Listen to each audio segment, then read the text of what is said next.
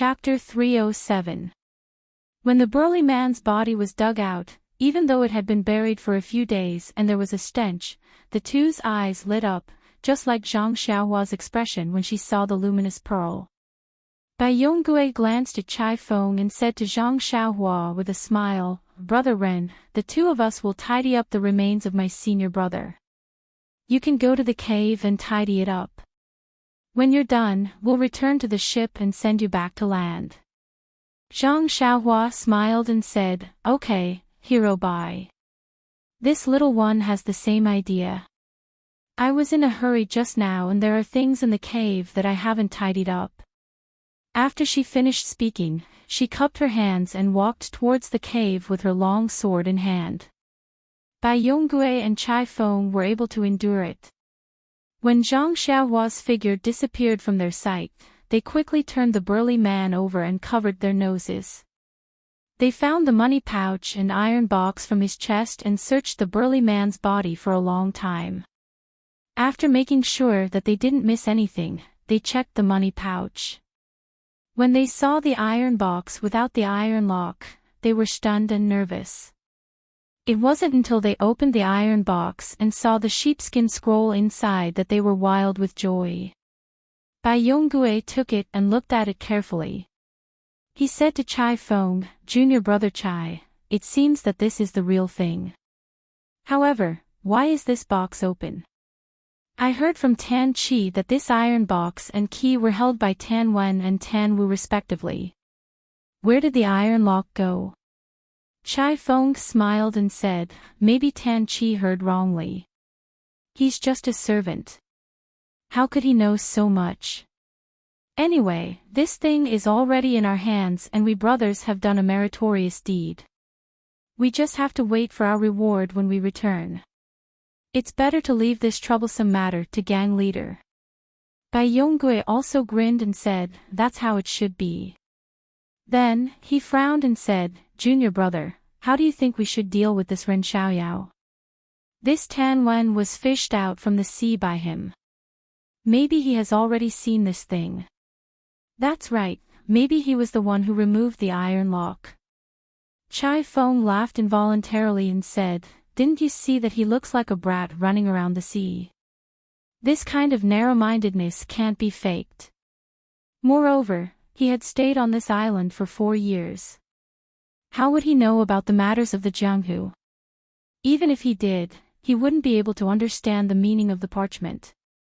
Besides, he helped us find this sheepskin scroll. We owe him a debt of gratitude. We can't be ungrateful. But what if he leaks the news? If this news were to spread to the Jianghu, it would set off a huge wave.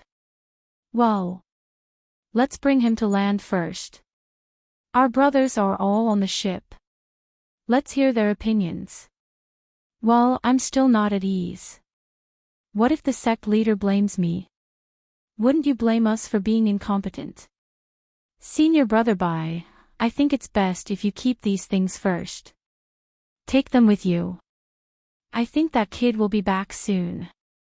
When Bai Yongui heard this, he hurriedly put the iron box and the money pouch into his bosom. Sure enough, at this moment, Zhang Xiaohua's figure came down from the hillside.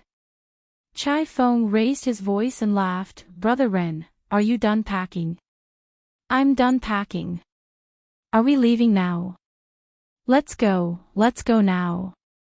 After that, the two of them lifted their legs and were about to leave. Zhang Xiaohua curiously asked, "Two heroes. Don't you want the remains of your senior brother?" Both of them looked embarrassed. Chai Feng hesitated and said, "Well, we want to go to the ship to find something so that we can carry his body to the ship." Zhang Xiaohua smiled and said, "It's not that troublesome. Let me do it. I think the two of you have never done such a thing before." After that, he walked to the front of the big man and wrapped the big man's body in his own cloak. He lifted his hand and carried it on his shoulder. Then he picked up his sword from the ground and said, "Two heroes, let's go." After that, he lifted his leg and walked in front, leading the way to the seaside. The two of them looked at each other in dismay and hurriedly caught up from behind. After walking for a while, Bai Yongui gently pulled Chai Feng and made a chopping hand gesture. Chai Feng shook his head. Bai Yongui gritted his teeth and made a strange hand gesture to Chai Feng. Chai Feng looked at it and frowned. He sighed softly and seemed to have compromised. Seeing this, Bai Yongui gently pulled out his sword from his waist. Chai Feng also helplessly took out his sword. Bai Yongui gestured and called out to them. From behind Zhang Xiaohua, he straightened his body and stabbed at Zhang Xiaohua's back. Chai Feng's sword also helplessly stabbed at Zhang Xiaohua's shoulder. Seeing that the sword was about to stab, Zhang Xiaohua's body tilted and the big man's body happened to block Bai Yonggui's sword. Bai Yonggui was shocked and quickly withdrew his sword. Seeing this, Chai Feng also took the opportunity to withdraw his sword. They heard Zhang Xiaohua say without turning her head, "Two heroes, be careful. There are a lot of stones on the ground here. Don't be like me. You must pay attention to your feet and don't sprain your ankle." Saying this, she didn't relax her feet and quickly walked to the top of the mountain. Bai Yonggui and Chai Feng were bewildered and stopped in place. They didn't know what to do as they watched Zhang Xiaohua's figure gradually pull away. Then Bai Yonggui clenched his teeth and narrowed his eyes. He was about to rush forward when Chai Feng saw this and quickly pulled him back. He whispered, "Senior brother Bai, it's too late. That brat has already reached the top of the mountain. If we launch a sneak attack from behind, we'll be ridiculed by the other brothers." Bai Yonggui was shocked. After that, he stepped forward and frowned as he took the corpse on Zhang Xiaohua's shoulder. At this time, Chai Feng also walked forward and said, "Brother Ren, thank you for carrying senior brother's remains up here. You must be tired. Go wash up in the cabin, eat something, and rest. We brothers will hold a banquet to express our gratitude to you in the evening." Zhang Xiaohua cupped her hands and said, "Thank you, Hero Chai." Chai Feng called over a sailor and gave him some instructions. The sailor led Zhang Xiaohua to a room on the second floor of the cabin and left. Not long after, he came back with a bathtub filled with hot water and many snacks. After the sailor closed the door and left, Zhang Xiaohua laughed loudly. She carefully placed the long sword at her feet, threw off her clothes, and jumped into the bathtub to wash. Zhang Xiaohua was also a person who was about to reach the 6th layer of qi refining. Her body was filled with true qi and there was no dust on her body. Even the impurities in her body had been purified long ago. She didn't need to take a bath. However, when she saw something that she hadn't used in 4 years, she couldn't help but feel happy and wanted to enjoy it. Chapter 308. After Zhang Xiaohua finished his bath and tidied up his appearance, he sat comfortably on the chair and tasted the desserts that had been delivered. It wasn't a big deal, but he almost bit off his tongue. Ever since Zhang Xiaohua's cultivation entered the 5th layer of qi refining, he no longer needed to eat food. However, he still occasionally ate some sealwort to refresh his mouth. Seeing the desserts that he hadn't eaten in 4 years, his appetite was naturally aroused and he finished them all. After he finished eating the desserts, he withdrew his divine sense and sneered in his heart. He closed his eyes and began to cultivate, no longer paying attention to the others. In the cabin downstairs, a dozen or so Axian Rong faction disciples were arguing incessantly. No one was able to convince anyone. The majority, led by Bai Yonggui, unanimously believed that they should kill this youth of unknown origin here and then throw him into the sea. On the other hand, the minority, led by Chai Feng, believed that even though there was a possibility that this youth would leak information, they had promised to bring him back to land after all. Furthermore, they had also made a poison oath. It was best to escort him back to the faction and let the sect leader make a decision. After arguing for a long time, Chai Feng gradually fell into a disadvantageous position. He was originally part of the minority and wouldn't argue with his fellow disciples over this youth. After all, he was a member of the sect and would have to live in the sect in the future. It was best to close one eye to things that he couldn't control. AI, how much can conscience be worth in this day and age? Seeing Chai Feng compromise, Bai Yonggui smiled. This time, they were able to obtain the sheepskin scroll from the deserted island. However, as for the punishment of the unfamiliar youth on the deserted island, if his opinion was adopted, it would naturally overshadow Chai Feng's. When they returned to the sect, he would naturally be the first to receive a reward based on merit. How could he not fight for such an opportunity? But what about the innocent youth's life? How could she be worthy of his attention? What followed was naturally to discuss how to make their move. Of course, this discussion was only to add some fun to the boring journey. Or perhaps they wanted to find a reason for their conscience.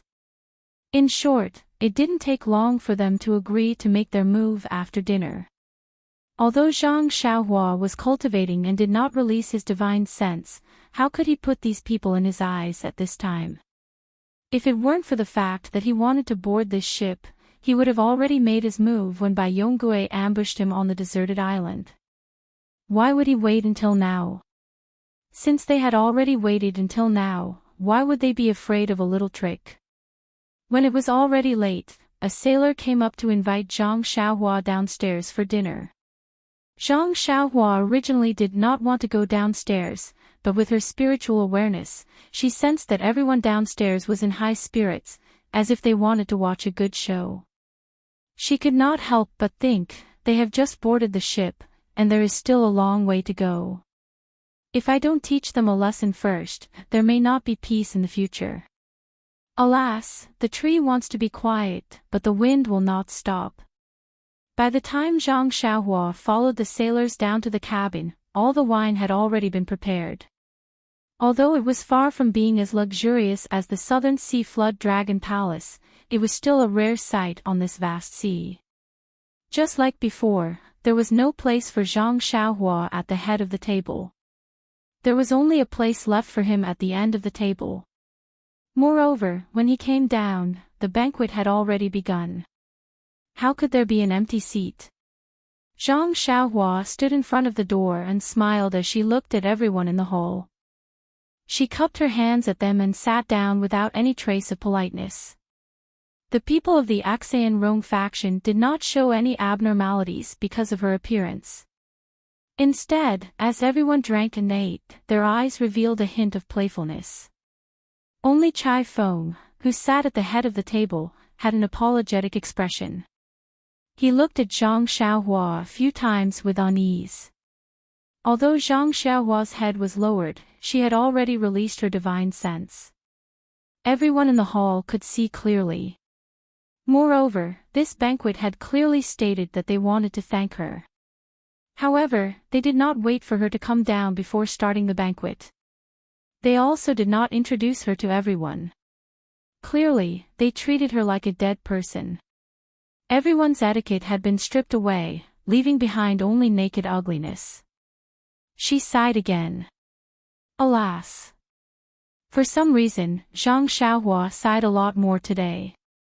Was it because she was getting older?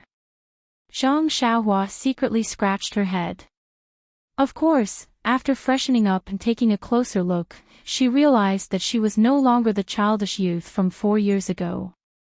If she walked in front of Pulsatilla Wang now, he might not be able to recognize her. That's right. I wonder what the result of the battle at sea was. Did the navy of Jinghua City win, or did the Southern Sea Serpent Palace win? However, what does this have to do with me? I am Ren Xiaoyao, who has already been buried in the belly of a fish. Just now on the deserted island, I still called myself Ren Xiaoyao. I won't leave any evidence behind, right? It doesn't matter. It's been so long. Pulsatilla Wang must have already forgotten about me.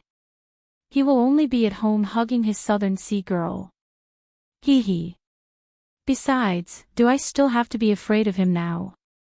Although Zhang Xiaohua was not too interested in the food and wine in front of him, he had not eaten for many years after all.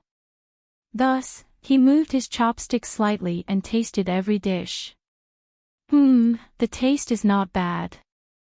This group of people actually didn't put poison in the food. After eating 2 more mouthfuls, Zhang Xiaohua felt bored. However, she knew that there was still a good show to be performed. She could not leave early. Sure enough, Bai Yonggui's eyes never left Zhang Xiaohua. From the moment Zhang Xiaohua entered the cabin to her interest in eating, he saw everything. Seeing that she stopped eating, he thought that she had not eaten hot food for a long time and was not used to it.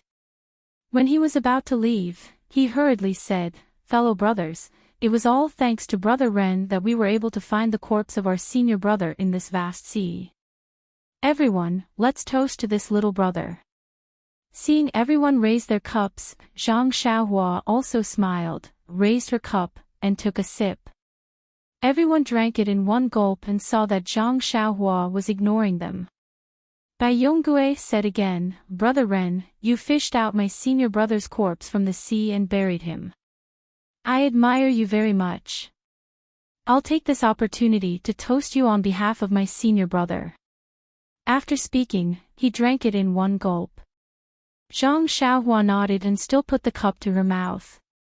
Bai Yonggui poured the wine and was about to speak again when Chai Feng spoke first, that, "Brother Ren, I'll also toast to you. The sea is vast, and there are still many days. If there is anything that I did not take care of you well, please forgive me." After speaking, he raised his cup and drank it. "He's not a bad man." Zhang Xiaohua thought for a moment and raised his glass to taste it again. Bai Yonggui looked at Chai Feng with dissatisfaction and said to Zhang Xiaohua with a smile, "Brother Ren, if you are full, I have something to tell you." After hearing this, Zhang Xiaohua stood up and said with a smile, "Hero Bai and Hero Chai have already toasted me a few times. I'll also return the favor and toast to Hero Bai." After speaking, she floated up and exerted force on her feet. Her body shot out like an arrow, and in the blink of an eye, she was in front of Bai Yonggui. Before Bai Yonggui could react, she raised her cup and said, "Come, Hero Bai, please drink this cup." In an instant, everyone was shocked. Bai Yonggui was not the only one who was stunned. Looking at the wine cup that suddenly appeared in front of him and Zhang Xiaohua's smiling face, he had an indescribable feeling in his heart. The rest of the people were even more surprised. A few of them lost their composure and suddenly stood up, wanting to draw their swords from their waists. Chai Feng was surprised but reacted quickly. He immediately coughed and said, "That, Senior Brother Bai, cough cough, Senior Brother Bai." Bai Yonggui seemed to have woken up from a dream. He hurriedly stood up, and even the wine cup on the table almost spilled. Zhang Xiaohua's hand was as fast as lightning. She immediately held the wine cup and handed it to Bai Yonggui. She smiled and said, "Hero Bai, you don't have to be so polite. You can sit down." Bai Yonggui said awkwardly, There's no need. Since Brother Ren came to propose a toast, of course I have to stand up." Zhang Xiaohua smiled and said, "Hero Bai, you are too polite. Please." After speaking, she raised her cup to her lips and returned to her seat with a smile. Bai Yonggui looked at the wine cup in his hand. After thinking for a while, he raised his head and drank it. After that, the atmosphere in the cabin immediately became oppressive. The rest of the people looked at Bai Yonggui and Zhang Xiaohua with uncertain expressions. They didn't know what to do next. Zhang Xiaohua looked and asked, "Hero Bai, didn't you have something to tell me just now? May I ask what it is?" Bai Yonggui seemed to be infected. He also coughed twice and said, "It's nothing big. It's just that we still have a long time on land.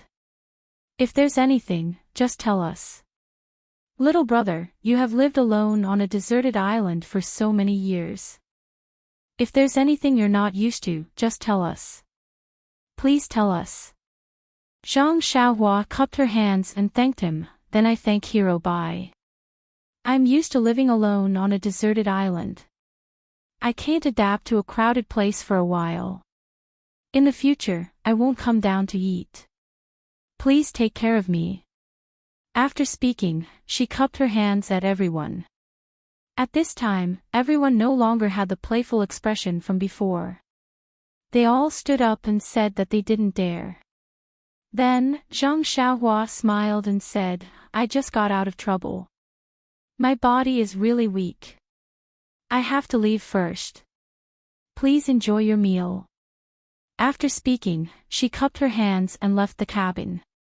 In fact, when he came out, he wanted to say, Hero Bai, the road on the deserted island is uneven. I hope the road on the sea can be smooth. But after thinking about it, he felt that his lightness skill must have been enough to subdue this guy. So, he didn't intend to draw legs on a snake. Back in the cabin, Zhang Xiaohua didn't release his divine sense as before. He believed that if people weren't too stupid, they wouldn't have any ideas about him. Of course, if there was really someone who didn't know what to do, he wouldn't be lenient. Zhang Xiaohua sat cross-legged and cultivated for a moment. Then, he took out 2 primordial stones from his arms, one in each hand. Then, his right hand made a gesture and kept changing. He drew out the primordial chi from the primordial stones and hid it on the 4 walls of the cabin. He didn't stop until his forehead was sweating. This was the result of Zhang Xiaohua's cultivation of restriction and formation. He could barely set up some simple restriction to protect himself. After setting up the restriction, Zhang Xiaohua held the primordial stones in his hand and closed his eyes to cultivate. Chapter 309.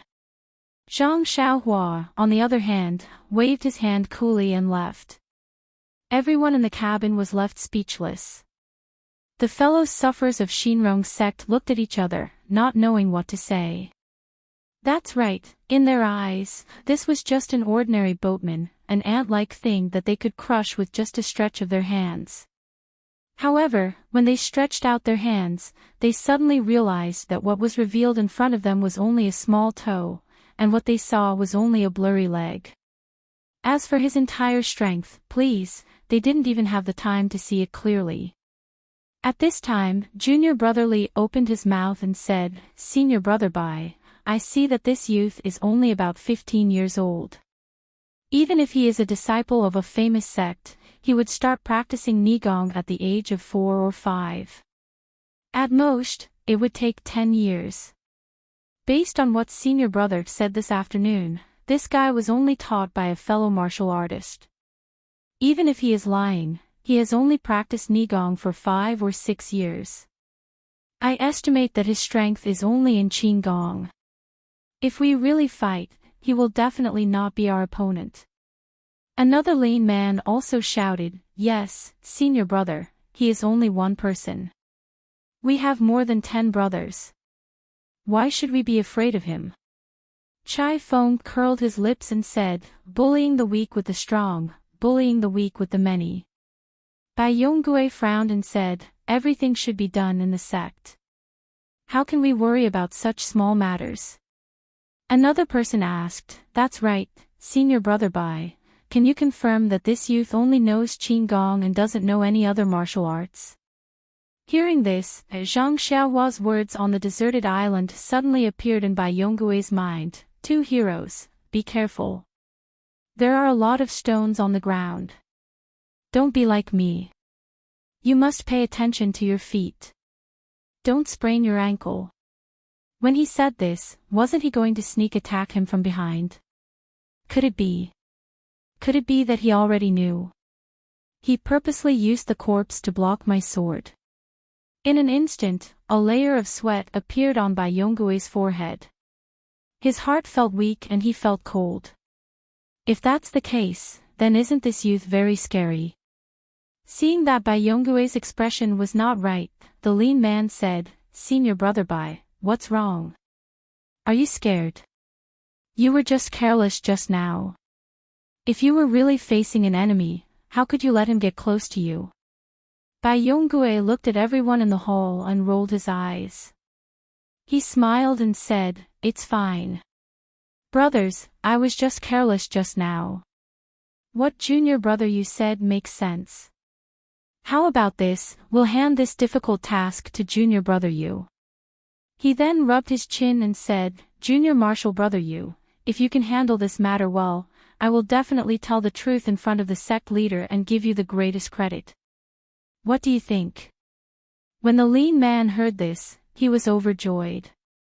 He immediately stood up and said, Senior Bai, are you telling the truth? Bai Yonggue smiled and said, We're brothers, why would I lie to you? Junior martial brother Yu said, Well said. Since it's like this, I'll go and bring that guy's head over to accompany senior martial brother Bai's wine. As he spoke, he was about to leave his seat. At this time, a short and fat man beside him hurriedly tugged at his clothes and gave him a look. Junior brother Yu was not an impulsive person. Seeing the junior brother who was close to him give him a hint, his heart trembled. He then looked at the other senior brothers and found that they all had an indifferent look on their faces. Some of them even had ridicule in their eyes. He immediately understood what was going on. He stopped walking and smiled apologetically, Senior brother Bai, I think it's better to forget about it. This little brother came out this time only to help senior brother. You can eat the meat, but you can give this little brother some soup to drink. This merit should be decided by senior brother. This little brother will just wave the flag and shout from the side to support you. Bai Yonggue said unhappily, Junior martial brother Yu's words are wrong. The sect leader has said that no matter if it's a white cat or a black cat, as long as it can catch mice, it's a good cat. It doesn't matter if you're a senior martial brother or a junior martial brother, as long as you can contribute to the sect, you're a good disciple. I'm only bringing you out. The reward will still depend on your performance. I won't block your path for myself. I think I'll leave this matter to you. Junior martial brother Yu hurriedly said, Senior martial brother Bai is too modest. I've always followed senior martial brother's lead. This time, I won't steal senior martial brother's glory. Right, if senior martial brother isn't willing to lower yourself to do it, I think junior martial brotherly should do it. He's already seen through this youth's strength and must have a card up his sleeve. When junior martial brotherly heard this, he was greatly angered and thought to himself, this bastard is really hateful. I was just casually flattering senior martial brother Bai. You're the one who stood up to take credit, but when you see that the wind is blowing in the wrong direction, you push it to me. Who doesn't know that the youth's qigong is powerful and that he can easily get close to us?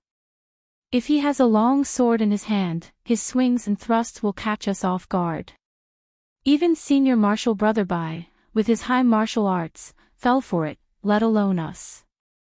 If he really gets angry and wants to fight to the death, he'll definitely be able to drag a few of us down with him. This is still a situation where we're surrounded. If it's one-on-one, wouldn't the situation be even worse? Who would be stupid to be a bird that sticks its head out like this? Then, he immediately stood up and said, Senior martial brother Yu, I'm only making a logical judgment. Senior martial brother doesn't need to take it seriously. Just treat it as a fart. Moreover, senior martial brother Yu is my senior martial brother and senior martial brother Bai is my senior martial brother. If senior martial brother Yu isn't willing to steal senior martial brother Bai's credit, how could I dare to steal senior martial brother Yu's credit? In my opinion, it's better for senior martial brother Yu to go. How could junior martial brother Yu go? He had no choice but to brace himself and recommend a few more people. As for those who were recommended, they were angry that they were recommended and all of them were pushed back. In short, no one was willing to face Zhang Xiaohua's ghost-like qigong again. Bai Yonggue watched for a long time and secretly frowned. He coughed and said, "Junior martial brothers, to serve the faction leader, even if it's a mountain of swords and a sea of flames, you can't even frown. How can you shirk your responsibilities like this?" Hearing this, all the junior martial brothers were overjoyed and said in unison, "If that's the case, then senior martial brother Bai must personally take action." Bai Yonggui's face reddened and said, "This is an important matter. It's better for us to discuss it again. We must have a foolproof plan before we can take action. What do you think, brothers?" Everyone laughed and said, "That's how it should be." Chai Feng also watched for a long time before he opened his mouth and said, "Senior martial brother Bai, junior martial brothers, although this matter is important, we still have a long journey ahead of us. There's no need to rush. It's already late, so everyone should rest early and discuss it again tomorrow. What do you think?" Hearing this, everyone stood up and cupped their hands before returning to their cabins. After the sailors finished cleaning up, they served fragrant tea. The two of them took a sip before Chai Feng said, "Senior martial brother Bai, it seems that we have a hot potato in our hands." Bai Yonggue felt the same and nodded. "Junior martial brother, did you also think of the words Ren Xiaoyao said on the deserted island?" "Yes, senior martial brother. Now that I think about it, there was a hidden meaning in those words. If it's really as we guessed, then this youngster's martial arts are far from what we can compare to. Perhaps only us junior martial brothers can take action together. Junior martial brother, are you not insisting on sending him to land and letting him leave safely?" Chai Feng said, "A gentleman's word cannot be taken back. Junior martial brother is still willing to abide by the maxim and send him to land. However, junior martial brother isn't an inflexible person. If this youngster doesn't have the strength to truss up a chicken, then he must have no connection with Jianghu. If he returns to land, then he'll just mix in with the common people and probably won't leak any information about us. However, this youngster's martial arts are so strong that he might have some connection with some sect or sect. If he returns, then he might leak the information about the sheepskin scroll. I know that sect leader doesn't want the people of Jianghu to know that it was our Axayan Rong sect that gained the benefits. Therefore, I feel that this youngster shouldn't be left alone." Bai Yonggue smiled, "Then junior martial brother also agrees to silence him. Then let's properly discuss how we should act." Chai Feng shook his head and said, "Senior martial brother Bai, it's not necessary to silence him to seal the information.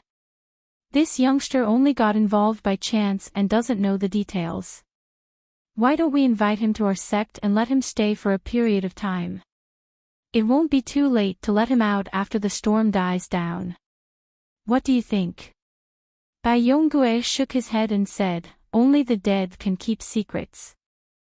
This is what sect leader often teaches us. Junior martial brother, how could you forget? Moreover, this guy's martial arts are so strong that he might be a spy from another sect. If we bring him back and there's a problem, wouldn't we be inviting a wolf into the house? I think junior martial brother's idea is too conservative." Chai Feng sneered, "Then senior martial brother Bai, what do you think we should do? This youngster's qigong is superb. Although I don't know how good his other martial arts are, just today's move alone shocked everyone present. The other junior martial brothers don't dare to face him alone. I think that even if we surround him, no one will dare to be the first to attack him." Bai Yonggue was also helpless. He didn't want to be the first to attack, let alone the others. At this time, he suddenly said, "Junior martial brother, why don't we secretly make a move while this guy is asleep? What do you think? Secretly make a move?" Chai Feng snorted and said, "Didn't you see how careful he was? He didn't even eat a few mouthfuls of the banquet. It was as if he was afraid of putting something in the dishes. He has lived on the sea for many years and has seen many things. Believe it or not, he definitely won't sleep peacefully tonight. Who knows, he might even be waiting for us to come." Thinking about Zhang Xiaohua's performance just now, Bai Yonggue couldn't help but agree with Chai Feng's opinion. For the time being, he dismissed the idea of a night attack. Regarding Zhang Xiaohua, this youngster who he didn't know the depth of his martial arts, he didn't want to be in a hurry to shed all pretense of cordiality. Along the way, there was still plenty of time and opportunities. It was better to first stabilize this guy. Maybe an opportunity would appear and he would be able to dispose of him without shedding a drop of blood. Thus, the two chatted for a while before returning to their cabins to rest. Chapter 310. For the next few days, the elite disciples of the Axian Rong sect continued to stare at each other, unable to come up with any good ideas. After all, they had never practiced a siege formation. If they were to attack like a swarm of bees, no one could guarantee that they would be able to completely dodge the youth's outstanding qigong. Even if they had been taught to give up for the sake of everyone in the sect, who would be willing to give up their lives in front of a real situation. As for Zhang Xiaohua, it was just as Chai Feng had expected. He was really an experienced sea runner. Ever since he met everyone for the first time, he did not show his face again. All of his daily food needs were sent to the cabin by the sailors. Bai Yonggue had invited him a few times, wanting to find out more about him, but he had been rejected with the excuse that he had just left the deserted island and was not feeling well. Even when the sailors delivered food, they only ate a little bit of staple food and drank a little bit of water. The rest of the meat and fish were not touched at all. This also destroyed the thoughts of some people who wanted to poison the food. In fact, Zhang Xiaohua had already abstained from eating, so it did not matter if he ate or not. However, if he really did not eat or drink in front of the people of the Axian Rong sect for a few days, then he might really be seen as a monster. They might even take advantage of his hunger and thirst to kill him. Wouldn't that disrupt his plan of hiding his strength?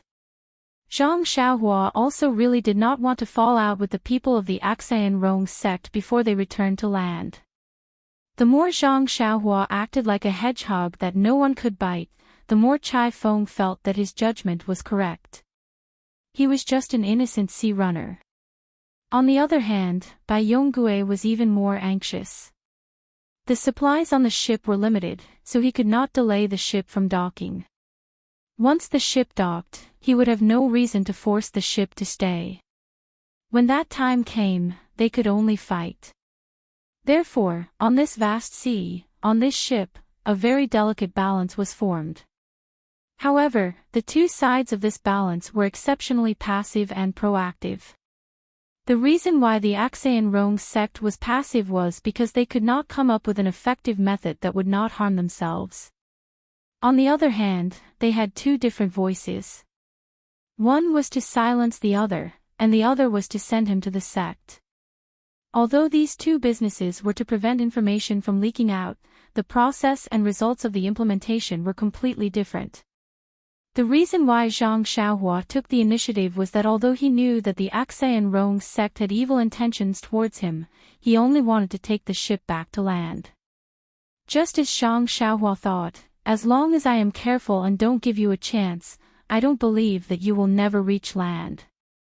And when you reach land, heh. Of course, the main reason why Zhang Xiaohua took the initiative was because of his powerful martial arts. The people of the Axian Rong sect had only seen his superb qigong and did not know the depth of his martial arts. However, Zhang Xiaohua knew clearly that even if he used his qigong to fight with them with a small sword in his hand, these people would definitely not be able to harm a single hair on his body. Not to mention, as long as he stayed in the cabin and used his divine sense to drive the small sword, he would be able to kill people like a ghost. Since the balance of power was in his hands, Zhang Xiaohua naturally led a carefree life. His cultivation was similar to when he was on the deserted island. However, in order to maintain an abundance of essential qi and deal with any unexpected situations, he temporarily stopped cultivating the blood of jade elixir core. When he cultivated at night, he placed restrictions all over his body to prevent himself from being ambushed when he was unconscious at midnight. In addition to comprehending the restrictions and formations, Zhang Xiaohua also took out a large amount of time to carefully read the first jade slip that Fire Dragon Jinren had left behind. This jade slip contained a lot of common knowledge about cultivation and a large amount of basic spells. When he was on the deserted island, Zhang Xiaohua was too lazy to waste time on these things. After all, it had nothing to do with cultivation. However, now that he was about to step into the pugilistic world, where martial arts reigned supreme, if he only had an unparalleled essential qi but did not know how to use it, wouldn't he be as stupid as a rich man who had a treasure house but did not know how to use it? After another 10 days, although he still did not see the shadow of land, he could often see the shadow of some ships in the distance. In his heart, Zhang Xiaohua knew that the land was not far away. This day, when it was close to noon, Zhang Xiaohua once again politely declined Bai Yonggui's invitation. He simply drank some water and ate some food.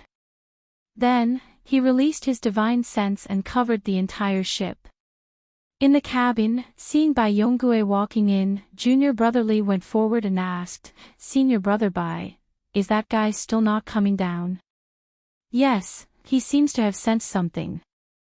No matter what, he does not even take half a step out. Could it be that our actions have made him suspicious?" "Nonsense, what actions have we taken? We are just discussing countermeasures together. He does not have clairvoyance and clairvoyance. How could he know what we are doing?" "Senior Brother Bai is right. This guy is a cunning little fox, a coward. He immediately hid when he sensed the slightest movement and did not dare to come out again. He only ate so little. Even if we poisoned him, it would not work. How about we not send him water and food? What do you think?" "AI, do you think I don't want to? But even if we don't send him water, do you think he does not know where we put it? He does not step out of his room. How would he know? If I say you are stupid, then you are stupid. If you had such a high qigong, wouldn't you take advantage of the night to observe below the deck?" This youth was born as a sea runner. In this aspect, he is more proficient than us. So, even if we don't send him food, won't he find it himself? So, after thinking about it, there are only 2 paths. Bai Yonggui said with a gloomy face. 2 paths. Senior Brother Bai is truly brilliant. This lowly one is full of admiration. Even after racking my brains, I could not come up with even half an idea. Look at you, you're giving us 2 paths in one go. This lowly one is all ears. One of them flattered Bai Yonggui with a charming smile. Bai Yonggui was not in the mood to be flattered. He looked at the person angrily and said, "If you can't think of anything, don't be anxious. As long as you follow my plan, you will also be a good disciple of our Xan Rong sect." The person shrunk his neck and felt that something was wrong. However, he still smiled apologetically and said, "Senior Brother Bai, please tell me. Let's see if I have the ability." Bai Yonggui looked around at everyone and said, "The first option is for us to surround his cabin and find 2 people to rush in through the door and window to attract his attention. Then, the others will rush in from these 2 places. Isn't this bastard's qigong powerful? Let's just stay in that cabin and make sure he doesn't have any space to move. I don't believe that we can't kill him." After he finished speaking, he pointed at the person who had just flattered him and said, "You, go in through the door. If you can successfully kill him, I will give you the merit." When that person heard this, his expression changed. He smiled and said, "Senior Brother Bai, you must be joking. This little brother's martial arts are low, so it's better for me to help from the back. It's better to give this important opportunity to someone else." Bai Yonggui laughed coldly. He looked at the people who did not dare to look him in the eyes. He said angrily, "Soldiers are trained for 1,000 days to be used in a single moment. Now is the time when the Axian Rong sect needs you." At this time, someone whispered, "Senior brother Bai, why don't you be the first to rush in?" Bai Yonggue asked loudly, Who said that?" Seeing that no one responded, he said, "Of course I am willing to be the first to rush in. However, as the saying goes, an army cannot be without a general. I still have to stay in the middle to ensure the successful completion of this operation. This young man is just an insignificant ripple. There are more and more important things that I need to do." "What about the second option?" someone asked.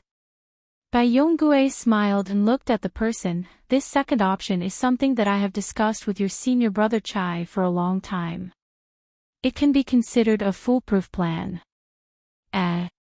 Everyone's eyes lit up. They were all very surprised. "Our main purpose for going out to sea this time was to find this sheepskin scroll. Now that we have successfully completed our mission, I believe that the rewards from the sect will not be small. This young man who ran out to sea was just an accident. Preventing him from leaking information is a very professional job, and should be left to the experts. I think, should we send the news back to the sect and let the sect leader send a specialist to solve this problem?" When everyone heard this, they all clapped and said, "Good, very good." Bai Yonggue seemed to have expected this result and said, "Since everyone has agreed, then let's take it as a collective decision made by the dozen of us. Junior brotherly, I'll leave this matter to you. Time is ticking by and we should only be a few days away from Songluo City, right?" Junior brother Yu hurriedly replied, reporting to senior brother Bai, "It is only 2 or 3 days away." "Good, then tell the sailors to slow down the ship. If necessary, we can take a detour. But senior brother Bai, the supplies on our ship are not enough. If we encounter a storm, we may not be able to safely reach the shore." Bai Yonggue glared at him and said, "No matter what, we have to hold on until we receive a reply from the sect. Otherwise, we may have made this trip in vain." Junior brother Leaf saw this and said, "Okay, senior brother Bai. I will immediately send a message to the sect." Bai Yonggue nodded, indicating that he should quickly go and do it. Not long after Junior Marshal Brotherly entered the deck, a bird that was a lot bigger than a pigeon but a bit smaller than a falcon flew out from a small window. That bird circled above the ship a few times, and after determining the direction, it flew in a certain direction. Junior Brotherly watched with satisfaction as the bird flew away. Only then did he close the window and return to the cabin to report. However, just as he closed the window, a black light flew out from the cabin on the second floor. It flew like lightning towards the bird in the distance. Chapter 311. That black light was the small sword driven by Zhang Xiaohua. Although the bird flew very quickly, the small sword was even faster and in a short while, it had caught up. The bird seemed to have sensed its pursuers and immediately increased its speed. As if it had been trained for a long time, it flew up, down, left and right as if it was trying to shake off the small sword. Unfortunately, the small sword had been through a battle with a wild seabird, and how could it be shaken off by this bird? In a short moment, the small sword was pressed against the bird's neck, and if it exerted a little more force, it would be stabbed to death. At this moment, the small sword suddenly shook off the bird and with a turn, it flew back like a bolt of lightning. The bird had just escaped death and gave a loud cry. Once it had identified the direction, it flapped its wings and hurriedly escaped from this sad place. Zhang Xiaohua's divine sense had been enveloping the entire ship, and he had seen Bai Yonggue and the others discussing how to deal with him. However, he did not have clairvoyant ears and did not know what they were talking about. When he saw Junior Brotherly going below the deck to write a note, he naturally paid close attention to it. Unfortunately, what he wrote was a mess, and even though he was used to reading ancient texts, he could not understand it. It was only when Junior Brotherly released the bird that he felt that the note might be unfavorable to him, and without hesitation, he released his flying sword with the intention of intercepting the bird midway. But the moment he made his move, he hesitated. Who knew if what was written on the note was related to him? He was only playing the role of a young boy who was running on the sea. It was just that he happened to be on the deserted island at the right time. The skills he showed on the first day were enough to frighten them. Moreover, along the way, he didn't see them pick up their weapons and do anything to him. Was he being too careful? Furthermore, he did not understand the contents of the note. If this note was related to matters regarding the ship's docking and he had intercepted it, the Aksayan Rong clan would not be able to receive the information on the note, and if it delayed the ship's docking, wouldn't he be painting feet on a snake?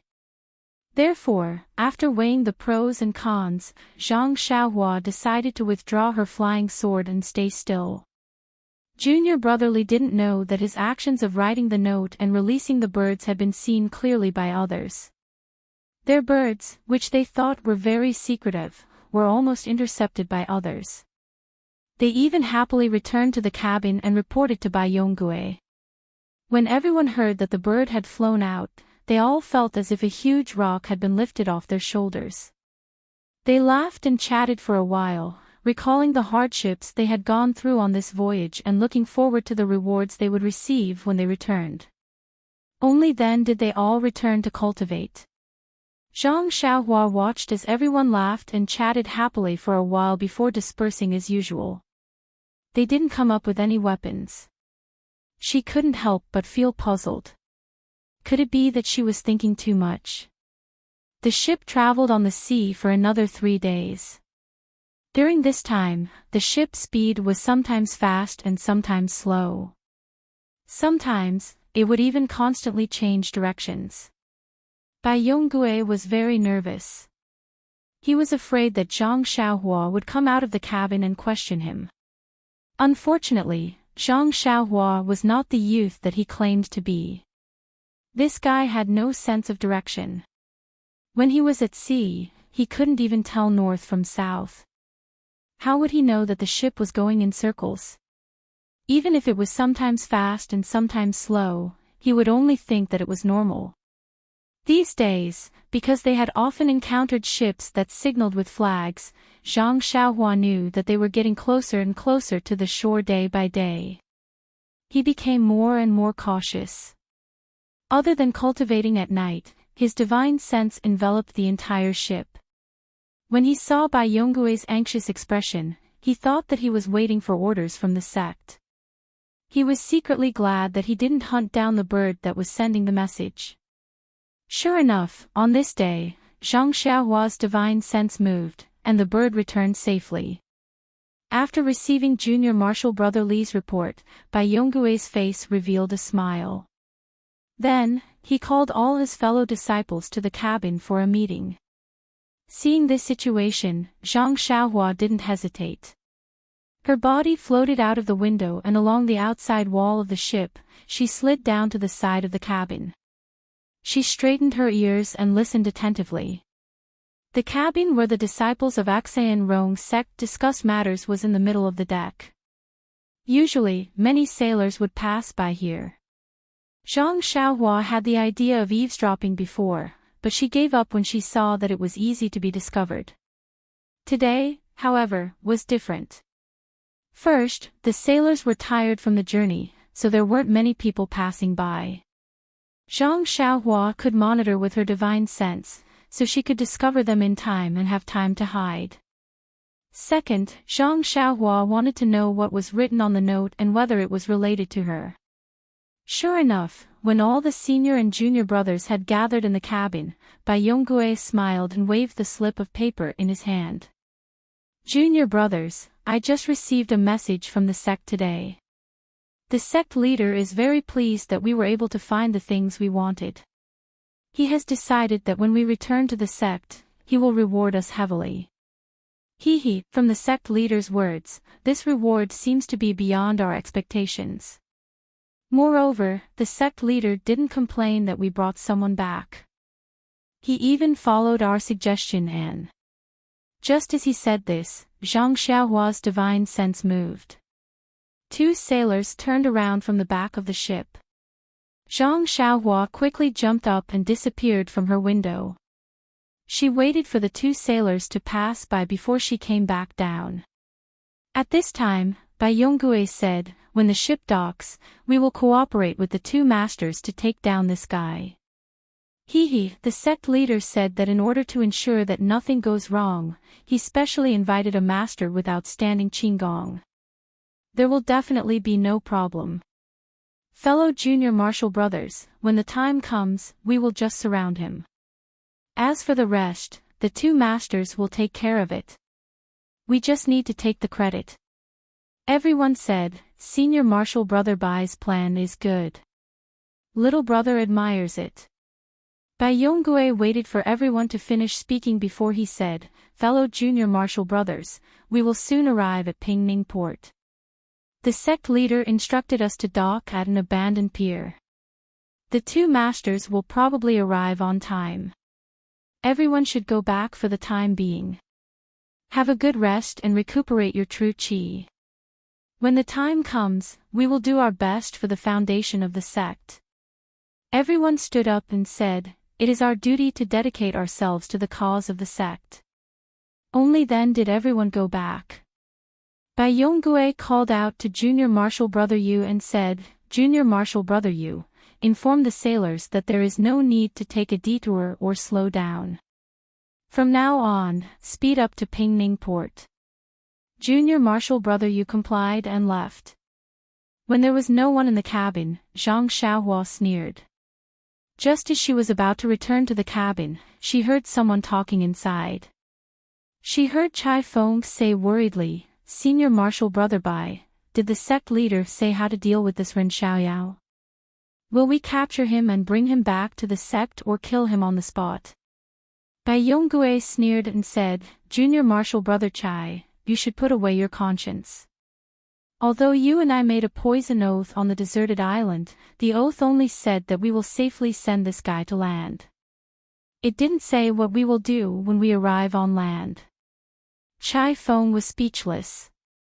After a moment, he said, "At that time, I didn't think too much about it.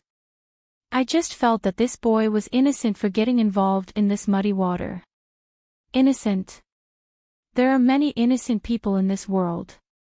Since he came across Tan Wu's corpse, it means that this is heaven's will.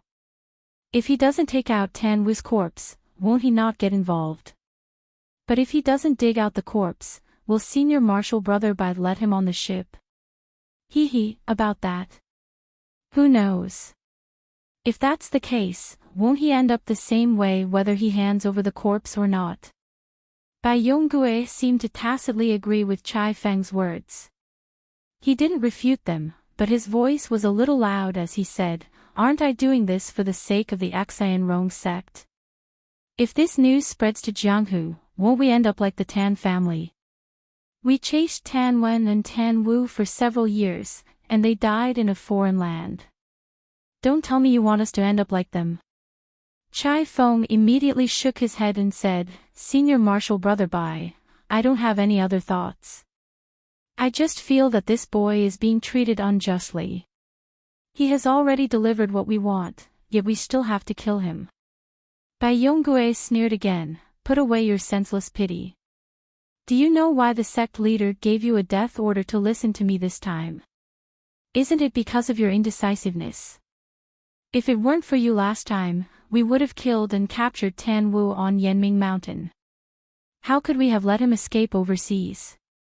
Chai Feng heaved a long sigh and didn't say anything else. Bai Yonggue didn't let him go and said, "Don't think that you can extricate yourself from this. Are you afraid of your own oath? Don't forget that when we were on the deserted island, you were the same as me. You also attacked that boy at the same time. If that boy kills you out of hatred, you won't be able to escape." Chai Feng said angrily, "Senior Martial Brother Bai, isn't that because you used the sect leader's hint to force me?" After he finished speaking, he was about to rush out of the door.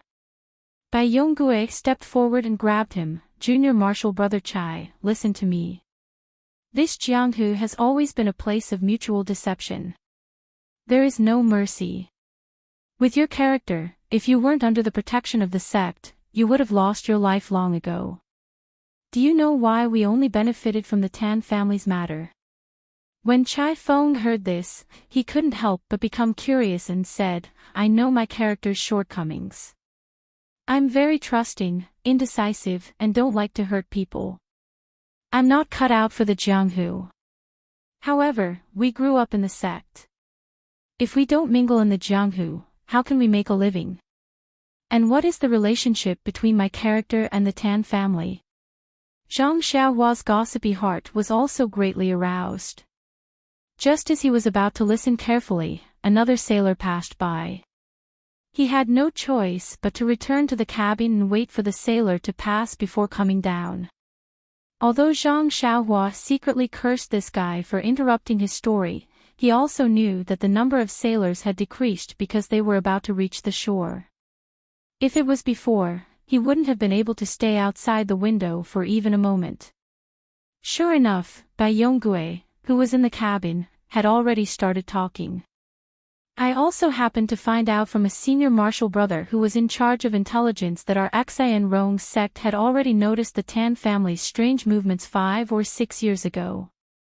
We had already begun to make arrangements and gather relevant information. However, the Tan family was a large martial family. Outsiders rarely entered, so it was extremely difficult to find out any information. Only one of the senior martial brother's disciples, who disguised himself as a jade shopkeeper, was able to establish a little bit of contact with a young master of the Tan family who liked jade. Chapter 312. Chai Feng didn't understand and asked, what does this have to do with my personality? Bai Yonggue ignored him and continued, this Tan family's third young master became familiar with our shopkeeper after a while, and our shopkeeper happened to have a cousin who was as beautiful as a flower and jade. Tell me, how could this Tan family's third young master not fall into the trap? Although this Tan family's third young master didn't like women, the temptation of having a close female friend was always there. People don't always say that it's enough to have a close friend. If it's a close female friend, it's even rarer. This Tan family's third young master also thought that his luck was against heaven's will to meet a close friend who could talk to him. He gradually became defensive, and in the end, he told him everything he knew. He almost told him that he wet his bed when he was 3 years old. Unfortunately, this third young master Tan is a good-for-nothing disciple of the family. Above him are the eldest young master and second young master, both of whom are elites of their time. However, even though the information he provided was limited, it still allowed the gang leader to obtain a lot of useful information. Let's not talk about the Tan family obtaining the sheepskin scroll. The gang leader had no choice but to report it. However, no one would have thought that the sheepskin scroll was hidden in Tan Wen and Tan Wu's bodies. These two are only side branches of the Tan family. When the Tan family was exterminated, they were lucky enough to escape the calamity. When everyone else thought that the sheepskin scroll was destroyed in the sea of fire and became a mystery, only our gang leader knew in his heart. What does this mean? It means that in Jianghu, where the weak are prey to the strong, there is no trust that can be trusted. Even if you think of a close friend, he may betray you for some benefit, or even deliberately approach you. That Tan family's third young master still doesn't know that he's just a backup plan left behind by the gang leader. He still thinks that he got the help of his close female friend and escaped the disaster. Chai Feng smiled bitterly and said, maybe it's better not to know. He lives in a world arranged by others, maybe it's better for him to live. Then what about you? Junior Chai, you still have to muddle along in Jianghu. Bai Yonggue said sarcastically. Chai Feng squeezed out a smile and said, I know Senior Bai is doing this for my own good, but a leopard can't change its spots. Maybe it's like this in this life. Many thanks for Senior Apprentice Brother's guidance. I also need to take a rest. The ship is about to reach the shore. With that, he cupped his fists and left the cabin. Bayongue waited for him to walk to the door before saying, "The decision to kill or capture that young man alive is not in our hands. We'll wait until we reach the shore and see what the two masters decide." When Chai Feng heard this, he shrugged his shoulders and did not say anything. He continued to walk out without stopping. Zhang Xiaohua saw that the song had ended and the crowd had dispersed, so he also slipped back into the cabin. At first, he hated Bayongue to the bone and was prepared to find an opportunity to kill him when they reached the shore. However, after hearing Bayongue's heartfelt words to Chai Feng, his heart was moved. From their point of view, killing me to silence me may be the best way. If I spread the news that they have obtained the sheepskin scroll, their Enrich faction will probably end up like the Tan family. Zhang Xiaohua muttered to himself, but his heart moved. Could it be, I am also an indecisive person? I am also not suited to dawdling in Jianghu. Zhang Xiaohua took out a small sword from his bosom. The small sword flew a few times in the air before flying straight out the window and into the clouds. Zhang Xiaohua's mouth revealed a smile as he muttered to himself, perhaps. This night was destined to be a peaceful night. Not only was the sea calm and the moon bright, but the entire ship was also incomparably quiet under Zhang Xiaohua's divine sense.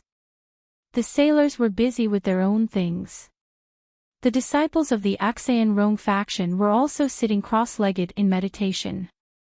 Only a few idle old sailors were leaning against the ship's railing and humming an unknown nostalgic song. Zhang Xiaohua knew that tonight would be his last night at sea. Although it seemed that Bayongue and the others would definitely not do anything to him tonight, he did not dare to be careless. He still carefully set up an exquisite restriction around himself before closing his eyes to cultivate in peace. After these days of practice, the inhibition was placed smoothly and almost smoothly. To be honest, Zhang Xiaohua had already learned these inhibition when he was on the deserted island. He had also casually used them in the cave. It was easy to use then and was not as strenuous as now. Therefore, he thought that he had learned them very well.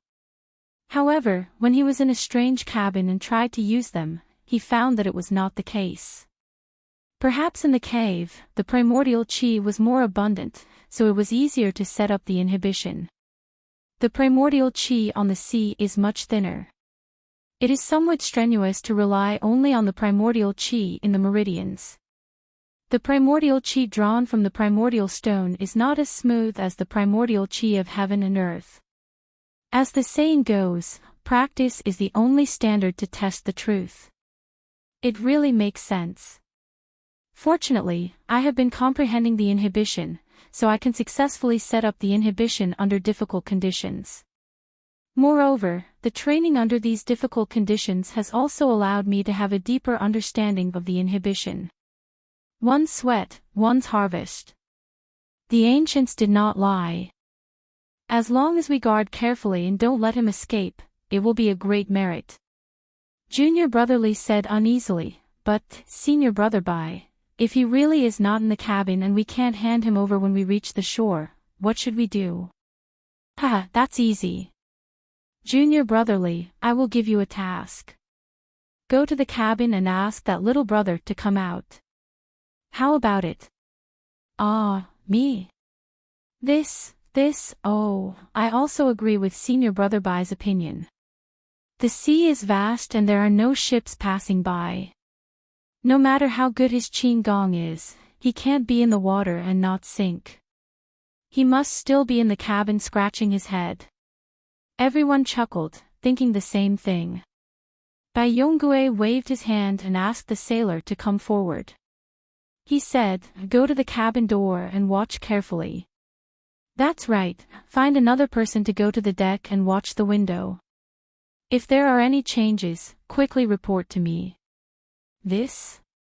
The sailor saw that the others did not dare to go, so he was also timid. It doesn't matter. He will not make things difficult for people like you. There is no harm in going. Chai Feng sighed and said. The sailor looked at him nervously and did not dare to say anything. He carefully walked away.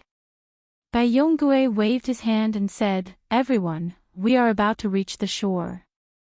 Everyone, according to the positions we discussed before, take your positions.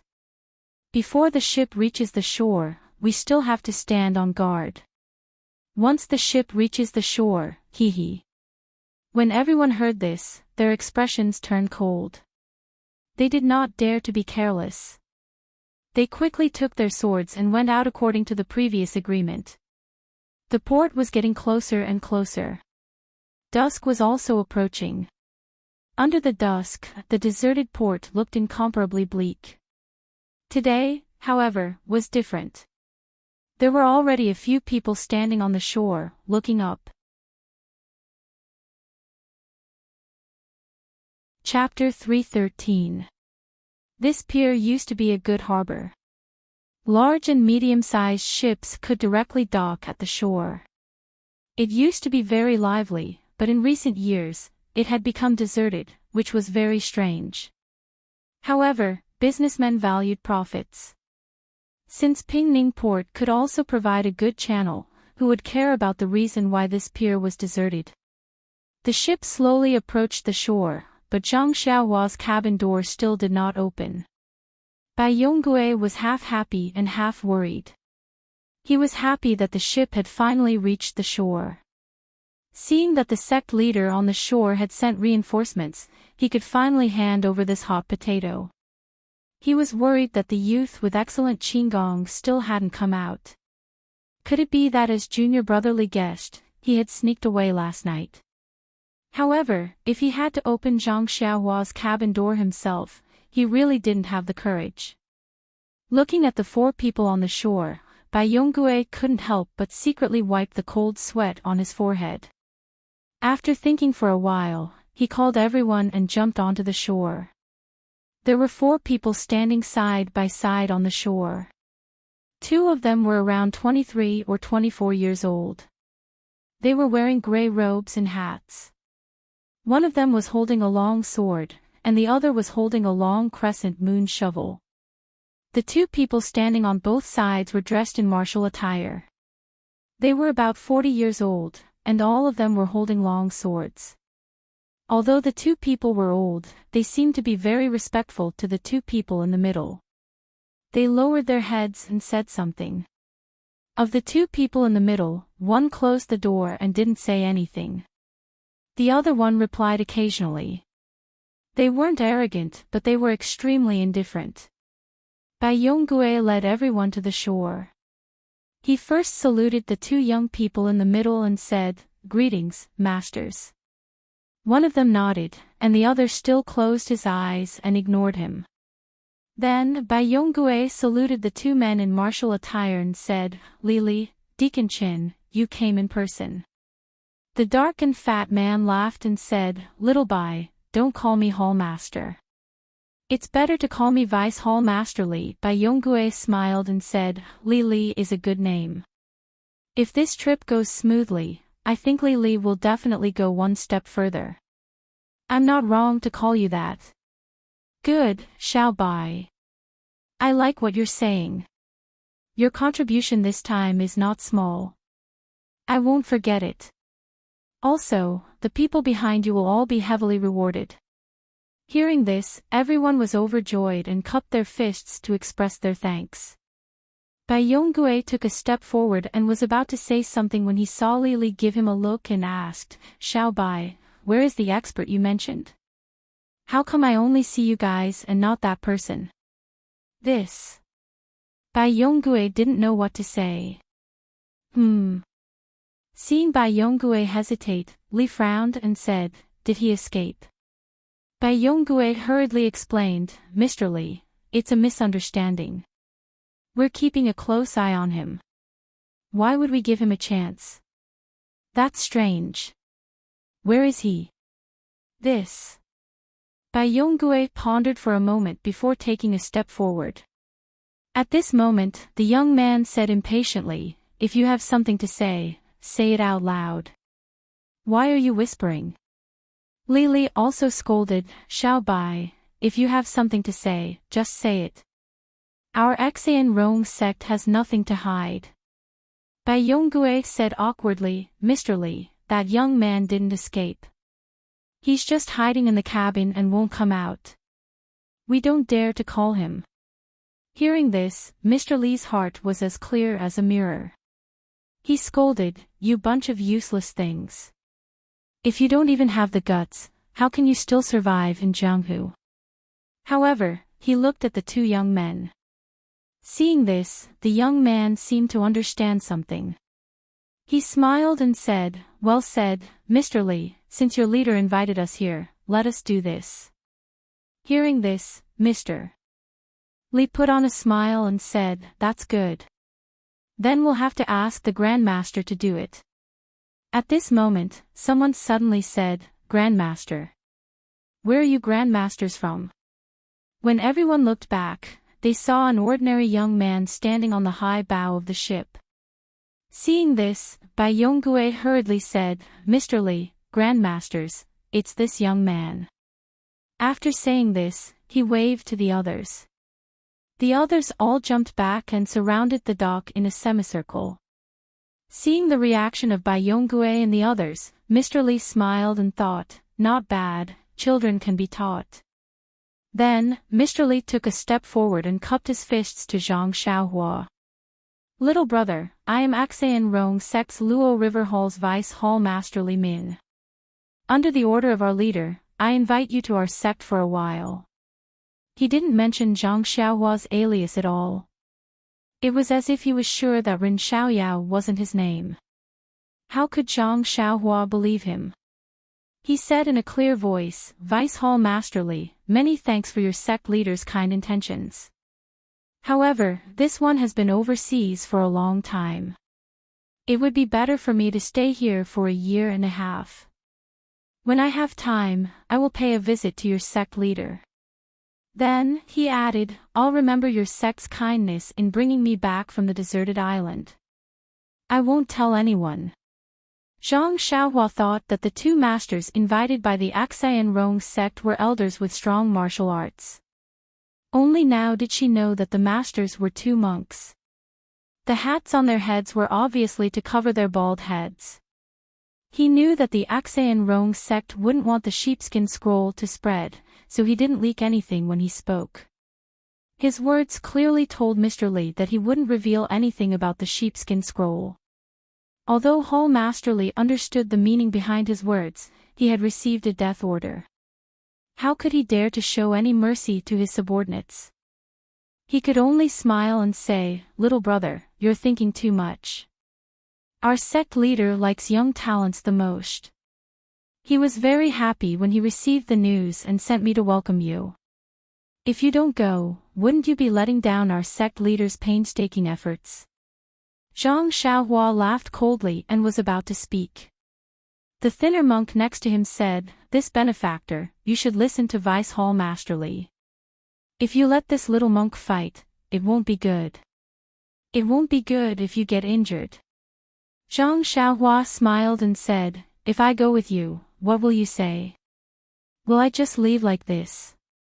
Ahem, Mr. Li laughed dryly and said, in order to show little brother's sincerity, I'll have to ask this great master to seal little brother's acupoints. Of course, it's only a few simple acupoints and won't have any effect on the body. When we arrive at the sect, we'll immediately undo little brother's acupoints. Our sect leader is also waiting to apologize to little brother and hold a welcoming banquet. Ha ha ha, Zhang Xiaohua laughed loudly, as if she had heard the funniest thing in the world. The monk next to him frowned and said, Vice Hall Master Li, why are you wasting time with him? Just directly take him down. Try peaceful means before resorting to force. Try peaceful means before resorting to force. Mr. Li explained. After Zhang Xiaohua finished laughing, she was about to speak when she heard a clamor from the side. Zhang Xiaohua looked up and saw that it was a crow on a huge weeping willow on the shore. Even with so many people, the crow didn't fly away. It was a strange thing. Zhang Xiaohua rolled her eyes and said loudly, "Where did this crow come from? It's so noisy, it's really unpleasant to hear." After she finished speaking, she stood up and held a long sword in her hand. From the high ship, she directly flew towards the weeping willow. Seeing this, the skinny monk's eyes lit up and praised, "Good Qigong." At this time, the monk who had his eyes closed also opened his eyes. His eyes flashed for a moment before he closed them again. The huge weeping willow was outside the encirclement of the Axian Rong sect people. When Bai Yonggue saw Zhang Xiaohua jump out, he led everyone to follow Zhang Xiaohua's figure and flew outside. When Zhang Xiaohua landed, she was right next to the weeping willow, but she was still surrounded by people. Seeing this, Zhang Xiaohua wasn't nervous. Her right hand exerted force and stabbed her long sword into the ground. She looked at Mr. Li and smiled. "This crow is very noisy and always says some nonsense. Watch how I deal with it." After she finished speaking, she walked to the side of the weeping willow. She bent down and wrapped her arms around the thick trunk. The trunk was very big and Zhang Xiaohua couldn't even wrap her arms around half of it. However, Zhang Xiaohua didn't mind. She took a deep breath and shouted, "Rise!" Then, he exerted a little strength with his arms, and the ground shook. The huge weeping willow was pulled up a few inches. The weeping willow was huge, and its crown was the size of a few houses. The roots under the tree were even denser, almost covering the entire dock. Zhang Xiaohua exerted his strength, and it was tantamount to causing a small earthquake in the dock. Zhang Xiaohua originally wanted to pull out the entire weeping willow. However, after pulling out a few inches, she found that the roots were too big.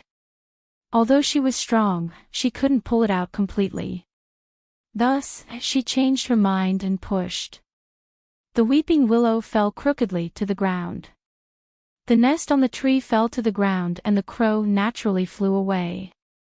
After pushing down the weeping willow, Zhang Xiaohua clapped her hands and said, "With this, the world is finally peaceful." Seeing this scene, the dozen people from the Axian Rong sect who surrounded her were all dumbfounded. Their eyeballs almost fell to the ground. As for the 4 people outside the encirclement, the 2 leaders were dumbfounded as they looked at the huge tree that had fallen to the ground in disbelief. The monk who had his eyes closed also opened his eyes. His eyes were burning with passion. Only the skinny monk was surprised and had a hint of regret. "I thought that this young man was going to use his qigong to kill the crows. I didn't expect him to be so crude. Although his strength is ridiculously great, if I had known he would be like this, I would have taken the opportunity to go up and seal his acupoints." His idea was reasonable, but how could Zhang Xiaohua not have thought of it? This was also the reason why he pushed down the weeping willow when he saw that he couldn't pull it out. In this short period of time, with Zhang Xiaohua's ethereal steps and with the help of her divine sense, how could she be afraid of a sneak attack? Seeing that the wharf was silent, Zhang Xiaohua was very satisfied. She smiled and said, "The crow is gone. Everyone has calmed down. Can I go now?" Li managed to fix his dislocated jaw with difficulty. He stuttered, This, master." He didn't know the martial arts of this ordinary young man, but the strength of his arms had long exceeded his imagination. In a moment, he could only ask the monk beside him for help. Chapter 314. Before the thin monk could speak, the monk with his eyes closed stepped forward with the crescent moon spade in his hand and shouted, "Benefactor, you are quite strong. Let me have a taste of your strength." Zhang Xiaohua was furious when he saw this. Along the way, he had first dodged Bai Yonggue and Chai Feng's sneak attacks on the deserted island. Then, he had used his lightness skill to intimidate the people of the Axian Rong sect. He had even hidden in the cabin and refused to see them. Just now, he had used his strength to pull out the weeping willow. He had endured it again and continuously intimidated them. He wanted to tell them that he was not afraid of them. He just did not want to cause trouble and wanted to go home quietly. But what about the people of Enrich sect? Since they failed to silence him, they asked for help. They even let him seal their acupoints and go with them. It was obvious that they wanted to kill him. The people of the Enrich sect were shocked and they saw how much effort he put in to topple the tree. Now, this monk was standing up for them. It seemed like they wouldn't give up until they hit a wall. If he didn't teach them a lesson, they wouldn't know that Lord Ma had 3 eyes. Zhang Xiaohua watched the monk walk into the encirclement and sneered, "Since you want to fight, let's fight. First, introduce yourself." The monk held the crescent moon spade and said proudly, "This monk is from the Dalan Temple, Yuan Shan." Dalan Temple. Zhang Xiaohua frowned. He did not know much about Jianghu. When he heard the monk, the first thing he thought of was the Dalan Temple. However, isn't the Dalan Temple a famous sect in Jianghu? Why is it involved with the Enrich sect? Killing people and robbing them of their treasures is obviously despised by Jianghu. Why is the Dalan Temple involved? However, Zhang Xiaohua was furious. He did not care whether he was from the Dalan Temple or the Shaolin Temple. When Yuan Shan came over with the crescent moon spade, he laughed and said, "Good, good, good."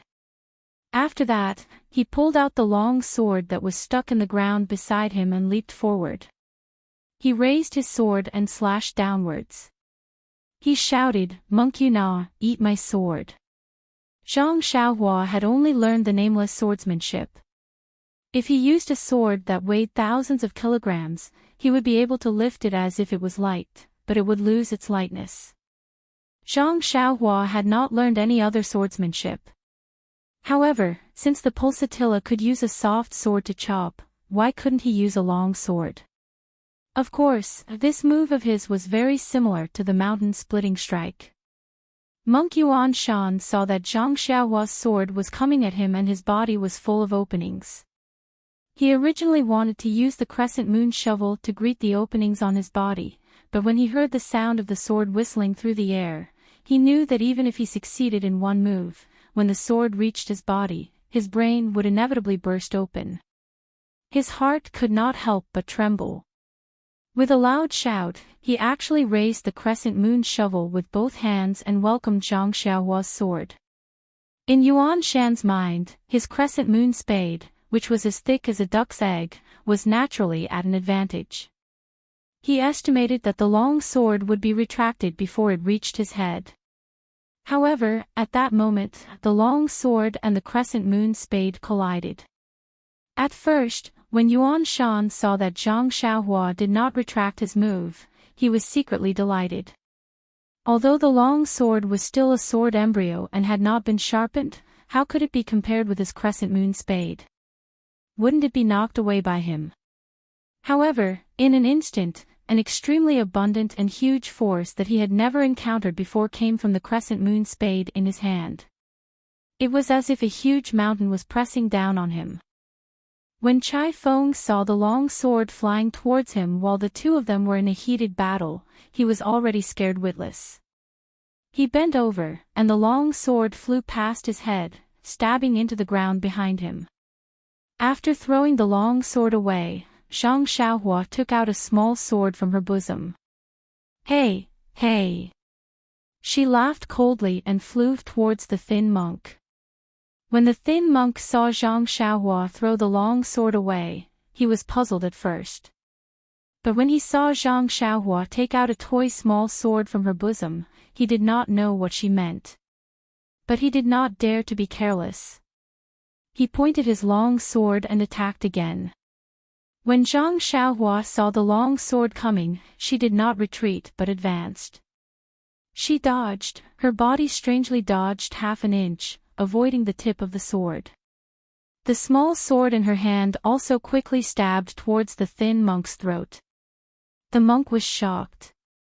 He moved his body sideways and kicked towards Zhang Xiaohua's waist. Zhang Xiaohua was in the air, she also bent her leg and kicked. With a muffled sound, the two people kicked together. The thin monk used the momentum to stand up, but Zhang Xiaohua was like a wisp of smoke, flying towards the encirclement. The thin monk thought she was going to escape, so he shouted, "Don't go." He chased after her again, but Zhang Xiaohua used the momentum to fly. How fast was she? When he chased after her, Zhang Xiaohua had already swept into the encirclement. But Zhang Xiaohua did not fly over the encirclement as the thin monk thought. Instead, she stuck out the small sword in her hand and directly stabbed towards one of the people in the encirclement. It was none other than Bai Yonggue. Like Chai Feng, Bai Yonggue was scared witless by Zhang Xiaohua's bravery. He hurriedly raised his sword to meet the attack. His martial arts were not as good as Zhang Xiaohua's, so he had already lost his sense of propriety. Zhang Xiaohua sneered. The small sword touched his throat and a trace of blood had already seeped out. Then, she stopped exerting force and turned her hand back. The small sword swept past Bai Yonggue's right hand that was holding the sword and cut off his thumb. The 10 fingers were connected to the heart. Bai Yonggue felt a piercing pain and his long sword fell to the ground with a clang. At this moment, the thin monk had also rushed over. Zhang Xiaohua turned her head and grinned. She did not break out of the encirclement. Instead, she turned around and flashed past. She stretched out her small sword again and stabbed towards the thin monk's throat from a strange angle. The thin monk did not dare to be negligent. He changed the move of the long sword in his hand and protected the front of his body. However, Zhang Xiaohua suddenly rose up in the air and swept over his head. Then, she casually stabbed back with her long sword, leaving a trace of blood on the back of the thin monk's neck. Before the skinny monk could turn around, he felt a chill at the back of his neck. He knew that something was wrong and stabbed his sword back, wanting to perish together. However, Zhang Xiaohua had already flown back into the encirclement. She no longer looked at the crowd and laughed. "Don't bother me again. Otherwise, I won't be as relaxed as I am today." After she finished speaking, she flew in the direction of Chai Feng. Chai Feng had just gotten up when he saw Zhang Xiaohua flying towards him. He couldn't help but lie down again. Zhang Xiaohua ignored him and flew straight to her sword. She pulled out her sword and floated up again. With a few leaps, she disappeared into the dusky wilderness. From the moment Zhang Xiaohua made her move to flying out of the encirclement, only a short time had passed. The two leaders of the Axean Rong sect outside the encirclement did not have time to make their move. At this moment, they also quickly flew over and wanted to chase after her. However, they did not dare and looked hesitant. The skinny monk originally wanted to ask about Zhang Xiaohua's situation in detail. However, when he saw Monk Yuan Shan's dispirited and listless appearance, he said, "Senior brother's injuries are serious. I have to bring him back to the temple for treatment. You guys deal with the aftermath here. When I return to the temple, I will report this matter to the elders. You guys should also hurry back to the temple."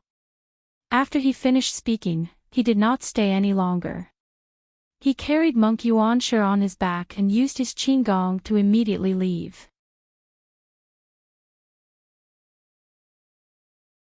Chapter 315. The skinny monk didn't reveal his name from the beginning to the end. Hall Master Li's expression was uncertain as he watched the figure gradually disappear into the distance. He had originally thought that it would be a good job, but all he had to do was capture a young man of unknown origin. With the help of 2 monks from the Yuan generation of the Dalan Temple, wouldn't it be a piece of cake? But reality played a joke on him. This was not an easy job, it was a job that took their lives. Looking at the situation, if it wasn't for the fact that the other party didn't want to kill them, none of them would have been able to survive. How am I going to explain this to the sect? Li regretted messing up the job. He wanted to use this job to win the faction leader's favor. But then, he smiled. Since he couldn't even capture the senior monks from the Dahlin Temple, one of them almost lost his life, how could the faction leader blame him? After thinking, he called Bai Yonggue, who had just finished bandaging his wound, over and asked gently, "Little Bai, how are your injuries?" Bai Yonggue bared his teeth and said, "Thank you for your concern, Li Li. This guy is too sinister. He actually chopped off my right thumb. But I've already found it.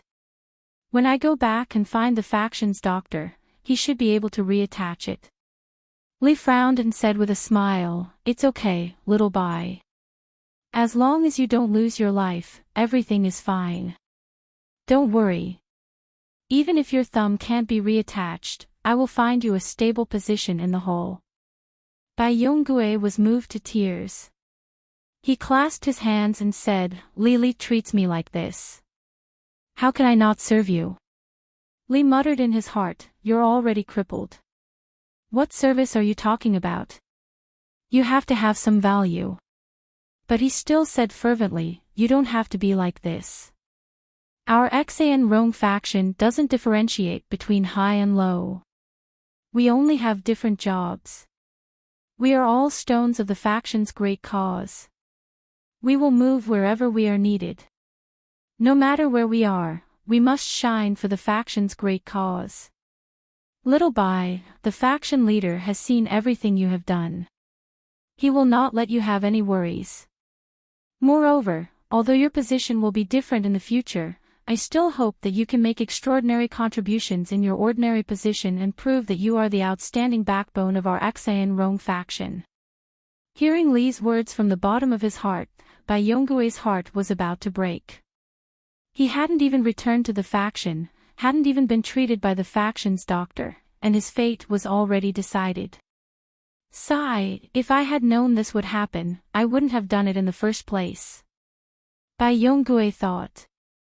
Looking at Hallmaster Li's eyes and his attempt to comfort Bai Yonggue, how could Bai Yonggue not know what he was thinking? Bai Yonggue helplessly took out the iron box from his bosom and presented it to Hallmaster Li. He forced a smile and said, "Hallmaster Li, this is something that Junior Marshal Brother Chai and I found overseas. Please accept it on our behalf. Please be careful on the way. When we arrive at the sect and hand it over to the faction leader, I hope Hallmaster can put in a good word for us." Li narrowed his eyes and looked at it.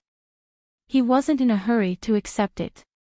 He said, "Little Bai, this is your and Chai Feng's work. It's better for you to take it with you.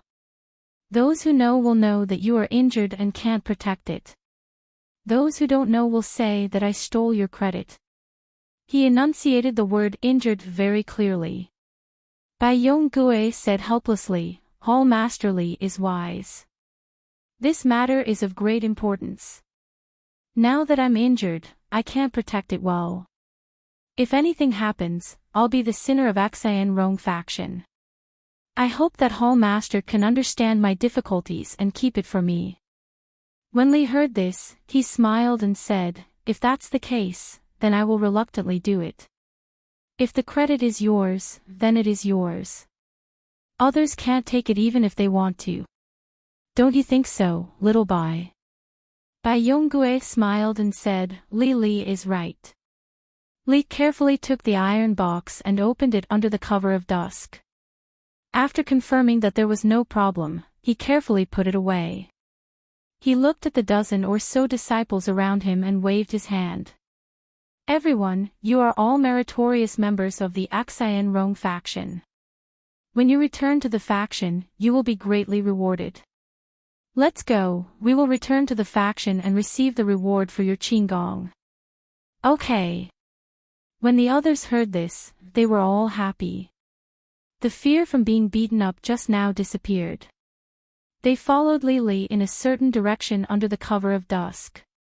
Killing one person in 10 steps, unstoppable for 1,000 miles. Awesome.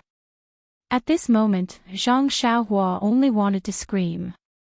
He really liked the feeling of being in control of his own fate. He used his qigong to leave the pier, but his divine sense did not leave. He understood the reactions of the people around him. When he was far away, he retracted his divine sense. His body flashed and disappeared. He actually burrowed into the ground and moved stealthily. Then, he jumped out from somewhere and randomly found a direction. He used his qigong to run in all directions. After that, he used his qigong to move stealthily for a long time. He did this a few times until it was late at night. He then came out and looked around. There was a small village in front of him. Zhang Xiaohua was overjoyed. He moved stealthily and found a huge pile of wheat in a wheat field. He hollowed out the middle of the pile of wheat and entered it. He closed his eyes and began to cultivate. After coming out from the pleasure of being in control of the situation, Zhang Xiaohua had a trace of vigilance in his heart. He was just in the initial stage of qi refining. There was still a long way to go before Venerable Fiery Dragon, who was in the foundation establishment stage. With Venerable Fiery Dragon's strength, he could not help but turn into dust. How could he let go of any opportunity to cultivate? Moreover, the people he had just fought were just some small fries. Zhang Xiaohua was not arrogant enough to compete with O Peng and Monk Changgung. Who were those people? They were old monsters who had been immersed in martial arts for decades. They were the leaders of martial arts. Although he was cultivating the way of immortality and had a higher starting point than them, he had not been cultivating for long. It was impossible for him to compete with them now. Therefore, he had to work hard to cultivate. The next day, Zhang Xiaohua scurried out of a pile of wheat straw and struggled to get some information from a farmer's auntie. It wasn't that he didn't look friendly, and the auntie didn't dare to say it. It wasn't that he was dressed in a retro style that scared the auntie. The key was that this auntie was just like Zhang Xiaohua in the past. She had only been to the nearest town, Songning Town, and didn't know anything else. Zhang Xiaohua wanted to ask other people for advice. However, educated people always woke up late and were probably still sleeping. He could not drag them out of their warm beds. Fortunately, this auntie was still clear about the direction of Songning Town and pointed it to Zhang Xiaohua. Zhang Xiaohua thanked her and turned around the haystack. He disappeared with a turn of his body. The enthusiastic auntie who followed behind him shouted, "Young man, that's the way to the pigsty." How could Zhang Xiaohua, who was using Earth Escape, hear her? He only wanted to rush to Songning Town and find the way home. However, after walking for a while, when he felt that it was about time, he released his divine sense but did not see many people. He found a secluded place to jump out and asked someone. Only then did he know that he had gone the wrong way. Alas, he was a directionally challenged idiot, regardless of whether he was above ground or underground. Zhang Xiaohua was helpless. He thanked the person again and continued on his way. Yes, it was the bottom path. This time, although Zhang Xiaohua was very careful to identify the direction, it was all gray underground. How could he see clearly? Before long, Zhang Xiaohua was already annoyed and impatient. He still found a secluded place to come out. Zhang Xiaohua was vexed when he asked someone about it. Earth Escape was fast, but he couldn't grasp the direction. Wasn't this bullshit? The faster he escaped, the more he would deviate. This wasn't a long-term solution. However, looking around, he was in the wilderness. Even the passers-by he had just met were looking at his crutches in panic. Oh, no, his long sword. They thought that he was going to rob them. Where would he find a horse or a carriage? Alas, it was better to use lightness skill. Although he would still be seen, there were people in Jianghu after all. He might not get into trouble. After thinking about it, Zhang Xiaohua used the levitation technique according to the direction pointed by the passers-by and flew straight over. He opened a path when he met a mountain and built a bridge when he met a river. In just the time it took to eat a meal, an extremely lively town appeared in front of him. This was a town about the same size as Lu Town. Zhang Xiaohua was on the main road into the town. Just like any other ordinary town, there were some tea sheds a few miles away from the town entrance for pedestrians and merchants to rest. Zhang Xiaohua picked a slightly larger one and walked in. There was a waiter in this tea shed. He looked at Zhang Xiaohua's appearance with surprise. It was not until the tea shop owner slapped him on the head that he understood. He hurriedly greeted, "Young master, please take a seat. What kind of tea would you like?" Zhang Xiaohua did not want to drink any tea, but looking at the waiter's respectful manner, he felt embarrassed. He could only find a place to sit and said, "Anything will do. I have something to ask." The waiter was somewhat embarrassed. "This small shop only has Longjing tea before the rain. I don't know if young master is used to it." Zhang Xiaohua was surprised and said, "I am not a young master. You can just get me some water." The waiter looked at his robe and said with a smile, "Yes, young master is not a young master. I will serve you Longjing tea right away." With that, he left with a smile. At this moment, the people in the tea shed who saw Zhang Xiaohua walking in also came back to their senses. They each said their own things to quench their thirst. A quiet conversation entered Zhang Xiaohua's ears. "I don't know which family this young man is from, but he's also wearing vintage clothes to show off. I don't know what's wrong with him these past few years, but he likes to wear vintage clothes. I really don't know what's so good about this robe. Old Tang, that's because you can't stand it. I've seen many learned people in whose city wearing clothes like this. At first, it's really awkward, but after looking at it for a long time, I actually feel that it's very impressive. Don't you see this young master? He's obviously a playboy, but when he wears this set of clothes, he actually looks cultured and refined, like a learned scholar. It's just that he looks too ordinary. His eyes are a little small, his nose is a little flat, and his ears are small too. He doesn't have good fortune. Otherwise, he could be considered a romantic and elegant person." Zhang Xiaohua almost laughed out loud. He looked at his robe, not knowing whether to laugh or cry, and was speechless.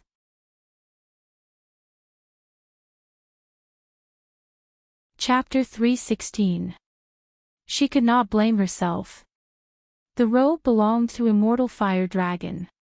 He was a person from 10,000 years ago. How could his dressing not be retro? Moreover, the long robe was very tight on the body, and not even a speck of dust could touch it. It was obviously a treasure, so how could Zhang Xiaohua be willing to change it? But thinking about other people's eyes, Zhang Xiaohua still had the intention to retreat. Public opinion was powerful. She could not be too unconventional. While she was thinking, the waiter had already made the tea and waited at the side. Zhang Xiaohua was puzzled at first. When she was about to pick up the teacup to taste it, she suddenly thought that the waiter was asking her for a tip. It's all because of this robe. Why not just a cup of water? Why do you want Longjing tea? Alas, for this robe, I even have to spend money. This money grubber did not even think about the countless luminous pearl in his money bag. Even the treasures he got from the secret chamber in Shitsui Mountain were not much. Now he actually cared about being tipped by others. Zhang Xiaohua groped in her clothes for a long time. She frowned. The money bag was full of shocking things. She could not take out anything. What was in the money bag were the pieces of silver and a few banknotes that Zhang Xiaohu gave her when she came out of the Guozhuang house a few years ago. Where would she get the copper coins? After thinking for a while, she said to the waiter who had been longing for a long time, "Waiter, how much is this tea?" "Silver." "Young master, you must be joking. It's only 14 copper coins. Zhang Xiaohua was helpless. She took out the smallest piece of silver from the money bag. It was about 2 copper coins. She threw it to the waiter and said, "Waiter, it's not that I don't want to give you a tip. It's just that I don't have any copper coins. This silver is the money for the tea and the tip. I'll give you a total of 20 copper coins. Give me the change later." When the waiter heard this, the smile on his face disappeared. He thought that this young master was generous and did not need the change. Who knew? The waiter impatiently took the money and handed it back. He said, "Dear customer, our tea house is a small business. How can we have so much loose change for you? Why don't you give me some copper coins?" Zhang Xiaohua laughed and said, If I had some copper coins, would have given them to you long ago. Why would I give you silver?" The shop assistant looked at him and said sarcastically, "Young master, the smallest piece of silver you have is 2 taels. You don't know that it's almost enough to buy our tea shed. You're really generous." Hearing the word generous, Zhang Xiaohua suddenly understood that this snobbish shop assistant wanted her to give him all the money without asking for change. How was this possible?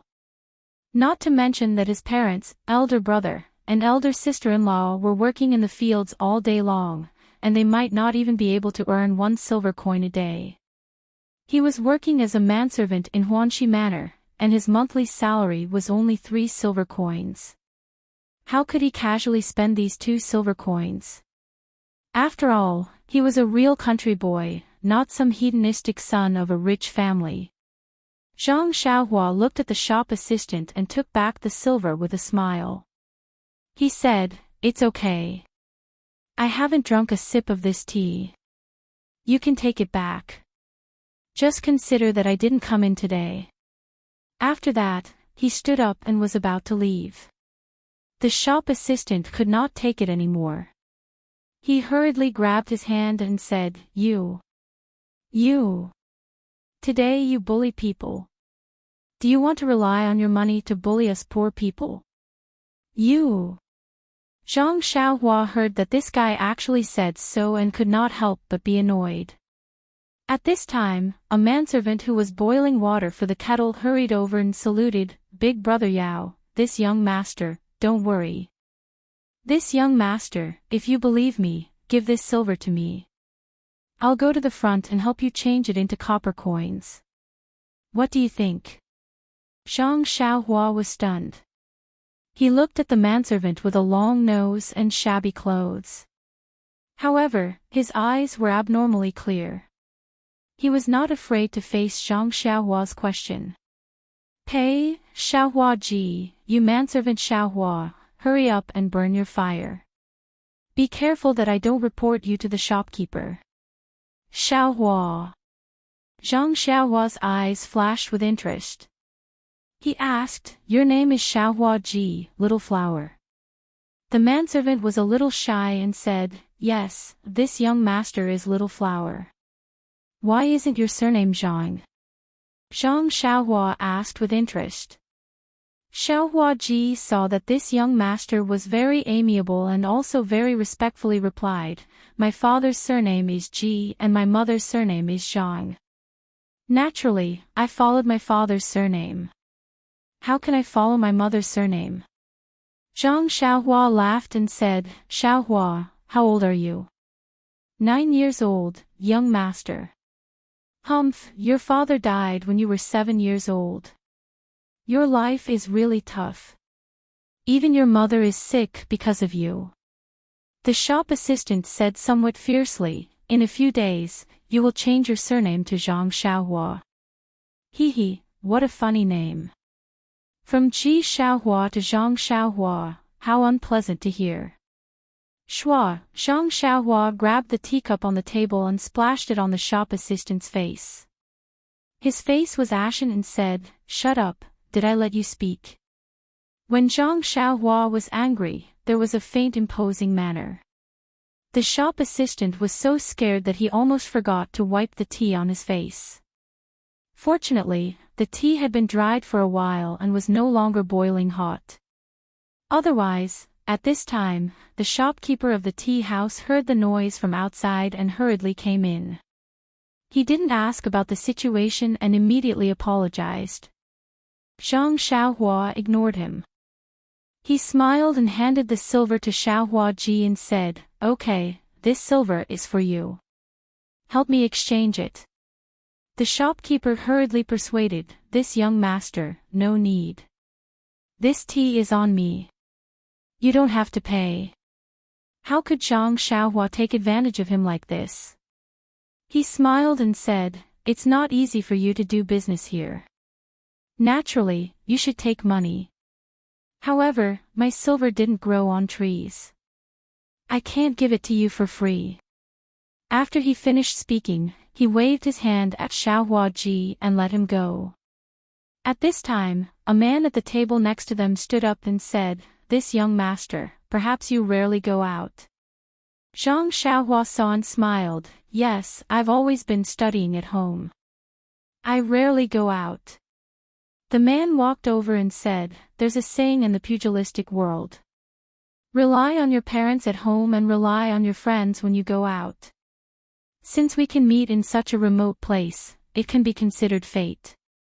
Little brother, I'll pay for the tea for you. Come over and have a chat." Zhang Xiaohua looked at the man and didn't want to pay much attention to him. However, she thought that she still needed to find out the location of Pingyang City and Lu Town. Perhaps she could get some information from this man.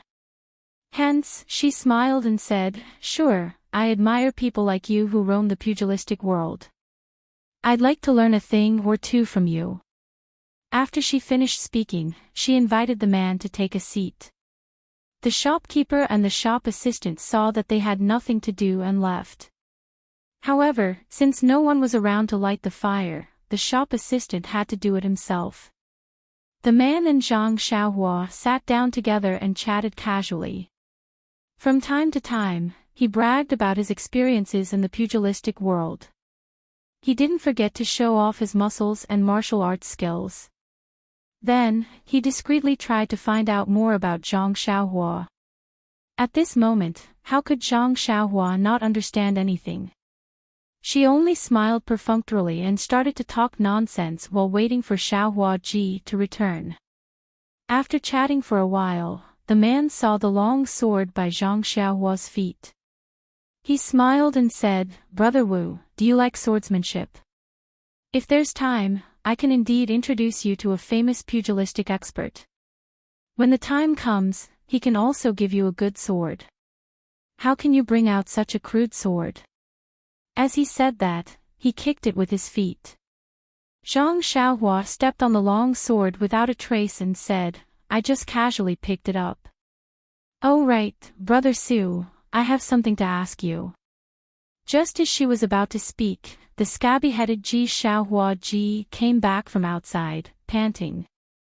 His hands were tightly wrapped around his chest. He ran all the way to Zhang Xiaohua's side and then heaved a sigh of relief. He took out an even smaller piece of silver and a large pile of copper coins from his chest and said breathlessly, "Young master, please wait. This is 1 tael of silver and 100 copper coins." Zhang Xiaohua asked, "Why did it take so long? Didn't you say it was just beside? I thought you took my money and ran away." Ji Xiaohua Ji's face turned red and said anxiously, "How could I? The shops beside all have copper coins. I was afraid that it would be difficult for young master to take them, so I went to a few shops and finally found 1 tael of silver." "Oh, young master, please count it." Zhang Xiaohua smiled. He had already used his divine senses to scan the whole pile of copper coins. Not a single one was missing.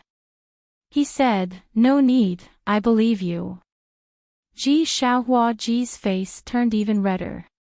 He smiled embarrassedly and continued to walk to the fire to boil water. Zhang Xiaohua kept all the copper coins on the table and did not take out a single copper coin. He then asked the man, "I want to ask Brother Su something. Do you know Pingyang City?" Pingyang City. The man was stunned and immediately said, I know, I know. Chapter 317. Zhang Xiaohua was able to drink a pot of top-grade Longjing tea without spending a single copper coin in the tea shed. Regardless of whether these tea leaves were truly Longjing tea or whether he really needed to drink tea, the feeling of taking advantage of others was very satisfying for Zhang Xiaohua. Do you think I don't know what you're trying to do? Do you really think I'm an inexperienced young master? Hee, my face has been exposed to the wind and sun on this deserted island. Do you think I've become a pretty boy? Zhang Xiaohua touched his cheek and was somewhat pleased with himself. Just as he was about to withdraw his divine sense, he suddenly saw the scabby-headed Ji Xiaohua hastily running out from the side of the tea shed. He was very astonished. He had a good impression of this manservant. Of course, without the comparison of the shop assistant, Zhang Xiaohua might not have been able to see how outstanding this manservant was. At the very least, he had exchanged 100 copper coins for himself and hadn't embezzled a single copper coin. He also hadn't been waiting to ask for a tip, right? Ji Xiaohua exited the straw shed and stood on the main road. He first looked around anxiously. After some thought, he ran in the direction of Songning town. Zhang Xiaohua was now 18 years old and was in the middle of growing. At this time, he was already a head taller than the average person. However, there were many people on the main road. With Ji Xiaohua's height, how could he possibly see him? Zhang Xiaohua didn't know if this scabby-headed brat was looking for him, but he still slowed down his footsteps and revealed his figure through the gaps of the crowd. His black robe was rather conspicuous. As soon as he revealed his figure, Ji Xiaohua's eyes lit up. He first looked back and didn't see anyone, so he quickly ran over. Zhang Xiaohua's back was facing him, so he only used his divine sense to observe. Seeing the little guy's face covered in sweat as he rushed towards him, he couldn't help but feel a little puzzled. Could it be that he was asking for a tip? Thinking of this, his right hand involuntarily covered his chest. When Ji Xiaohua saw Zhang Xiaohua's black figure, her eyes lit up with joy.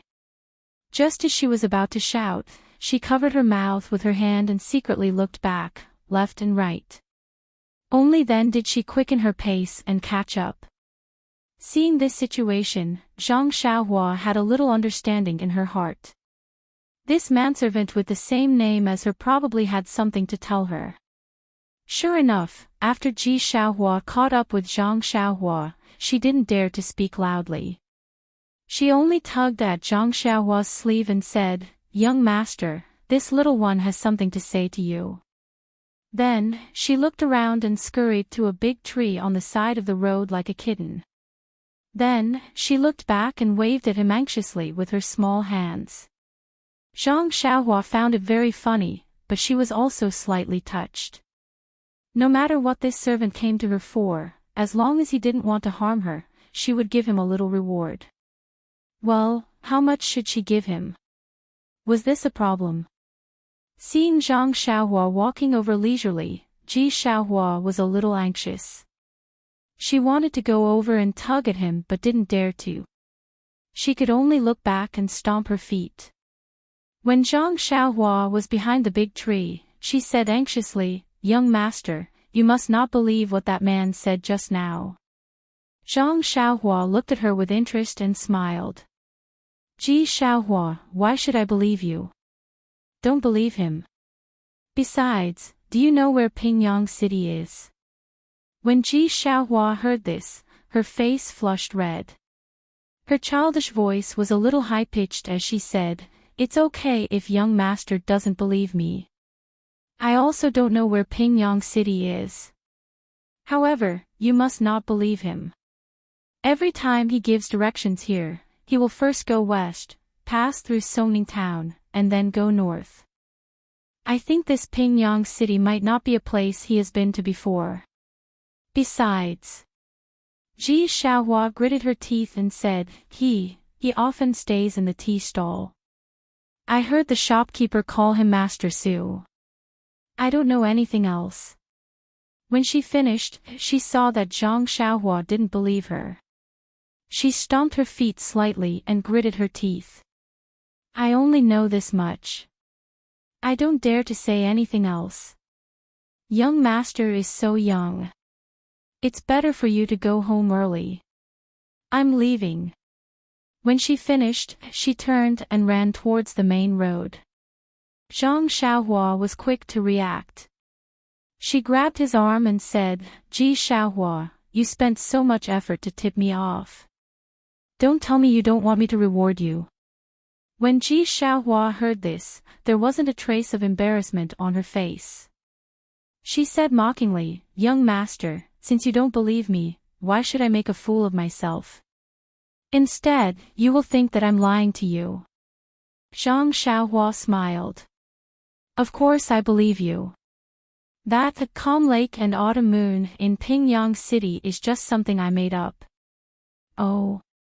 Ji Xiaohua was first elated, then disappointed. He said, since young master knows that I'm lying to you, then I'm relieved. I still have to go back to tend to the fire. Young master, you should go home quickly.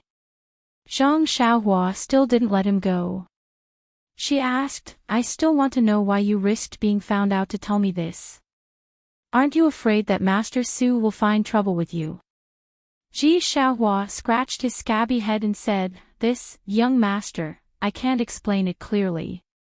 Maybe it's because you splashed the tea on Gui'er's face just now. This guy always bullies me and even badmouths me in front of the shopkeeper. Following that, she said in a desolate tone, How would Master Su notice someone like me? Even if he did, I only have a mother who has been ill for a long time at home. Even eating is difficult for her. How would he be able to do anything? Then, she shook off Zhang Xiaohua's hand with all her might and said, Young master, I have to go back quickly.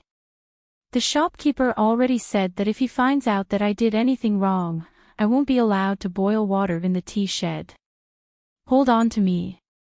I'm sure the shopkeeper has already found out by now. Then what do you say? I'll say that I have diarrhea. I can control the heavens and earth, but I can't control my shit and fart. I'll beg and beg. At most, I'll kowtow a few times and suffer a few kicks from him. I'm sure he'll let me stay. At that moment, Zhang Xiaohua felt a lump in his throat. It was as if he saw himself coming out of the Guizhuang house and coming to Pingyang City. He thought that he had suffered enough at Huanxi Mountain Villa, Lotus Escort Agency, and Misty School. However, looking at this kind-hearted Ji Xiaohua who wanted to earn some money to buy food for himself and his sick mother, he was really too blessed. At least, he had his second brother Zhang Xiaohu to take care of him. At least, he had a warm and happy home in a distant village. Following that, Zhang Xiaohua asked gently, Ji Xiaohua, how many copper coins do you get for boiling water in the tea shed for a day? Ji Xiaohua smiled bitterly and said, This tea shed manager is more stingy. It's only 3 copper coins. All right, young master, I'll go out quickly. If I'm any later, I won't be able to cover up this lie. After saying that, he wanted to run again. Zhang Xiaohua quickly grabbed him and said, Don't panic, don't panic. It's been hard on you to come here. How about this? Hearing this, Ji Xiaohua's eyes were filled with anticipation and shyness. Zhang Xiaohua looked at the child's round and clear eyes and said, You go back to the tea shed first. Tell the tea shed manager that you want to take a few days off. As for me, there's something that I want you to help me with. I'll give you 10 copper coins a day. What do you think? When Ji Xiaohua heard that he wanted him to go back to the tea shed first, his heart immediately sank. However, the words that followed made him extremely happy. He said, Really? Young master, what do you want? You actually want to give me 10 copper coins a day. And you don't have to worry about this. Anyway, it's a very important matter. You go and take a leave first. This, young master, I won't do things like murder and arson. Do I look like that kind of person to you? Besides, can you do things like murder and arson? Ji Xiaohua grinned and said, Young master, please wait for a moment. I'll be back soon. Then, he ran out like a wisp of smoke. Not long after, he came back with a small cloth bag. Zhang Xiaohua smiled and said, You took a leave so easily. Ji Xiaohua said, That Gue heir has been watching me for a long time. Before I could say anything about taking a leave, I was chased out. I didn't even have to say the words that I thought of just now. After saying that, he opened the small cloth bag and took out a half-eaten thing that was the size of a fist. He took a hard bite and swallowed it with difficulty. He said vaguely, It's a pity that I can't drink the boiled water in the tea shed. When he said that, Zhang Xiaohua's tears almost fell down. He chuckled and said, Ji Xiaohua, I'm also hungry. Can you give me some to eat? Ji Xiaohua said in surprise, Young master, this thing, you can eat so much. Zhang Xiaohua reached out and took a bite. Even though he grew up in the countryside and was used to living a hard life, he had never eaten food that was so hard to swallow. It was astringent and somewhat painful to the teeth. With Zhang Xiaohua's more than 10 years of farming experience, this was made with several kinds of grains and vegetables, as well as chaff and the like. Zhang Xiaohua slowly ate one bite at a time. Ji Xiaohua was stunned at the sight. This was his ration for the day, and it was actually eaten by a young master who lived in luxury. Although he said to eat one bite at a time, in fact, that thing was less than half a fist. Zhang Xiaohua finished it in 2 or 3 bites, but it was very hard to swallow. Even an immortal like Zhang Xiaohua also swallowed his saliva and carefully swallowed it. He really didn't know how this child usually ate. Seeing Zhang Xiaohua finish eating, Ji Xiaohua still hadn't woken up from his shock. Zhang Xiaohua walked over and patted his scabby head without any trace of politeness. He said, Let's go, kid. Follow me to the city to do something. Ji Xiaohua was just 9 years old. His body hadn't grown up yet, and his height was only below Zhang Xiaohua's chest. This head patting was very easy. No wonder second brother always likes to pat my head. It's really interesting. Zhang Xiaohua thought so. Ji Xiaohua hurriedly put away the small package and hung it on his small arm. He said with a smile, Young master, I wonder what you're doing in the city. Tell me about it first. I've already thought of a place to bring you. Oh, right. Young master, I'll help you carry this crutch. After he finished speaking, he reached out to take the long sword in Zhang Xiaohua's hand. Zhang Xiaohua waved his hand and stopped him. He said, You can't carry this thing. Let me carry it. Young master, don't look at my young age. I've been very strong since I was young. I'm also a little famous in the South City. Otherwise, why would that tea shop owner hire me? I even helped them gather firewood.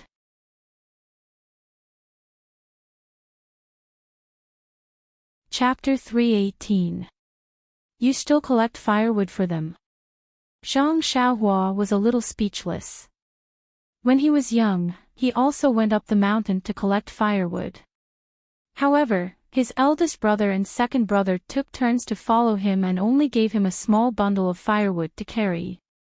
That feeling was still fresh in his memory. That's right.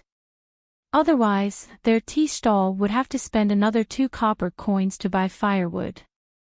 Xiaohua said with a smile. Seeing that there weren't many people around, Zhang Xiaohua's childlike innocence was aroused.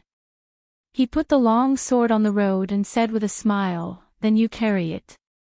If you can carry it, I'll give you an extra copper coin every day. However, if you can't carry it, I'll deduct a copper coin every day. Ah! Really? Young master can't trick me. Zhang Xiaohua said, how can I trick you? Carry it for me. Xiaohua went forward ecstatically. His small hand grabbed the middle of the long sword and tried to lift it up. However, the long sword didn't move at all on the ground. Xiaohua was shocked. He took the small bundle from his shoulder and walked to the side of the long sword. His two hands grabbed the two sides of the long sword and tried to lift it up. Unfortunately, even if he used all his strength and his small face turned red, the long sword still didn't move. At this time, Xiaohua realized how naive he was. His tears were about to fall. He was extremely regretful. Great, now he lost a copper coin a day. Then, he let go of his hand and picked up his small bundle. He lowered his head and said dejectedly, young master, this little one can't carry it. You can carry it yourself. Zhang Xiaohua looked at his appearance and laughed in his heart. He bent down and picked up the long sword and said, let's go. Bring me into the city. Xiaohua said weakly, yes, young master. Please follow me. Zhang Xiaohua saw this and said with a smile, Xiaohua ji, don't mind it. I was just joking with you. Now I officially announce that I'll give you 11 copper coins every day. Ah. It's true.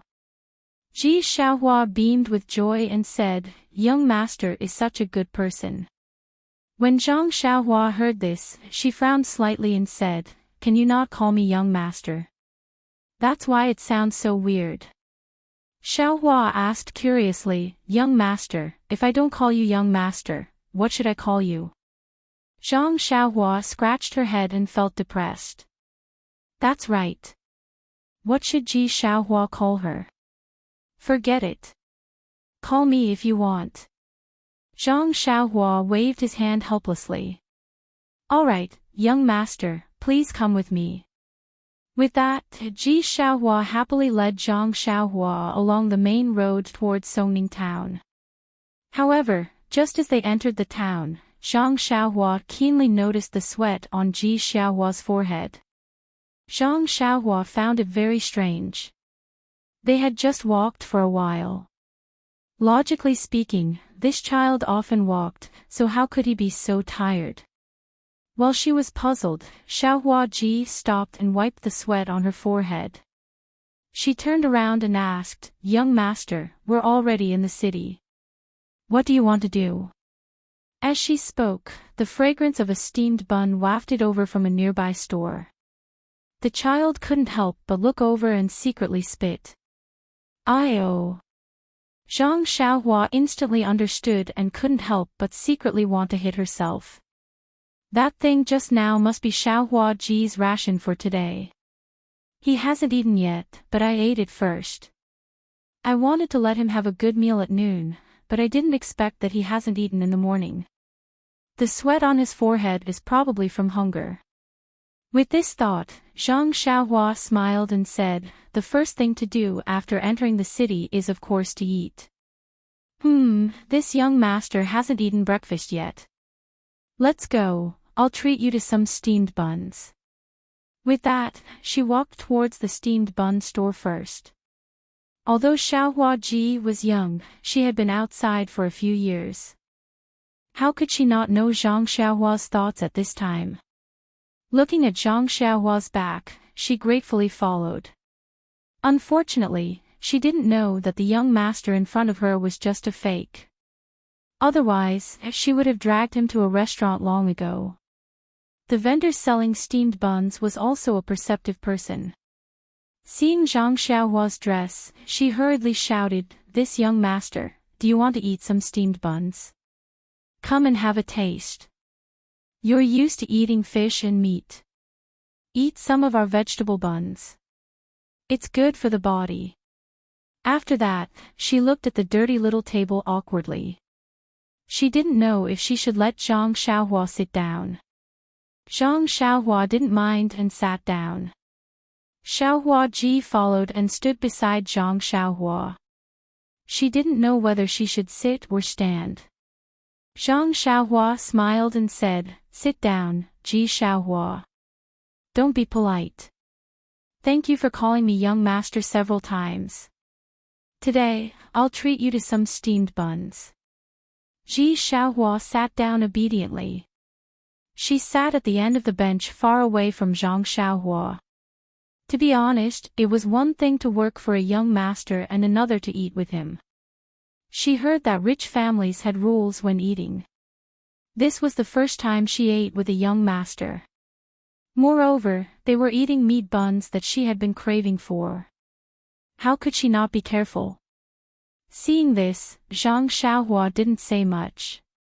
She said to the vendor, "Give me 4 steamed buns and 6 steamed buns." The vendor happily said, "Okay, I'll give it to you right away." After that, she took 2 trays from the top of the 2 tower-like steamers. She picked them up and gave them to the 2 of them. Zhang Xiaohua saw Ji Xiaohua staring at the fragrant steamed buns. She smiled and pushed the 4 steamed buns in front of him. Ji Xiaohua's eyes were a little disappointed. She reluctantly looked at the steamed buns in front of Zhang Xiaohua. She swallowed her saliva and asked, "Young master, you eat first." Zhang Xiaohua smiled and said, "Let's eat together." After that, she picked up a pair of chopsticks from the table. Seeing this, Ji Xiaohua hurriedly said, "Young master, wait." Zhang Xiaohua was stunned and looked at Ji Xiaohua strangely. Ji Xiaohua took the chopsticks from Zhang Xiaohua's hand and skillfully picked up the tea from the table. After it was slightly hot, he handed it to Zhang Xiaohua. Zhang Xiaohua was a little helpless. Why was this young master not reliable at all? That's right, when did Zhang Xiaohua eat so delicately? Seeing Zhang Xiaohua pick up a steamed meat bun, Ji Xiaohua quickly picked up the chopsticks from the table, picked up a steamed vegetable bun, and took a bite. The steamed bun had just been taken from the fire. Although the outside was cold, the inside was very hot. Ji Xiaohua had very little experience in eating steamed buns. How could he know that it was so hot that his mouth kept sucking in cold air? Even so, he was reluctant to spit out the steamed bun in his mouth. Zhang Xiaohua looked at him and smiled. She reached out and poured a glass of water for him and said, "Drink some water and it won't be hot." Ji Xiaohua quickly stood up and muttered, "Young master, how can I let you pour water?" Zhang Xiaohua raised her hand and motioned for him to sit down and handed the water to him. Ji Xiaohua took it and quickly drank it, then drank it in one gulp. Although he was boiling water in the tea shed, he didn't dare to casually drink the water. He had been busy from morning until now and hadn't had a sip of water. How could he not be thirsty? Ji Xiaohua blew on the steamed vegetable bun while eating it. He was about to eat the second one when Zhang Xiaohua smiled and pushed the steamed meat bun beside her to him and said, "Eat the meat bun now." Ji Xiaohua was stunned and didn't understand what was going on. Zhang Xiaohua smiled and said, "You eat first. We'll talk while eating." After receiving the order to eat, how could Ji Xiaohua still be reserved? He picked up the meat bun and began to eat. Fortunately, he had the experience of eating the steamed vegetable bun just now, so his mouth wasn't scalded by the meat bun. Zhang Xiaohua saw that he was eating happily and said, "When I was young, the first time I ate a meat bun, I scalded my mouth and had diarrhea. Later, I heard people say that if the stomach doesn't eat meat for a long time, it's best to eat some vegetables first and then eat meat. That's why I let you eat a meat bun first." Ji Xiaohua suddenly understood. With a meat bun in his mouth, he muttered, "Young master knows a lot." Zhang Xiaohua curled her lips. Nonsense, how could he not know the experience that was exchanged with diarrhea?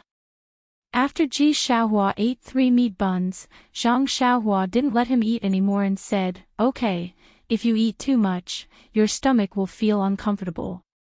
Pack up the rest of the buns. It won't be too late to eat when you're hungry later." Ji Xiaohua was overjoyed and hurriedly and carefully put away the rest of the buns. Seeing Ji Xiaohua's careful appearance, Zhang Xiaohua felt very strange and asked, "We'll eat in a while, you don't have to be so serious." Ji Xiaohua looked up and said seriously, "I'm already full. I want to bring this back for my mother to eat." The word mother made Zhang Xiaohua's nose sour again. She didn't know who was missing her, or who thought that she had already passed away and was sadly missing her mother. He waved his hand and said to the vendor, "Waiter, pack up 2 more trays of steamed buns for me, 1 for vegetables and 1 for meat." Ji Xiaohua curiously asked, "Young master, you didn't eat a single one just now. Could it be that you're waiting to eat on the road?" Zhang Xiaohua smiled and said, "This is for you to bring back to your mother." "Ah." Ji Xiaohua couldn't believe her ears and said, "Is this true?" "Yes, why would I lie to you? This is 40 copper coins. Young master, you're so generous." "Ah. 40 copper coins, ah. I thought it was 36 copper coins. This world is not like the old days. Forget it, I'll be generous this time." Zhang Xiaohua paid the bill. Xiaohua nimbly packed up the steamed buns and asked, "Young master, it's time to get down to business." Zhang Xiaohua looked at the things in his hands and said with a smile, "Don't worry, my business is very easy. Take back the things in your hands first, then we'll talk." "Okay, mother probably hasn't eaten anything either. It's just right to send it back now." Xiaohua was overjoyed at this turn of events. Ji Xiaohua's house was in the south of Songning City. Although it was in the city, it was a shabby little courtyard with leaky little houses everywhere. It was even worse than Zhang Xiaohua's Guozhuang house. Zhang Xiaohua didn't enter the house and just stayed in the courtyard. He didn't feel any discomfort, but Ji Xiaohua wouldn't let him in no matter what, saying that it would be too slow to treat Zhang Xiaohua. Zhang Xiaohua's divine sense had already swept through the shabby house. There was only a middle-aged woman with grizzled hair inside. She was curled up on the bed and coughed from time to time. Although she tried her best to endure, how could she endure it? In Zhang Xiaohua's divine sense, he seemed to see that woman spit out traces of blood. Zhang Xiaohua sighed and thought of his grandmother. Wasn't she like this in the past? Therefore, the peak of martial arts should be comparable to the 5th or 6th layer of the Immortal Path's Qi refining stage. Moreover, the Qi of heaven and earth was insufficient now, so magic could not display its power.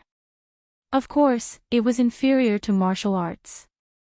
Of course, Zhang Xiaohua now felt that he couldn't compare with O Peng, Chang Gung, and the others, but he was belittling himself. He already had the earth escape, the fire escape, and the flying sword. He was already in an invincible position. If he couldn't beat them, he could escape. There was also a tourist who said that Zhang Xiaohua's strength was amazing.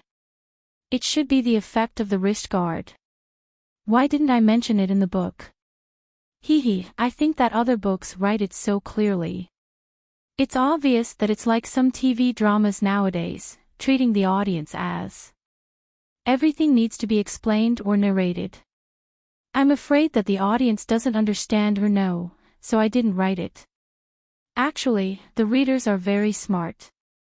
Even if I didn't mention it, wouldn't the tourists know? Oh right, I also forgot the martial arts moves. First, it highlighted that Zhang Xiaohua's martial arts practice was different. Second, if a few words could explain the moves, then there would be no need for a master to teach. Especially, if the men's football team was given a training manual, they would have dominated the World Cup. And, it seems that the so-called training in the country should be world-class.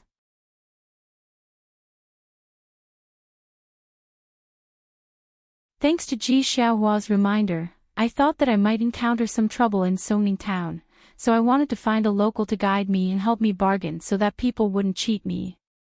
I saw that Ji Xiaohua is very clever and dutiful, so I wanted him to help me.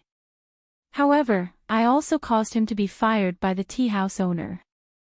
Don't worry, I will compensate him. Zhang Xiaohua kept saying, Ji Xiaohua, but he couldn't say the two words, Xiaohua, no matter what.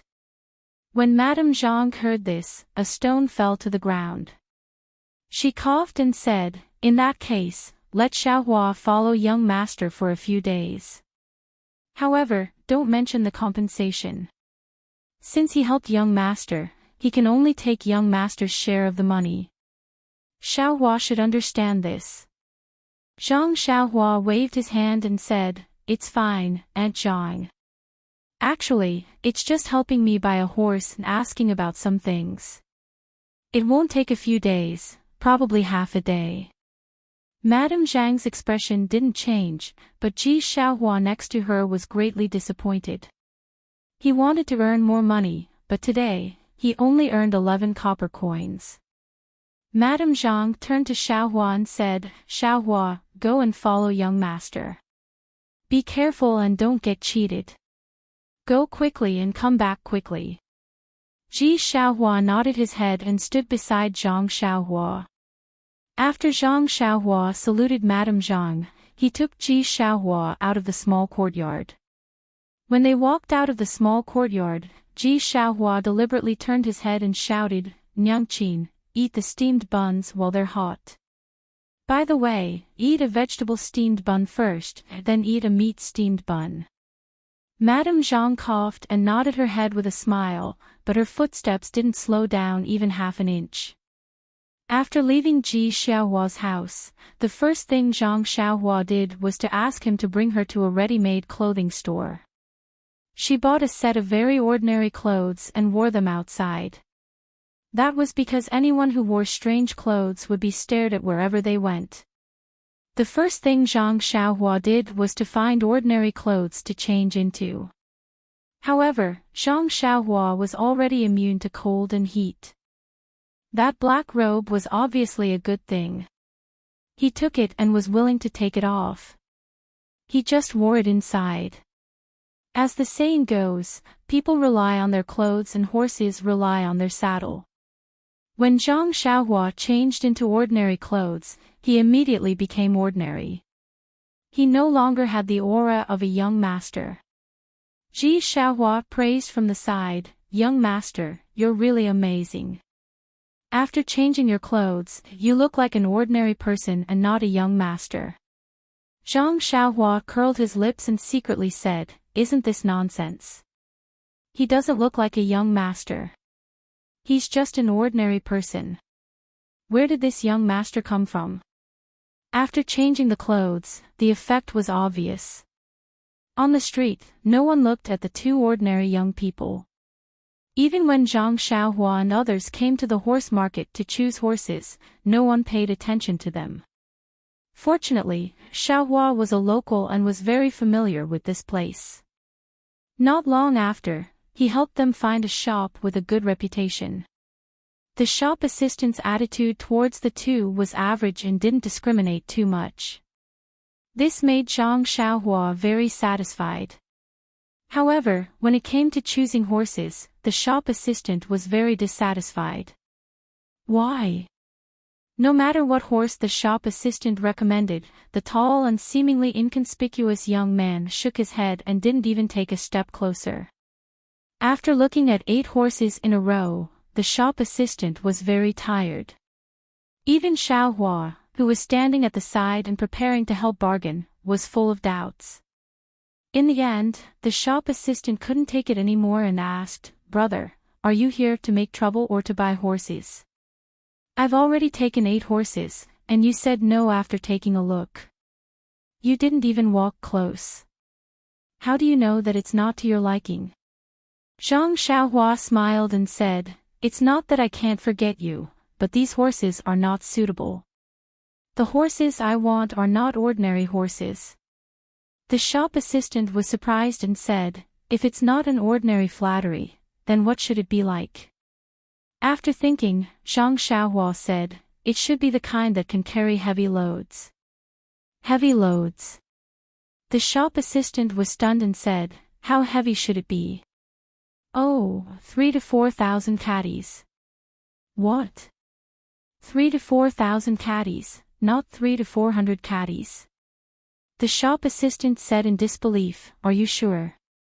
Zhang Xiaohua smiled bitterly and said, yes, it's 1,000 caddies, not 100 caddies. The shop assistant shook his head like a rattledrum and said, that's impossible. I've never heard of a horse that can carry 3 to 4,000 caddies.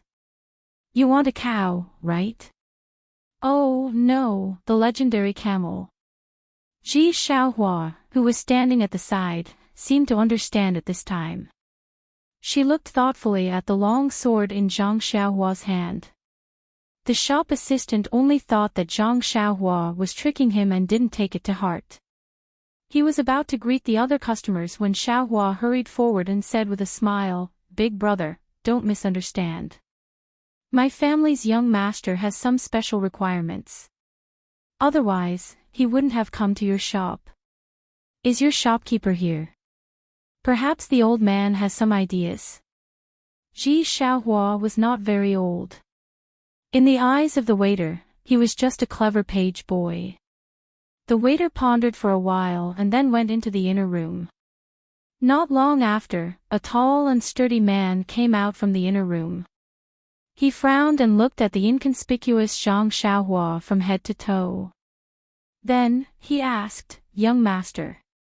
The horse you want is really not available in this shop. Why don't you go to another stables to look?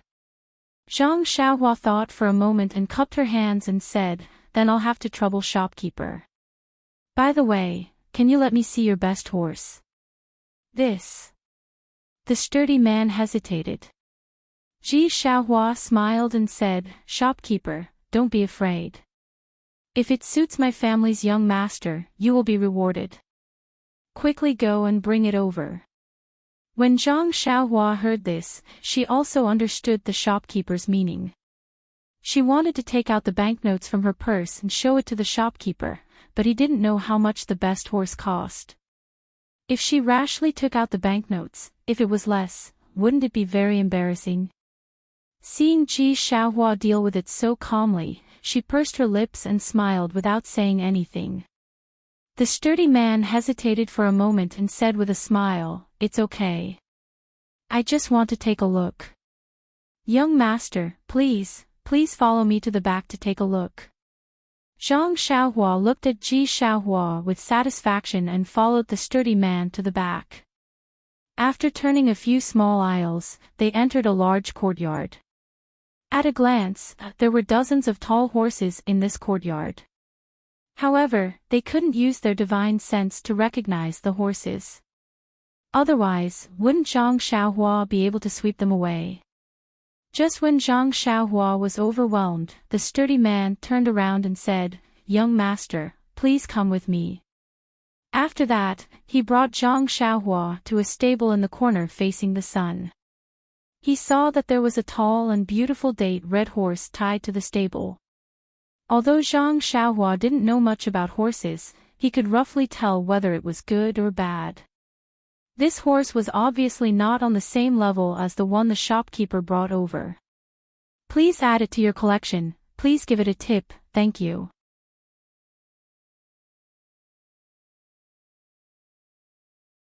Chapter 320. Zhang Xiaohua smiled and said, shopkeeper is really hiding something. Compared to what I saw just now, it's much better. The man was not embarrassed as he laughed and said, this kind of horse is my favorite, how could I casually give it away? If it wasn't for the fact that young master really loves horses and sincerely asked for it, how could I bear to part with it? Bullshit, isn't it just to buy more money? How do I look like someone who loves horses? I just want to find a horse that can carry a sword. Hey hey. Zhang Xiaohua silently cursed in her heart. Zhang Xiaohua smiled and said, I don't know if this one can come closer to take a look. The man said, of course, but young master should be careful. This horse's temper is very fierce and it won't submit to people. It wasn't easy for this one to subdue it. Zhang Xiaohua waved her hand, indicating that it was fine. She slowly walked closer. This was a good horse with a fat body. It could be seen at a glance. Seeing Zhang Xiaohua walk closer, the horse's eyes revealed a vigilant look. Its hind legs also trembled, eager to try. When Zhang Xiaohua saw this, she stopped and turned her head to ask, "Shopkeeper, can I touch it?" The man smiled and said, "Of course you can." He quickly walked in front of the date red horse and took the reins. He used his hand to comb the horse's mane and the horse immediately became docile. However, its hooves kept kicking the ground as if it was warning Zhang Xiaohua. When Zhang Xiaohua saw this, she walked in front of the horse and stroked the back of the date red horse. The mane was very soft and very comfortable to touch. Xiaohua curiously walked forward and looked at the date red horse with envy. Zhang Xiaohua stroked it for a while and then gave a look to Ji Xiaohua.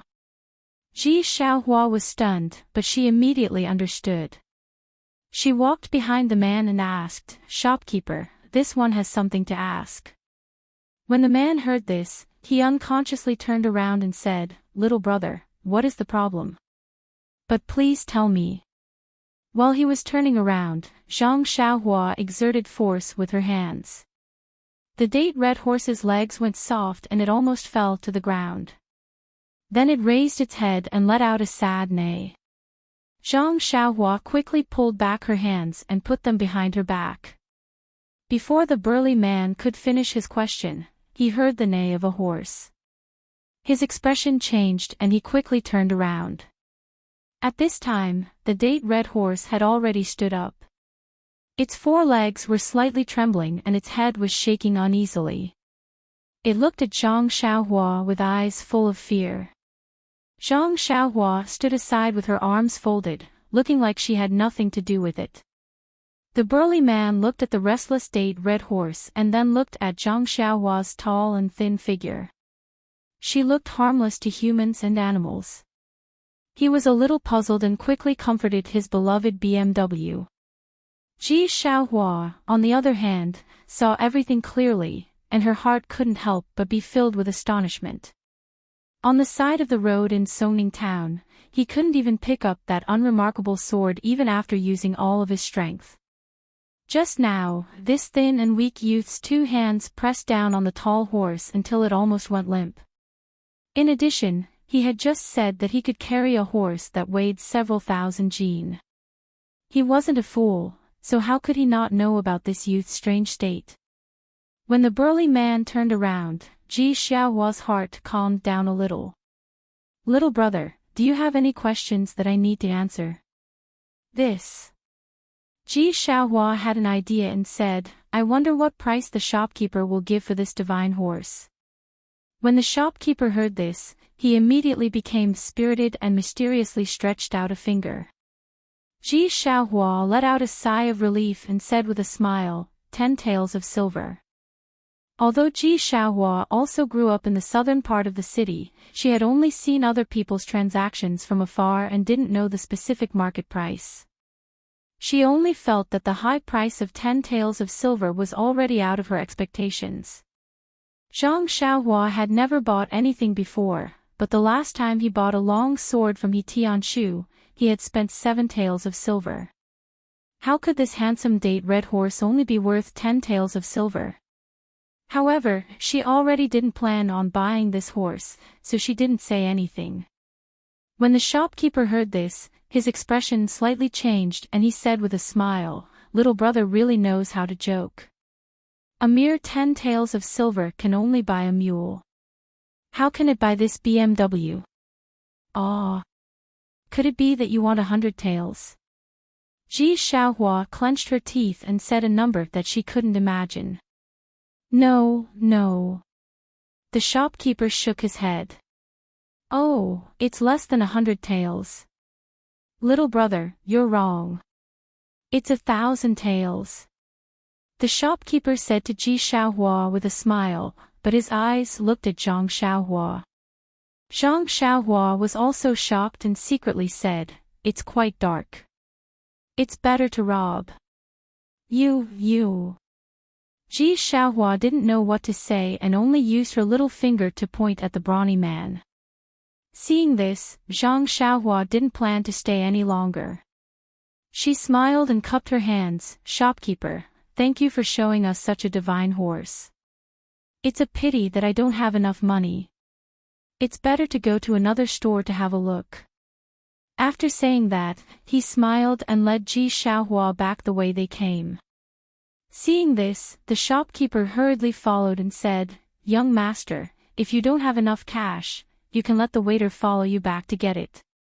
Seeing that Zhang Xiaohua ignored him, he said, well, seeing that young master really wants to buy it, I have to reluctantly give it up. 800 taels, I can't go any lower. Young master, what do you think? After that, he actually followed Zhang Xiaohua and lowered the price again and again until it was 200 taels. Zhang Xiaohua actually didn't know how much the horse was worth.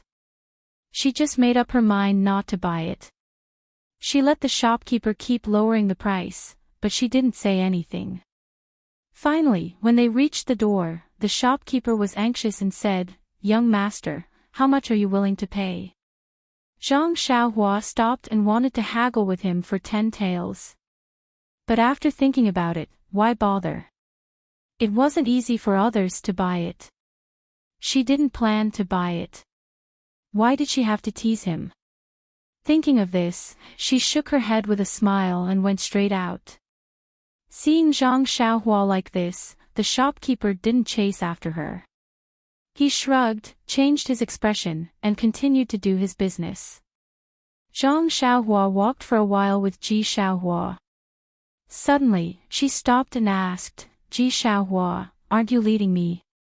Why did you let me walk in front? When Ji Xiaohua heard this, she hurriedly smiled apologetically and said, Young master walked very fast. This little one couldn't catch up. After saying this, she hurriedly walked in front and led Zhang Xiaohua to another place. At this moment, in Ji Xiaohua's eyes, Zhang Xiaohua was no longer a kind-hearted and good-natured hedonistic son of rich parents. Instead, he was a person covered in a mysterious halo. After walking for a while, as expected, there was the sound of a horse neighing again. However, Ji Xiaohua turned around and said, Young master, the Jade Gate Horse Company we just went to is the largest in Songning Town and has the best reputation. If there isn't anything to your liking, I reckon that the other two places don't have it either. Zhang Xiaohua nodded and said, I was careless. I didn't think that the horse couldn't bear the weight. Ji Xiaohua was speechless. This sentence sounded a bit like a young master's. Indeed, the other two places didn't have as many horses as the previous one. The horses didn't look as good as the previous one and the starting price was even higher. Zhang Xiaohua couldn't be bothered to try it out. After a few words, he left. When Ji Xiaohua saw that she didn't help Zhang Xiaohua, she was unhappy and walked with her head lowered. Looking at the sun in the sky, Ji Xiaohua forced a smile and said, Young master, what do you think is next? Seeing that Ji Xiaohua wasn't happy, Zhang Xiaohua smiled and said, The next thing is simple. I want to know how to get to Pingyang City or Lu Town. Where do you think I should go? When Ji Xiaohua heard this, she thought for a while and said with a smile, This little one knows. Young master, please follow me. After saying this, she brought Zhang Xiaohua to the front of a tea house. Zhang Xiaohua didn't understand and said, Can this kind of information be found in this tea house? Ji Xiaohua smiled and said, Young master, don't be anxious. In this Jing city, there are only tea houses and wine shops that are well informed. But if you have to follow along, it's better for you to go by yourself. Why would you need me? Please take a seat in this tea house, brew a pot of good tea and enjoy it carefully. Wait for me to go and find out for you. What do you think? Ah, is that so? Zhang Xiaohua really didn't enjoy such treatment.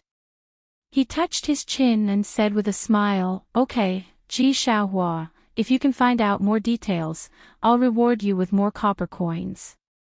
Ji Xiaohua smiled and said, that's good. Young man, come with me. Afterwards, Ji Xiaohua led Zhang Xiaohua to the tea house and ordered some tea for him.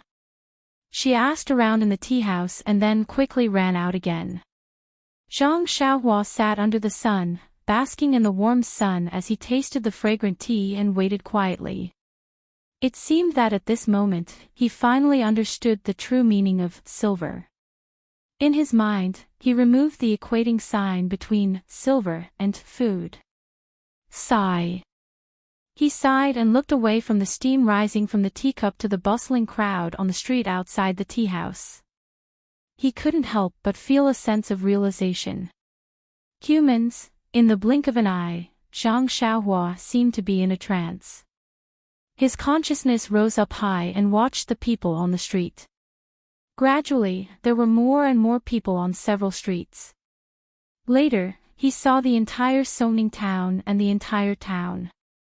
He also seemed to see Xiaohua running around busily. However, these people slowly became as small as ants in Zhang Xiaohua's eyes. Their actions were extremely laughable. Zhang Xiaohua's consciousness rose higher and higher. He felt like a white cloud floating in the sky. Everything on the ground had nothing to do with him. His heart only yearned for that freedom. In the tea house, Zhang Xiaohua's body held the teacup in his left hand under the sunlight. He didn't move at all and didn't even blink. He actually had an otherworldly appearance. There was a faint flicker of brilliance and sometimes, there was even a hint of transparency. Zhang Xiaohua's consciousness rose higher and higher. He actually saw the sea, the ships on the sea, and the islands that were like black dots. In Zhang Xiaohua's heart, there was no trace of emotion. He just rose up like that. Suddenly, a thunderous voice resounded through the world. Young master, what are you doing? In the blink of an eye, Zhang Xiaohua's consciousness, which had floated high, suddenly fell down. The situation just now seemed to be rewinding. He fell to the ground. In an instant, he fell from the ninth heaven to the tea house. Zhang Xiaohua's body didn't move.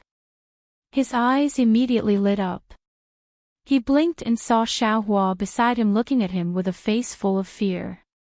The boiling hot teacup in his hand was already cold. The noon sun had already passed the top of his head.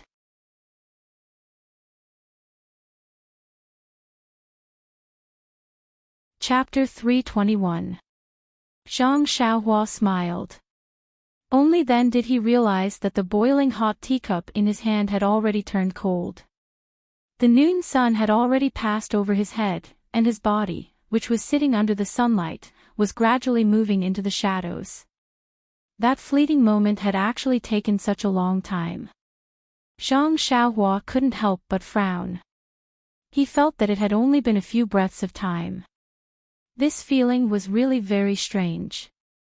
After carefully savoring that mysterious feeling, Zhang Xiaohua had a kind of understanding in his heart. It was an indescribable feeling. Then, with a thought, he secretly checked the cultivation of the Heart Sutra. Sure enough, the stagnant cultivation had already shown signs of loosening. It was as if he could see the light of the sixth layer. Zhang Xiaohua was very emotional. In the past, he had to painstakingly absorb the vitality and vitality stones in order to advance a little. Just now, in just a few breaths of time, his cultivation, which had been unable to advance no matter how much vitality he absorbed, had advanced a solid step forward. It seemed that the cultivation methods of the middle and early stages of the Qi refinement realm were still very different. Thinking about the situation just now, Zhang Xiaohua still felt some lingering fear. He wasn't too sure if this situation was lucky or unlucky. He only knew that if Ji Xiaohua had called him a little later, perhaps his consciousness really would have flown beyond the 9 heavens. Misfortune is where fortune lies where misfortune lies. Zhang Xiaohua looked at Ji Xiaohua's childish and anxious face and felt very emotional. He had only come to Songning town to inquire about the way home, but he had met this child who had the same name as him and so many things had happened. The improvement of his mental state and the increase of his cultivation were real matters. All of this was inextricably linked to Ji Xiaohua. However, what could he do for him? Although he knew how to refine pills, he only had a pile of fasting pills.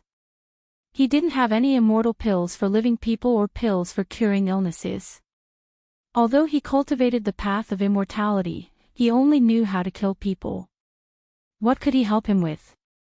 Just as he was thinking, Xiaohua called out again, "Young master, are you all right?" Zhang Xiaohua smiled and said, "How could I be all right? I'm fine, I'm fine." Then, he called out, "Waiter, give me some desserts." "All right," the shop assistant in the distance replied cheerfully. But in his heart, he secretly thought, this guy must be a fake young master. He didn't even drink a cup of tea and sat there for the whole afternoon. Isn't it because he's afraid of eating too much snacks? When he saw that his companions were here, he quickly ordered one. I've seen a lot of people like him." Zhang Xiaohua pointed at the stool and said, "Ji Xiaohua, have a seat. You look exhausted. Drink some water first and have some snacks later." After that, he picked up the teapot and poured some water for Xiaohua.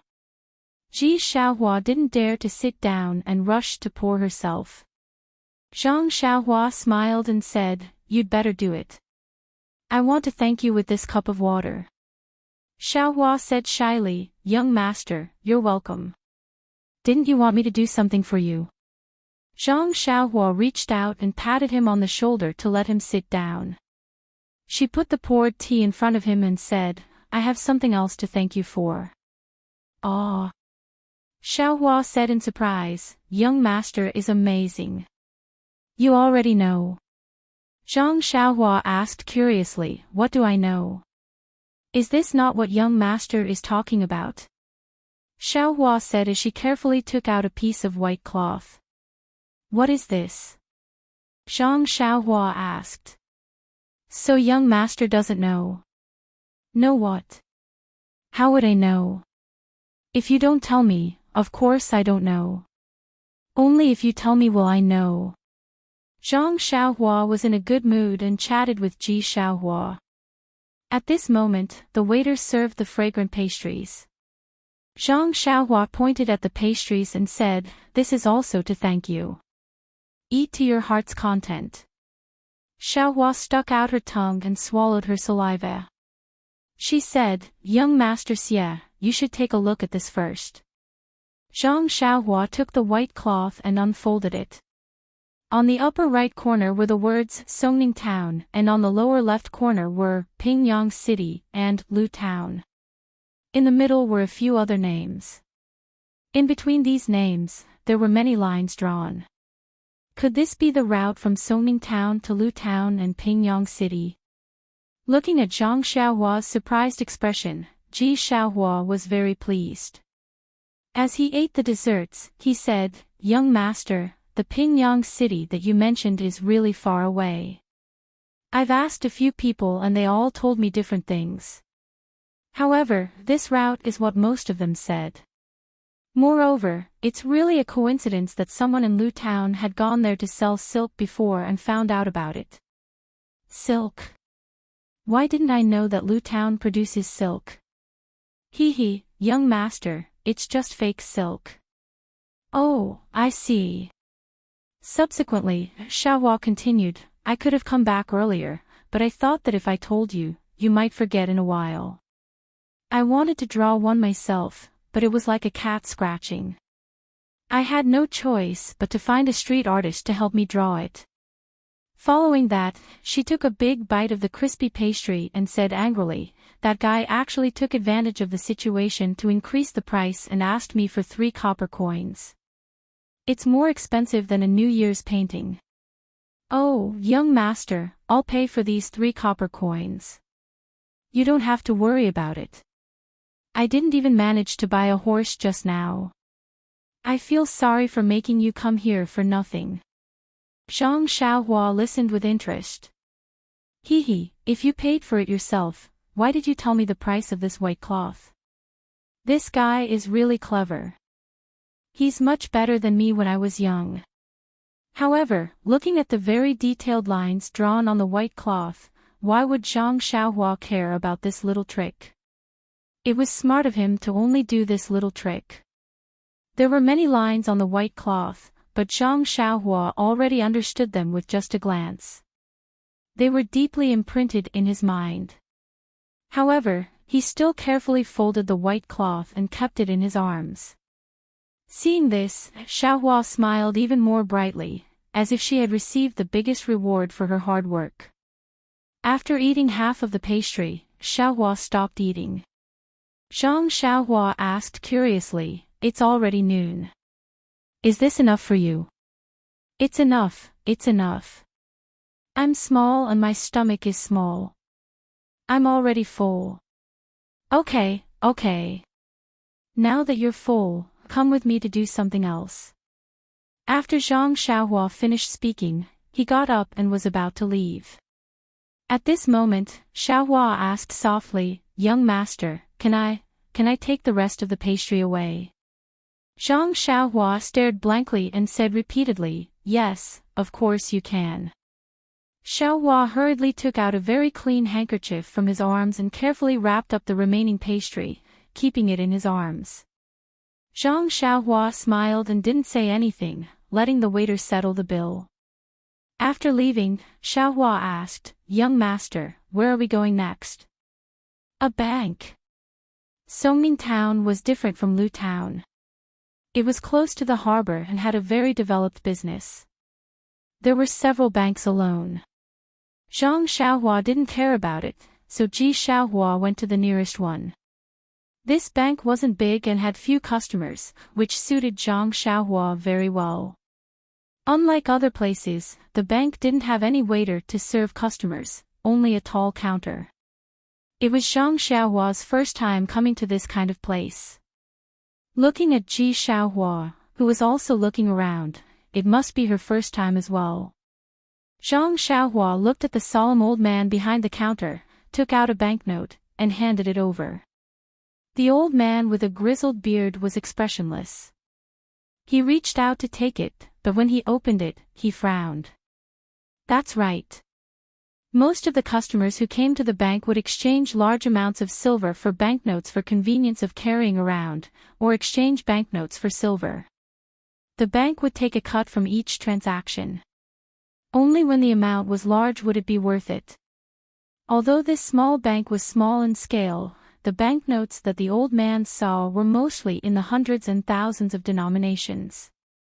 None of them were like the banknotes in front of him, which were only 5 taels. 5 taels was fine, but this banknote wasn't issued by his own bank.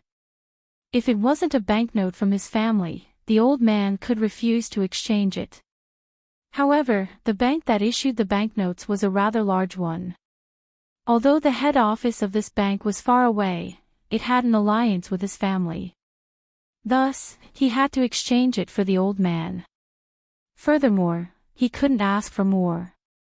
The old man thought for a while, then went through the necessary procedures with Zhang Xiaohua, and put the 5 taels of silver on the counter. Zhang Xiaohua was about to say something, but the old man said first, "I'll have to trouble this customer to pay a fee of 1 tael of silver first." 1 tael of silver? Fee? Zhang Xiaohua was stunned and said, "I give you banknotes, and you give me silver. Why should I pay you a fee?" The old man was helpless. Seeing that there weren't many customers in the bank, he patiently explained the details. After listening to the old man's general financial knowledge, Zhang Xiaohua was enlightened. This banknote was convenient to carry, but the price was not small. Zhang Xiaohua sighed. She had a pile of gold in her purse, but it wasn't suitable to take it out now. She could only bite the bullet and let the bank rip her off. Zhang Xiaohua smiled and said to the old man, "This old man, I want to exchange this 5 taels of silver for 1 tael of silver. What do you think?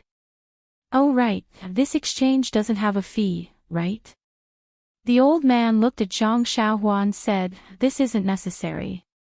Then, will your fee be paid from these scattered silver taels? Zhang Xiaohua gave a thumbs up and said, old man is wise. That's exactly what this one meant. The old man was a little happy from this straightforward flattery. The corner of his mouth revealed a trace of a smile and said, I've been working at this counter for dozens of years. What kind of people have I not seen? Just as you were about to lift your foot, I knew what you were going to shit.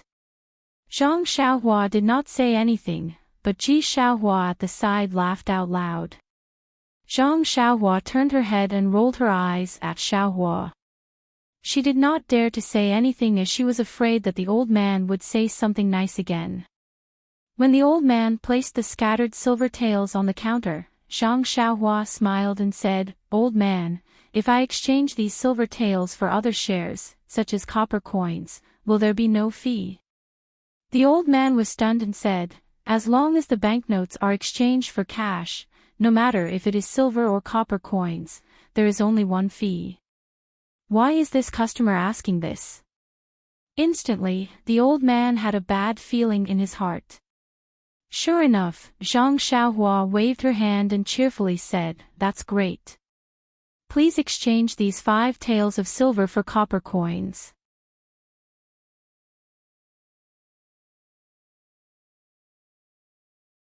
Chapter 322. This? The old man from the bank was a little dumbfounded. He sat there for a moment, not knowing what to say. After a long while, he muttered, could it be that this guest came to our bank to find trouble? Zhang Xiaohua was surprised, I'm just taking my money. Who wouldn't have the patience to find trouble with you? Then take the money and go. Why do you need so many copper coins? Zhang Xiaohua was even more surprised. What's wrong with copper coins? I just like to spend copper coins. What's wrong? Your bank is so big, but you don't even have 5 strings of copper coins. This. The old man was also choked by her words. Zhang Xiaohua was right.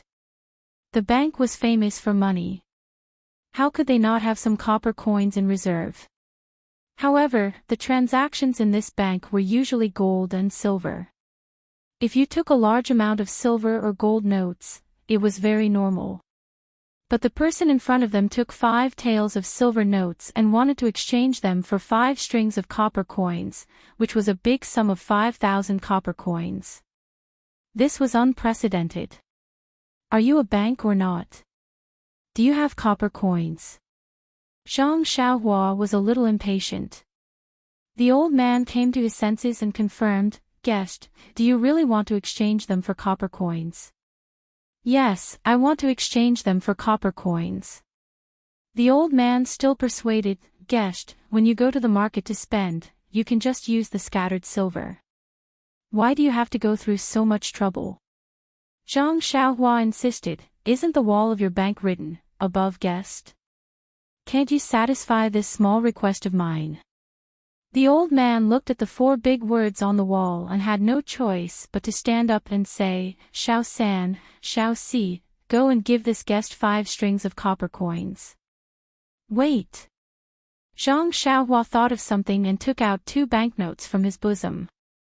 By the way, old mister, can I trouble you to exchange one of these banknotes for a copper coin and the other for a copper coin? Ah.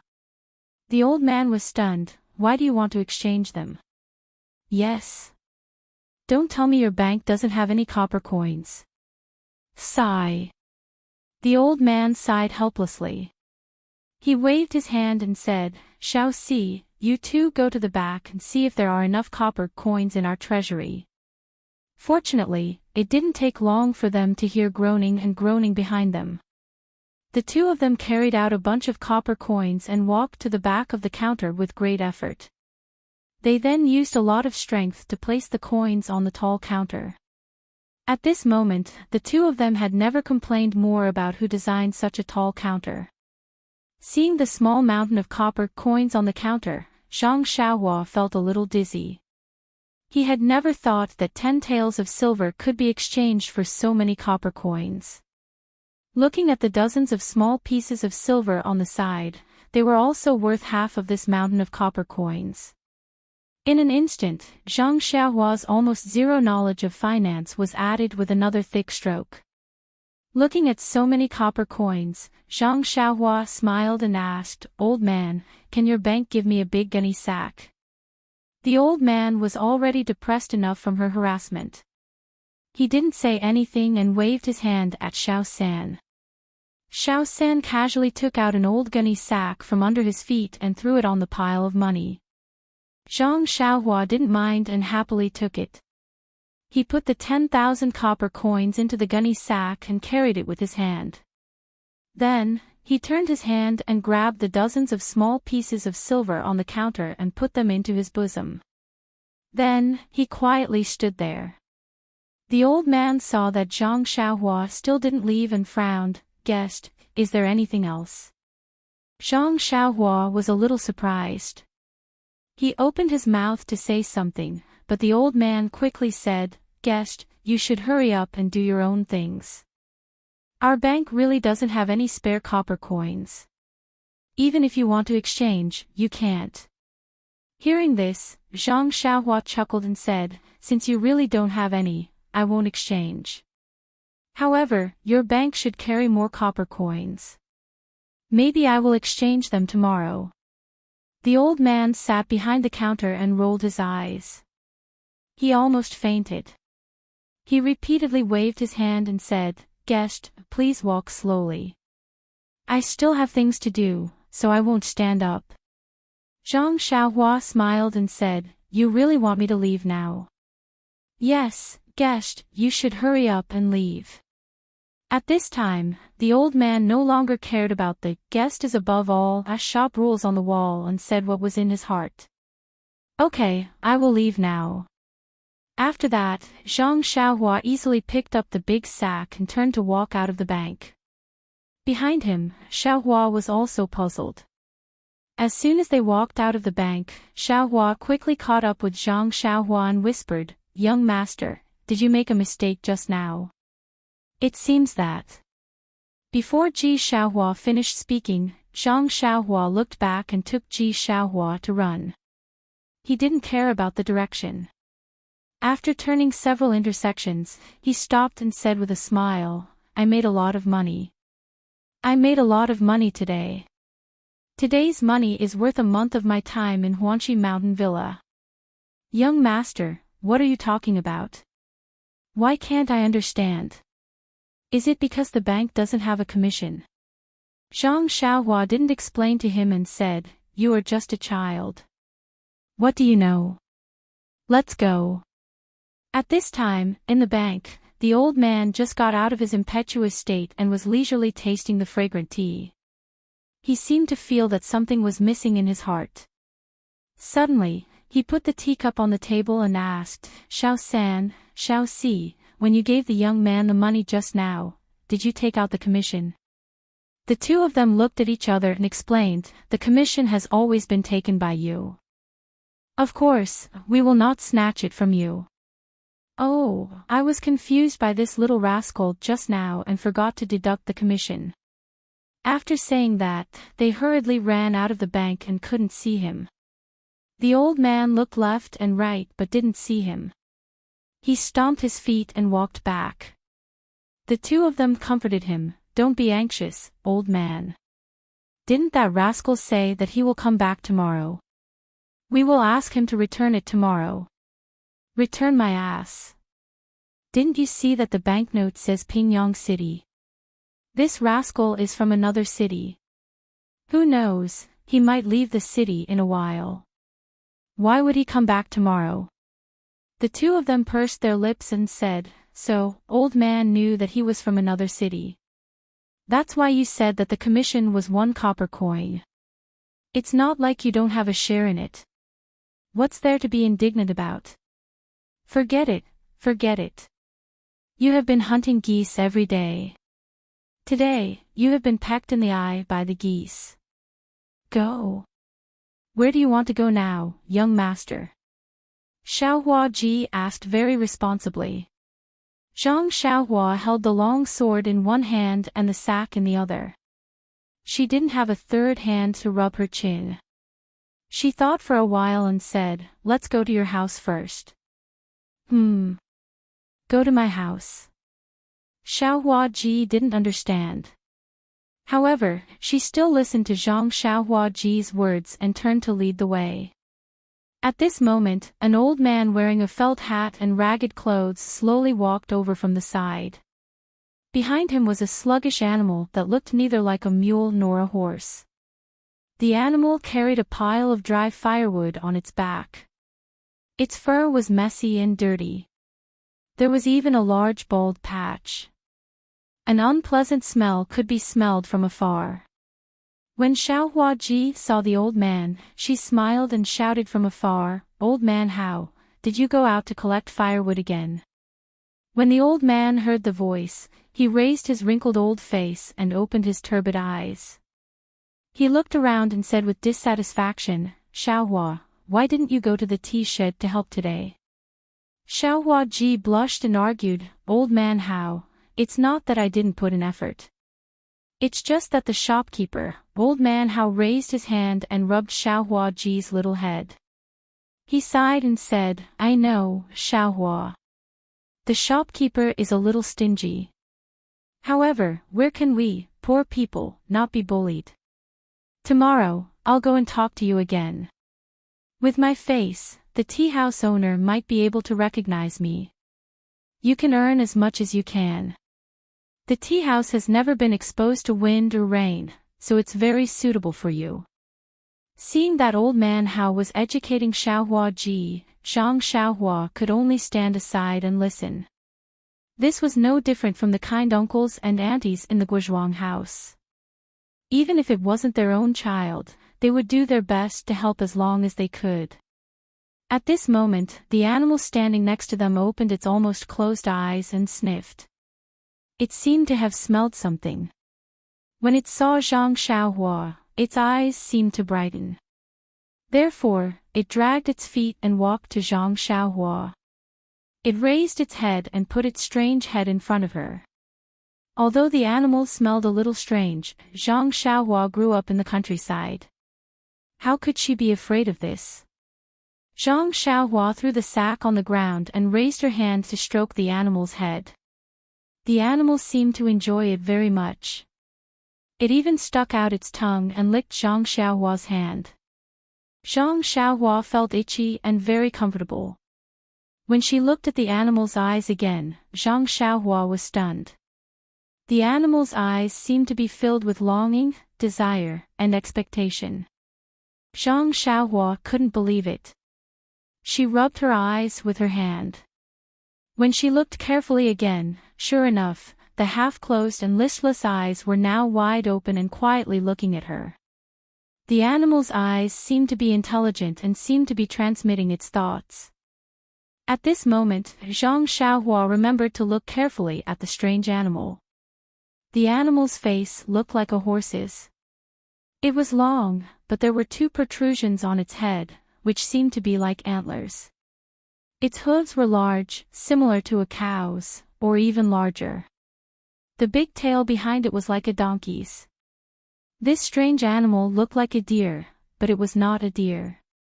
It looked like a horse, but it was not a horse. It looked like a cow, but it was not a cow. It looked like a donkey, but it was not a donkey. What was it? Xiaohua listened to Father Hao's lecture. When she saw the animal licking Zhang Xiaohua's hand, she quickly went up and said, Young master, stay away. Don't dirty your clothes. But when she saw that Zhang Xiaohua didn't seem to mind at all, she smiled and said, Young master, Huan is the cutest. It's gentle and won't bite. You probably haven't come into contact with animals. Huan seems to like you very much. Then, she said embarrassedly, although Huan smells, it will be very clean after washing. If you don't like it, I can wash it away now. Only then did Father Hao notice Zhang Xiaohua next to Xiaohua. He asked, "This young master is?" Ji Xiaohua told him the purpose of Zhang Xiaohua's visit. Father Hao smiled and nodded.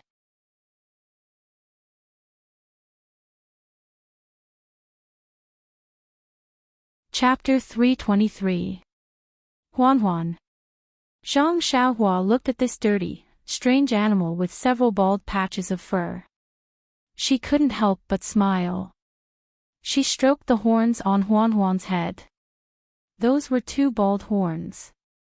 Ji Xiaohua saw that Zhang Xiaohua didn't dislike Huan and became happier. Zhang Xiaohua was about to ask him, but Old Man Hao said, "Xiaohua, you accompany the young master. I'll take Huan back." Xiaohua smiled and said, "The young master said he wanted to go to my house. Let's go together." Then she turned to Zhang Xiaohua and said, "Young master, put your sack on the firewood. Huan is very strong. She can carry it." Hearing this, Zhang Xiaohua's heart moved. She didn't show anything strange on her face. She reached out to pick up the sack from the ground and put it on Huan's back. Sure enough, the animal didn't seem to feel anything. As the 3 walked, Ji Xiaohua told Zhang Xiaohua about Huan. It turned out that Huan didn't belong to Old Man Hao. Last year, when Xiaohua went to the mountain forest outside the city to collect firewood, she picked it up from a ravine. When Ji Xiaohua met Huan, the horns on Huan's head had been cut off. There were also a few arrows on its body, leaving a lot of blood. It didn't look like it would live. Ji Xiaohua happened to have some wound medicine with her. She applied it on Huan and brought it back little by little from the mountain forest. However, Ji Xiaohua and Madame Zhang weren't good at raising animals, so they handed it over to Old Man Hao. After treatment, it was finally saved. Ji Xiaohua named it Huan. Xiaohua's family didn't usually need this animal, so they left it with Old Man Hao. Every day, it would help Old Man Hao carry some things. During the busy farming season, it would also help other people in the fields. At this point, Xiaohua's heart also moved, and she said sincerely, "Young master, Huan is very good at carrying things, but I don't know if it's to your liking.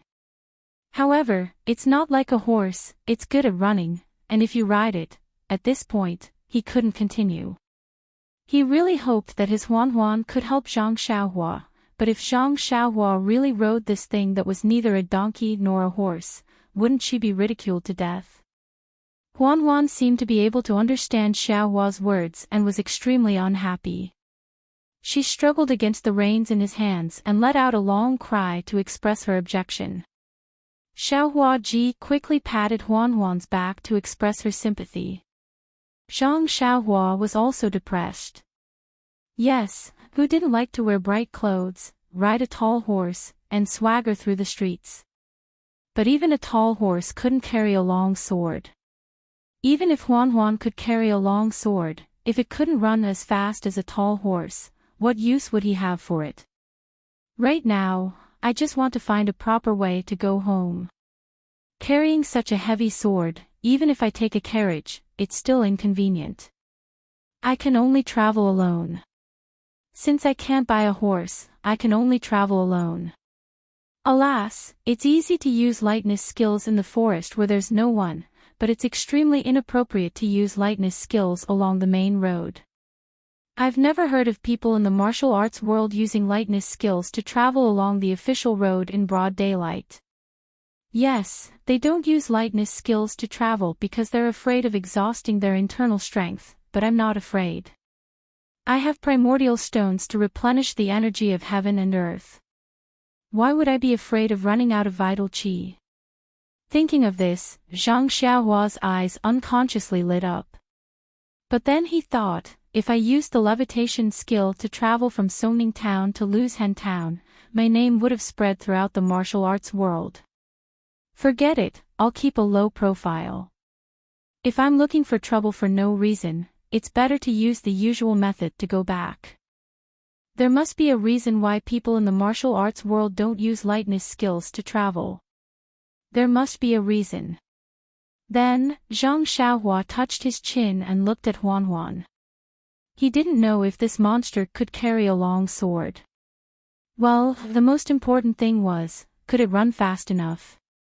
As for whether riding this monster was ugly or not, he threw that thought to the back of his mind.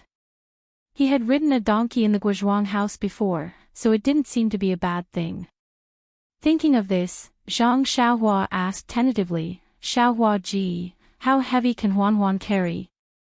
"Young master, you have to ask old man how about this. I've never used Huan Huan like this." Old man Hao, who was walking slowly in front, turned around and said, "Young master, I'm not boasting, but Huan Huan is really the best animal I've ever seen." The mule squeaked when it carried a little bit of firewood, but Huan Huan didn't respond at all. It's even good at plowing the fields. Not only can it walk steadily, but it also plows deeply. It often does the work of other cows for 2 days. Several farmers near the city want to buy it, but Xiaohua is unwilling to part with it. That's why I've been keeping it. After saying that, he sighed and said, "Actually, young master, to tell you the truth, how can this old man not know Xiaohua's thoughts? My house is so bare. If I have Huan Huan as my companion, it won't seem lonely. Moreover, I can use Huan Huan to carry firewood every day. When the farm is busy, Huan Huan can help me get some pocket money. If I sell Huan Huan, this old man's life will be more difficult." Xiaohua Ji blushed and said, "Old man Hao, I'm not so noble. When I saw Huan Huan plowing the fields, I wasn't in a good mood. I knew it didn't like plowing, so I didn't sell it. If it entered someone else's house, wouldn't it have to plow the fields every day?" Zhang Xiaohua smiled at the side and didn't say anything. The ugly Huan Huan seemed to like Zhang Xiaohua very much. As it walked, it rubbed against Zhang Xiaohua. It sniffed his body and snorted from time to time. After walking for a while, Zhang Xiaohua asked tentatively, "Xiaohua ji, you like Huan Huan so much. If I want it, are you willing to sell it to me?" Xiaohua ji stopped and slowed down. Looking at Zhang Xiaohua's seemingly serious expression, he panicked first. He lowered his head, looked at the ground, and then at the reins in his hand, and said, "Young master, you really want it, but Huan Huan can't run fast, but he was a little incoherent, but then he raised his head, and his eyes became firmer. He said, "Young master, if you really want to buy it, give me more money. Old man Hao relies on Huan Huan to live." It seemed that Xiaohua Ji really didn't want to part with this ugly animal. His words were a little incoherent, but his heart couldn't stand Zhang Xiaohua. At the last moment, he was a little ruthless and made a decision. However, ordinary people would think that the previous refusal was just for the sake of the final increase in the price. After all, this animal was his, and old man Hao was just raising it for him. However, from the short contact just half a day ago, Zhang Xiaohua knew that although the scabby child in front of him loved money, he wasn't greedy. The last sentence was indeed the main point of his words, but it was indeed his heartfelt words. He would indeed give most of the money he used to buy the animal to old man Hao. Therefore, Zhang Xiaohua asked again, "Xiaohua ji, but Huan Huan is yours. Why did you give the money to old man Hao?" Xiaohua Ji also asked strangely, "Young master, although Huan Huan is mine, I can't raise it. Old man Hao is helping me raise it. I have to give the money to old man Hao. What's so strange about this?" Zhang Xiaohua blinked, touched her nose, and thought, what a good child. Old man Hao, who was next to them, became vigilant and asked, "Young master, what do you want this animal for? Your family doesn't lack animals to farm, and you don't have to worry about the family's land. Why make the child unhappy?" Zhang Xiaohua quickly said, "Old man Hao, don't blame me. I was just joking with Xiaohua Ji. What I need is a fast horse. This ugly animal isn't a horse. What do I want it for? Don't you think so, Xiaohua Ji? Hearing this, Xiaohua Ji said embarrassedly, Young master, are you really joking with me? Seeing Zhang Xiaohua Ji nodding affirmatively, she was relieved and said with a smile, I really thought that young master liked Huan. Look at its rotten body. How can it be worthy of young master? While speaking, her eyes were a little absent-minded and flashed with guilt. She quickened her steps and led Huan forward. Not long after, the three of them arrived at the south of the city. Old Man Hao's house was close to the street, but it was also shabby. The inside was even dirtier and smelled very bad. It was even worse than Ji Xiaohua's house. Zhang Xiaohua didn't care. She stood at the door and took down the sack on Huan's back. When she wanted to help with the firewood, Xiaohua Ji wouldn't let her. She could only watch them, one old and one young, move the big bundle of firewood from Huan's back with difficulty. I don't know how Old Man Hao got the firewood on Huan's back outside the city. Zhang Xiaohua Ji sighed. When Ji Xiaohua Ji led Huan to the corner of the courtyard where flies were everywhere and the stench was endless, Huan wasn't as docile as usual. It stood on all fours like nails. No matter how hard Ji Xiaohua Ji tried, she couldn't move it at all. Later, Old Man Hao also joined in. The two of them tried together, but the odd beast only shook its head left and right. Its eyes stared at Zhang Xiaohua at the door and didn't move. Zhang Xiaohua also looked at it in surprise. Just now on the street, he read Huan's emotions. Perhaps it was just a momentary illusion. At this moment, the desire and unwillingness in Huan's eyes were reflected in Zhang Xiaohua's eyes. When Ji Xiaohua Ji saw this, she was so anxious that tears almost fell. Her small face flushed red. She mustered all her strength and pulled on Huan's reins, looking at Zhang Xiaohua Ji Hao uneasily from time to time. Sigh. Zhang Xiaohua Ji Hao sighed. He turned around, picked up the sack, and left the courtyard. After a while, the light in Huan's eyes disappeared. Her eyes dimmed again, and she closed them again, revealing a slight gap. She moved her feet slowly. Under Ji Xiaohua Ji Hao's command, she walked to the dark corner and stopped moving. She let the flies crawl all over her body. The donkey-like tail behind her was too lazy to move, let alone the swill in front of her that was already rotten. No matter what, she couldn't open her mouth. Ji Xiaohua Ji Hao clearly saw that in the corner of Huan's eyes, there was a sparkling and translucent teardrop.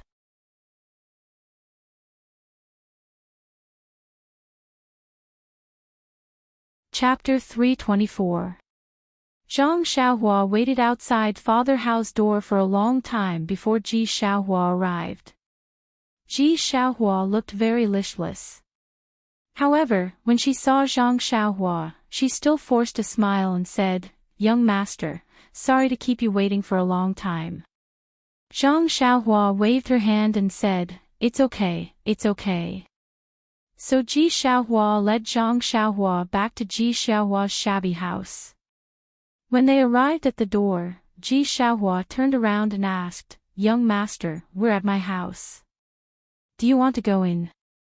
Zhang Xiaohua nodded and said with a smile, Yes, let's go in and talk. Ji Xiaohua was a little absent-minded. She pushed the door and went in without saying hello. Madame Zhang heard the movement inside and forced herself to be alert. She asked in a weak voice, Xiaohua is back. Ji Xiaohua was a little flustered and hurriedly responded, Mother, it's me. I'm back. Madame Zhang coughed for a while and scolded, You child, you didn't say anything when you entered the house. That young master has already left. Later, you and Mother will go to Father Hao and let him talk to you again. The young master only gave you 10 or so coins, which can't be compared to the long-term income of the tea shed. You'd better go to the owner of the tea shed and admit your mistake. You can be beaten and punished, and then boil water for him. That. Mother, the young master hasn't left yet. With that, Ji Xiaohua looked at Zhang Xiaohua apologetically and walked into the shabby house. What? He hasn't left yet, and you're back. Did you do something wrong again?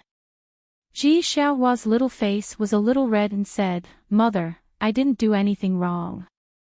The young master insisted on coming to our house. Hey, the young master is here again. Why didn't you say so earlier? Xiaohua, come and help mother up. When Zhang Xiaohua heard this, she wanted to stop him, but after thinking for a moment, she stood there with a smile and didn't move. At this time, she heard Ji Xiaohua's voice inside the room. Mother, why haven't you eaten the buns from this morning? It's already noon, you must be starving. I'll heat it up for you now. Then there was a burst of coughing, and then a gentle voice said, Xiaohua, you must be hungry. Go and heat up the buns. You can eat them. Enchanting just drank last night's corn. I'm not hungry at all. Mother, that rice stubble has been there for several days. It has a rancid smell. Didn't you say that you would throw it away today? That's why you didn't let me eat it. It's okay. Enchanting originally wanted to throw it away, but after smelling it, it was still edible. That's why I casually ate it. It can resist hunger and thirst. Xiaohua hasn't eaten buns for a long time, so eat a little more. Enchanting's body is the same, but you're different. You're growing. The mother and son's voices weren't loud, but Zhang Xiaohua heard everything clearly. She was moved, and carefully tasted the affection of licking her child. In this world, the mother's love for her son was really the same. She couldn't help but think of her distant mother. Inside the room, Xiaohua said again, Enchanting, try it. This is a snack from Tasting Tea Pavilion. The young master ate it at noon. I brought back the rest. Enchanting doesn't want to eat. You eat it. Enchanting ate it when she was young. It's a pity that you haven't eaten it yet. I ate at noon. Enchanting, the young master didn't eat a bite at noon. I ate it all. Enchanting, quickly eat a bite. After saying that, Xiaohua took out a piece from the neatly wrapped handkerchief and put it in front of her mother's mouth. Mrs. Zhang shook her head and said, Xiaohua, you eat it. Otherwise, you can eat it at night. Enchanting doesn't feel well and doesn't want to eat it. Xiaohua was a little angry, so she said, Enchanting, I know you can eat, but you want me to eat more. However, I'm already 9 years old.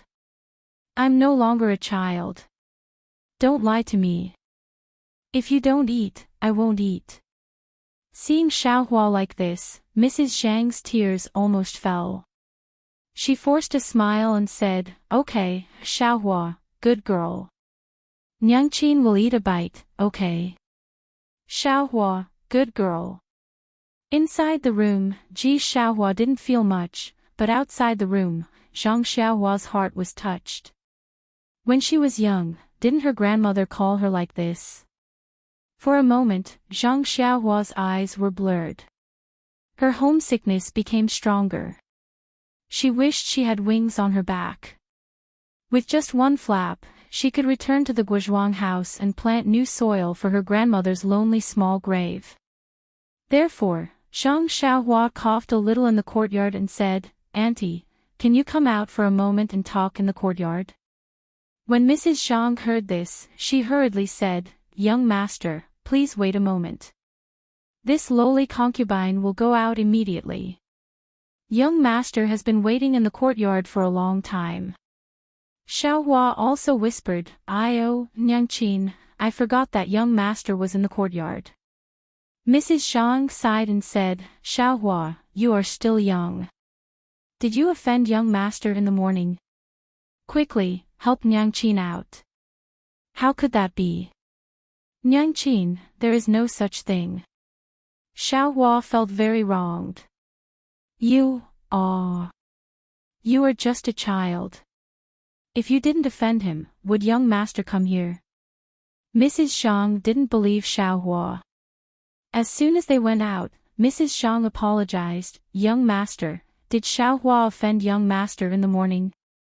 Or did she do something wrong? This lowly concubine will apologize on her behalf.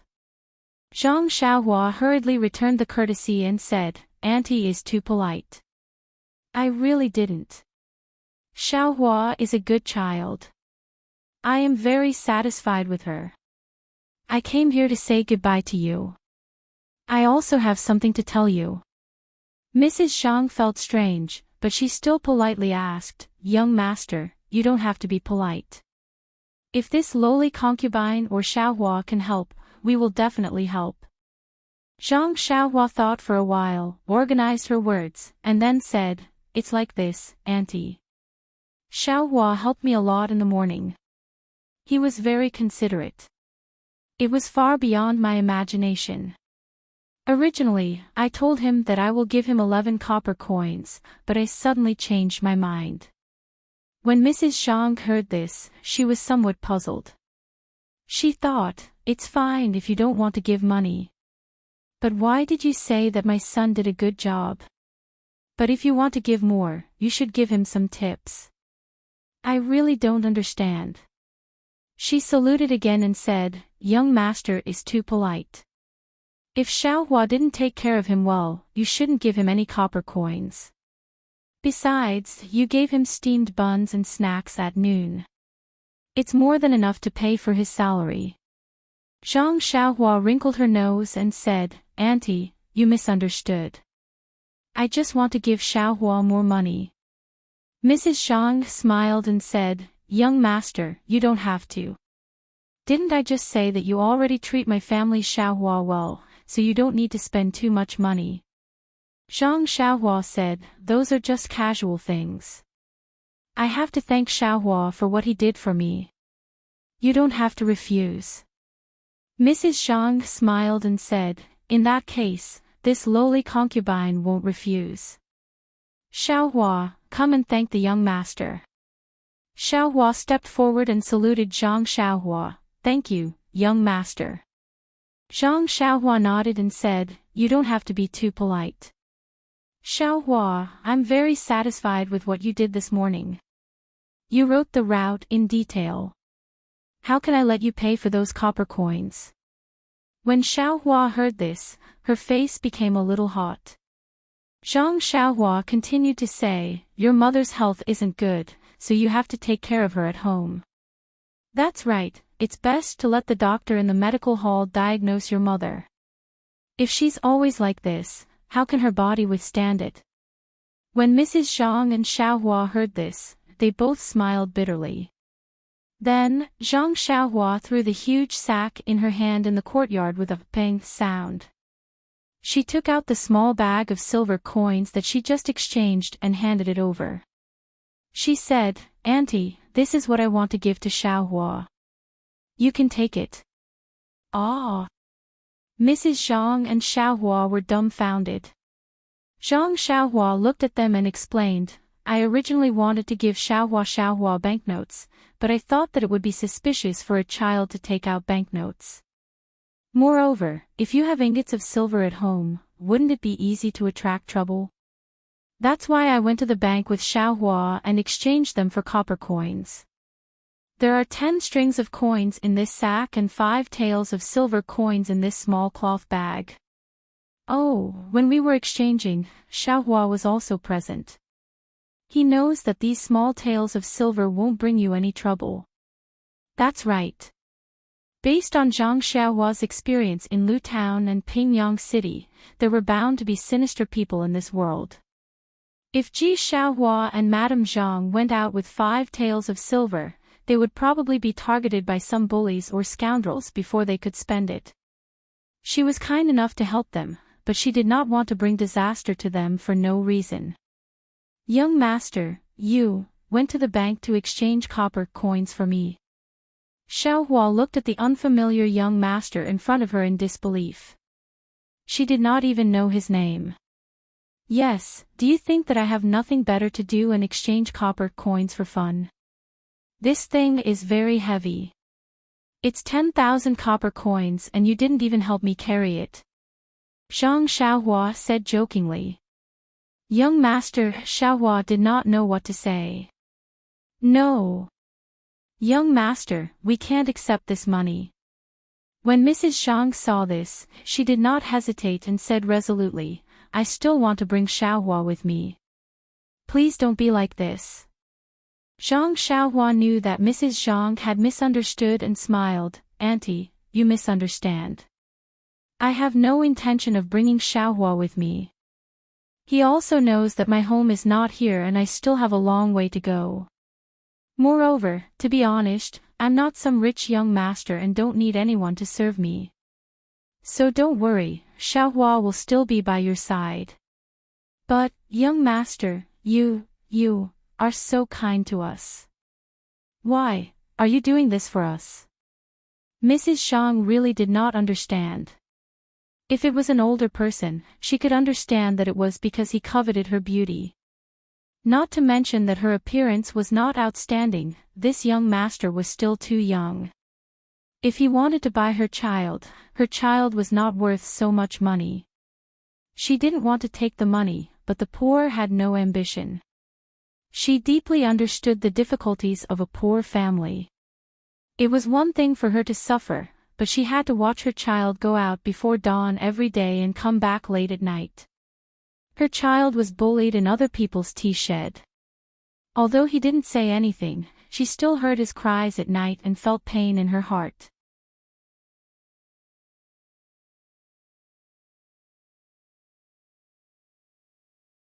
Chapter 325. But now, right in front of her, someone suddenly threw out so much money for no reason. He only said that he would give it to them without asking for anything in return. How could she refuse? In fact, even if this person had some ulterior motives, she would still consider it carefully. But the young man in front of her actually said that this was a free lunch. Madame Zhang felt like she was hit in the head by a pie in the sky. And she felt dizzy. She tried her best to stop coughing and stared straight at the young man who was taller than her by a head.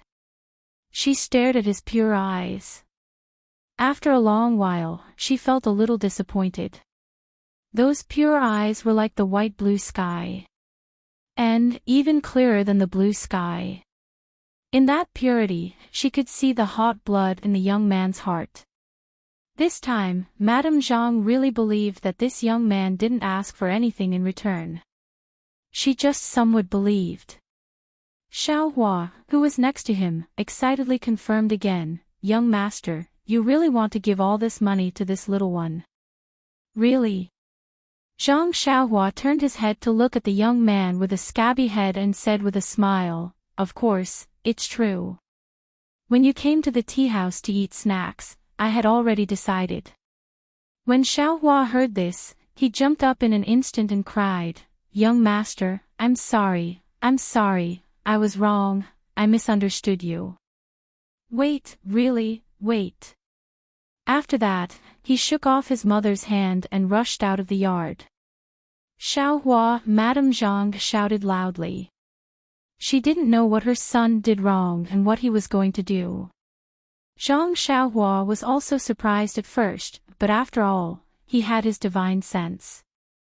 After a slight sweep, the corner of his mouth showed a trace of a smile. Seeing her son run out, Madame Zhang coughed for a while and asked, Young master, there is no free lunch in this world.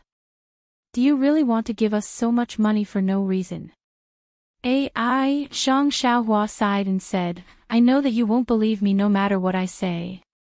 Even if it's me, if someone suddenly gives me so much money for no reason, I will also hesitate. Perhaps only a few years ago, when I still haven't walked out of the farmland, I will foolishly believe in such a good thing. Young master, why don't you tell me, maybe I will believe you. After thinking for a while, Zhang Xiaohua said, "Actually, it's very simple. I'm not the young master of a rich family like you think. I'm the same as you.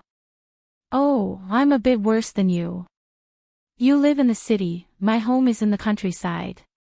As for me, I haven't seen my mother for several years.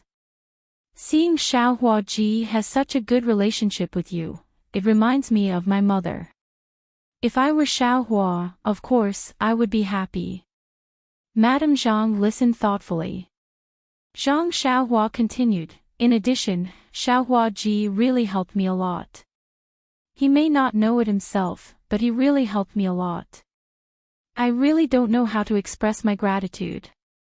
If I have any panacea, I will not hesitate to let you take it, but I don't. I only have some money, but I really don't dare to give you more money, so I can only give you this little.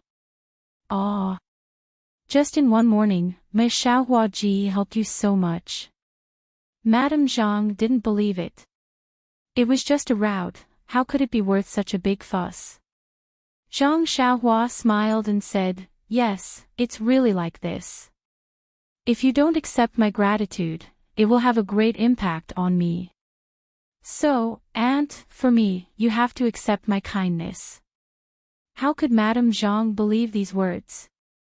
She only thought that Zhang Xiaohua was making excuses.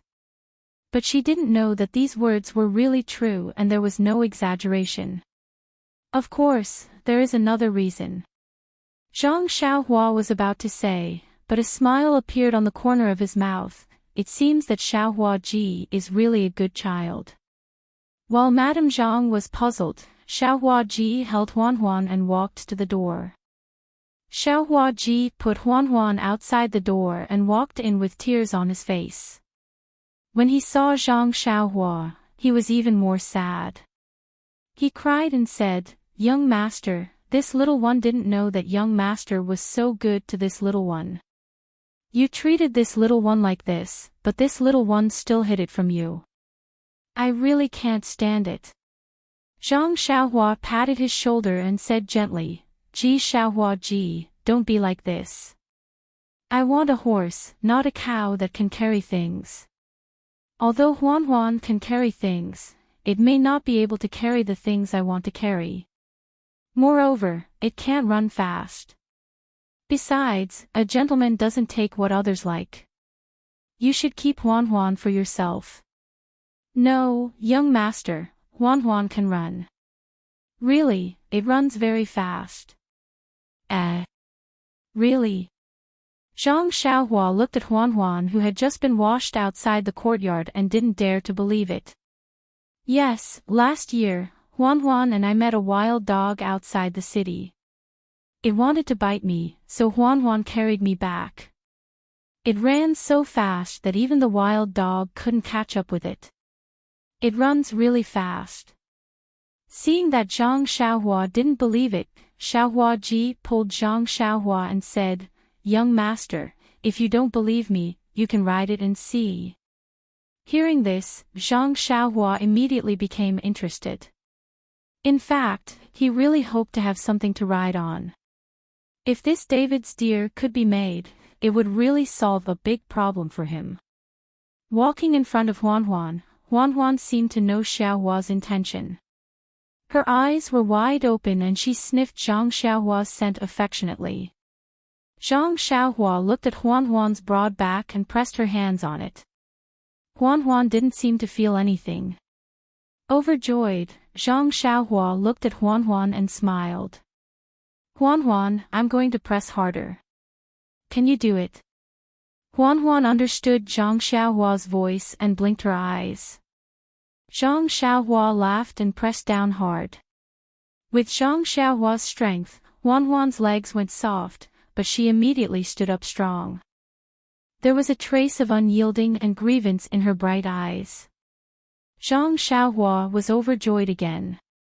He used a lot of strength this time.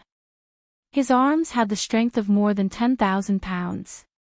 This was beyond Zhang Xiaohua's expectation.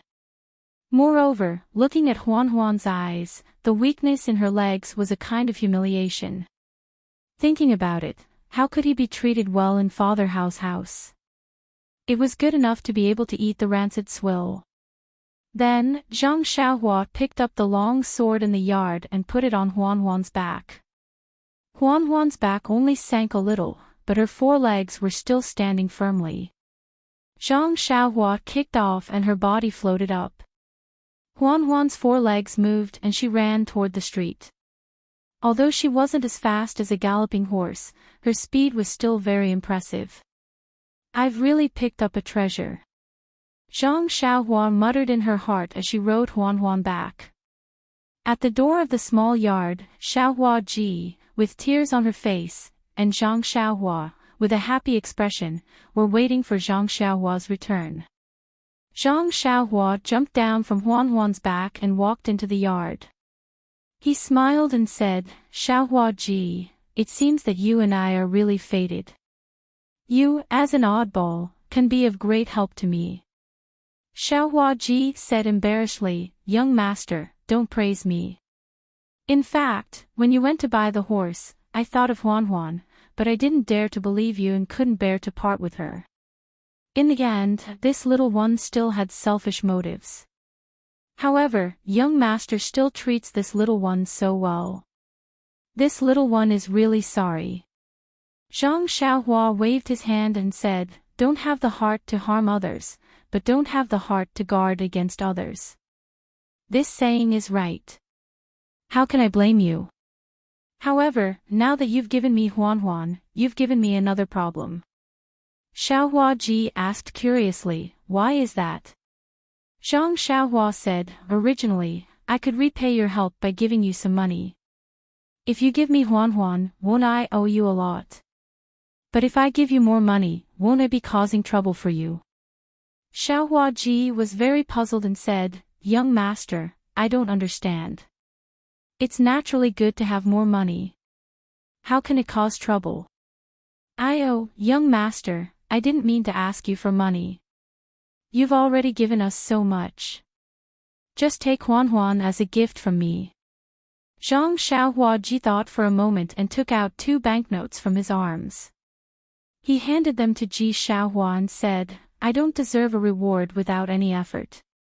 I'll use these banknotes to exchange for your Huanhuan. How could Ji Xiaohua Ji accept them? He repeatedly refused. Even Madame Zhang coughed and tried her best to stop him. Seeing this, Zhang Xiaohua Ji was moved. He took out a banknote and said, since it's like this, I won't give it to you. I'll trouble you to go to the ox and horse market with this banknote and help Father Hao buy a cow or a mule. Didn't you say that Father Hao needs Huanhuan to live? If I take Huanhuan away, how will Father Hao live? This. Xiaohua Ji was a little hesitant. At that time, he only felt guilty and didn't think too much. Now that Zhang Xiaohua Ji mentioned it, it was really a problem. However, he looked at the big sack on the ground and said, young master, didn't you already give so much money? It's enough to buy animals. Zhang Xiaohua Ji shook his head and said, that's for you. If you use these copper coins to buy a mule, you won't be able to carry it. You can find a place to put the copper coins and use them for daily use. I pawned these banknotes. You can directly buy a mule and say that you exchanged it with Huanhuan. I think there won't be any problems. Xiaohua Ji still looked at his mother, who was coughing non-stop. Madame Zhang sighed and said, young master gave too much. Zhang Xiaohua Ji said with a smile, if you don't accept the banknotes, I don't want Huanhuan. Seeing his mother's tacit agreement, Xiaohua Ji still raised his hand to take it. Then, Zhang Xiaohua Ji said, Auntie, is there a spare room in the house? Madame Zhang was stunned. She pointed to a shabby shed next to them and said, young master, is that okay? It's a stove used for cooking. Zhang Xiaohua Ji said with a smile, okay, wait a moment. After saying that, Zhang Xiaohua quickly walked into the courtyard, leaving Ji Xiaohua and his wife standing in the middle of the courtyard with a puzzled look on their faces.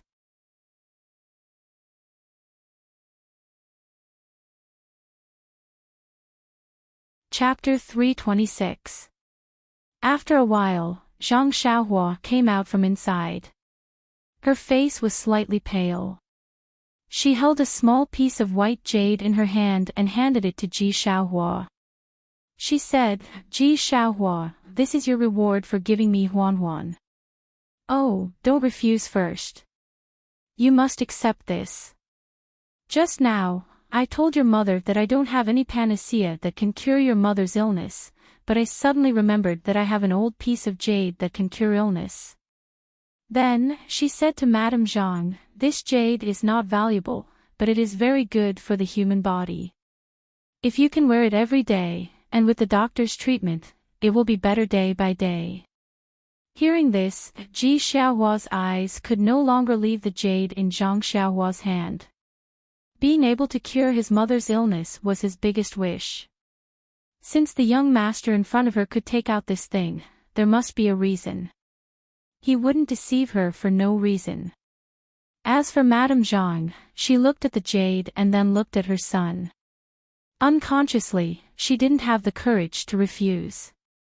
Seeing this, Zhang Xiaohua stuffed the jade into Ji Xiaohua's hand and said with a smile, "In that case, I won't stay any longer. I hope that auntie will recover soon." Then, she turned to leave. Madame Zhang shouted, "Young master, what is the reason that you didn't say just now?" Ji Xiaohua also shouted, "Yes, young master. People say that people don't wake up early if there is no benefit. This little one also doesn't have a beautiful older sister or younger sister. Why are you so good to me? Ha ha ha." Zhang Xiaohua laughed and floated up. Her figure flew over the low wall of Ji Xiaohua's house and landed on Huan's back outside the door. Zhang Xiaohua sat cross-legged and urged the four odd beasts. When Ji Xiaohua and her mother arrived at the door, they heard Zhang Xiaohua's voice from a distance. "The reason is very simple. Because I am also called Xiaohua. However, I am called Zhang Xiaohua." Seeing Zhang Xiaohua's figure gradually disappear, Ji Xiaohua's heart actually had a desire to chase after her. However, hearing her mother's heart-wrenching coughs, how could he take a step forward? It wasn't that he didn't think that Zhang Xiaohua was an unusual person. He knew that the long sword that was too heavy to lift was extraordinary. Now, he actually saw him fly over the wall like a bird. He knew that he was more magical than he thought. Pingyang City, Lu Town, Huanqi Manor, Zhang Xiaohua. Ji Xiaohua muttered and memorized the route map he gave Zhang Xiaohua in her mind. Then, she turned around and supported her mother. "Mother, you should go back to the house. The wind is strong outside."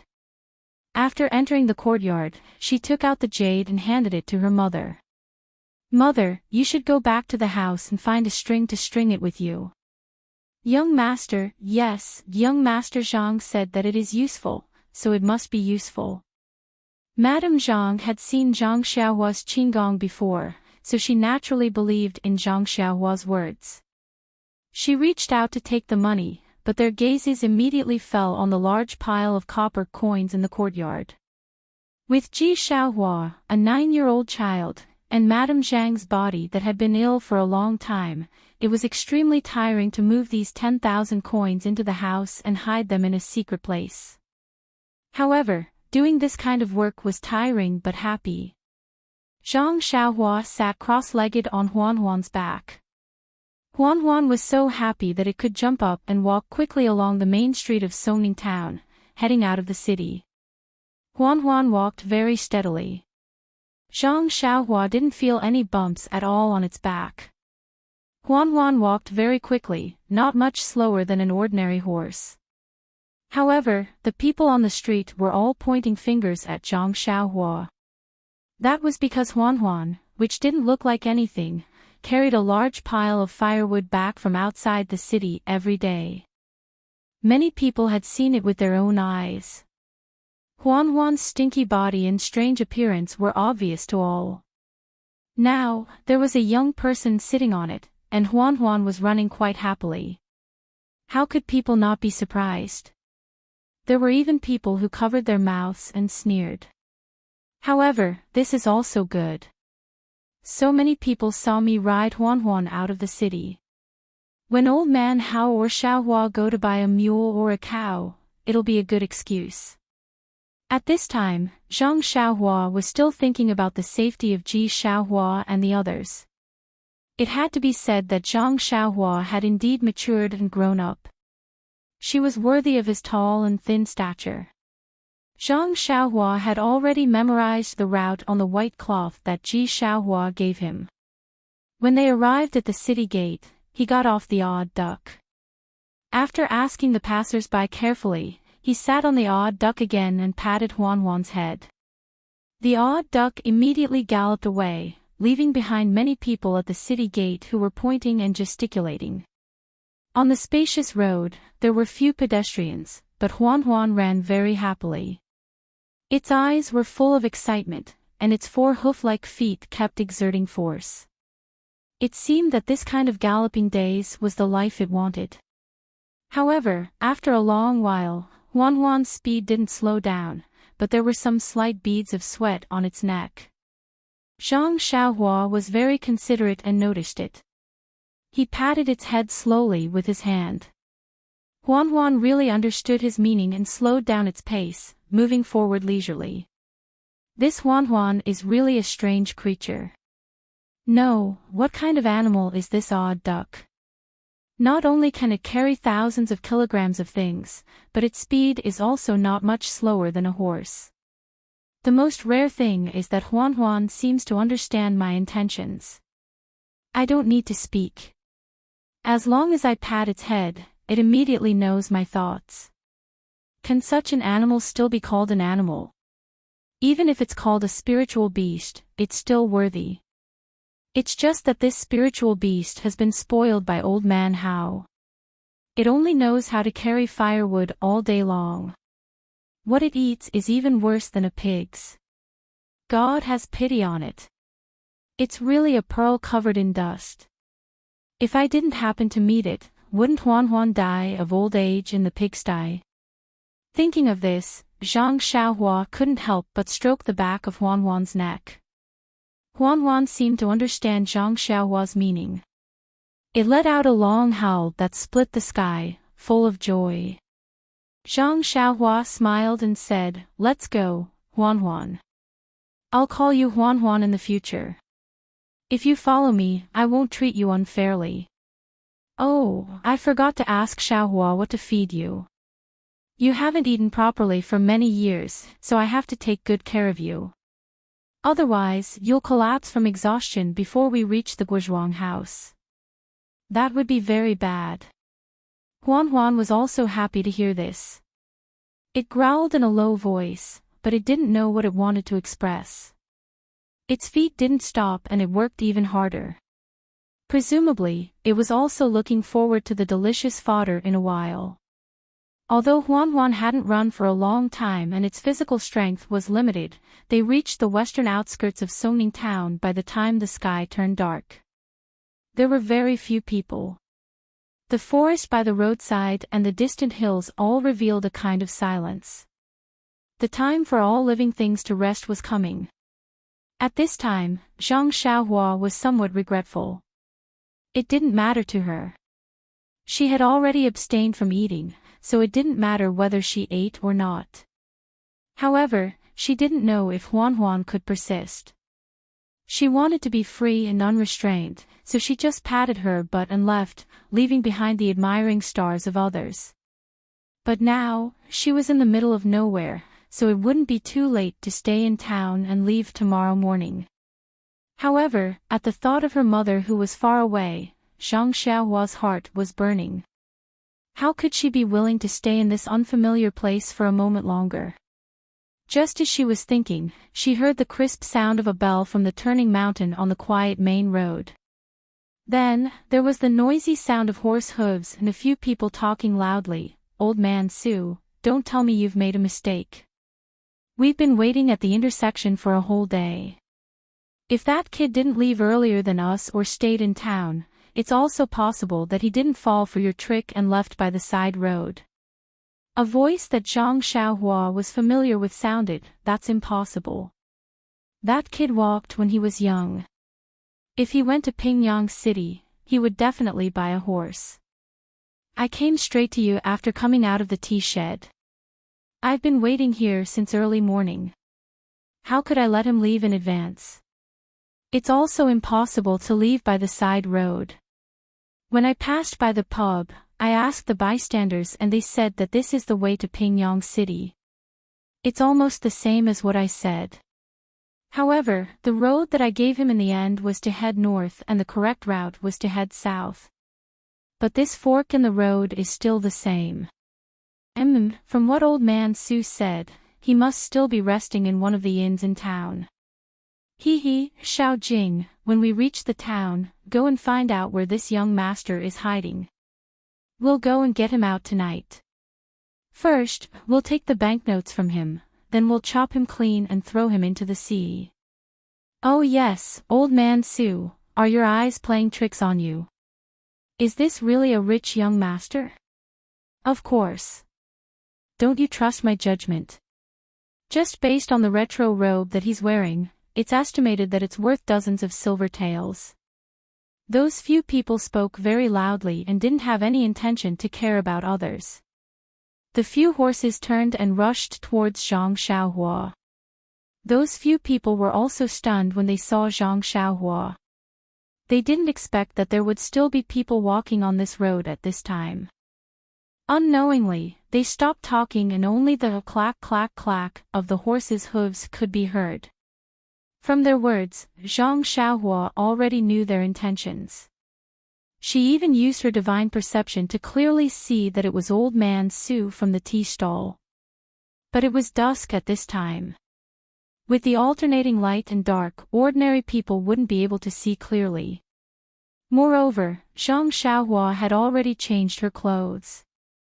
That old man Su was still thinking about Zhang Xiaohua's retro black robe and naturally didn't recognize him immediately. It was just that when they neared, someone couldn't help but ask in surprise, Isn't this old man Hao's broken donkey from the south of the city? Why is it being ridden out by this person? Can this donkey be ridden? It's usually used to carry firewood. At this time, old man Su also saw Zhang Xiaohua's mocking expression. He was stunned and thought in his heart, why does this young man look so familiar? Immediately, he laughed and said, "Ha ha ha, there's a road to heaven but you can't, there's no door to hell but you still bump into it. Brothers, this is the rich young man I was talking about." The leader of the villainous men also laughed and said, "No wonder, so he changed his clothes. He must have known that old man Su was lying." While they were talking, the other two had also surrounded Zhang Xiaohua from the side. Zhang Xiaohua was completely surrounded in the middle. Chidian Chinese website welcomes all readers to read. The latest, fastest, and hottest serial works are all at Chidian Originals. You're tuning into the LoveLore Library YouTube channel. We're so grateful for your support and don't forget to subscribe to join us on this incredible journey through captivating stories.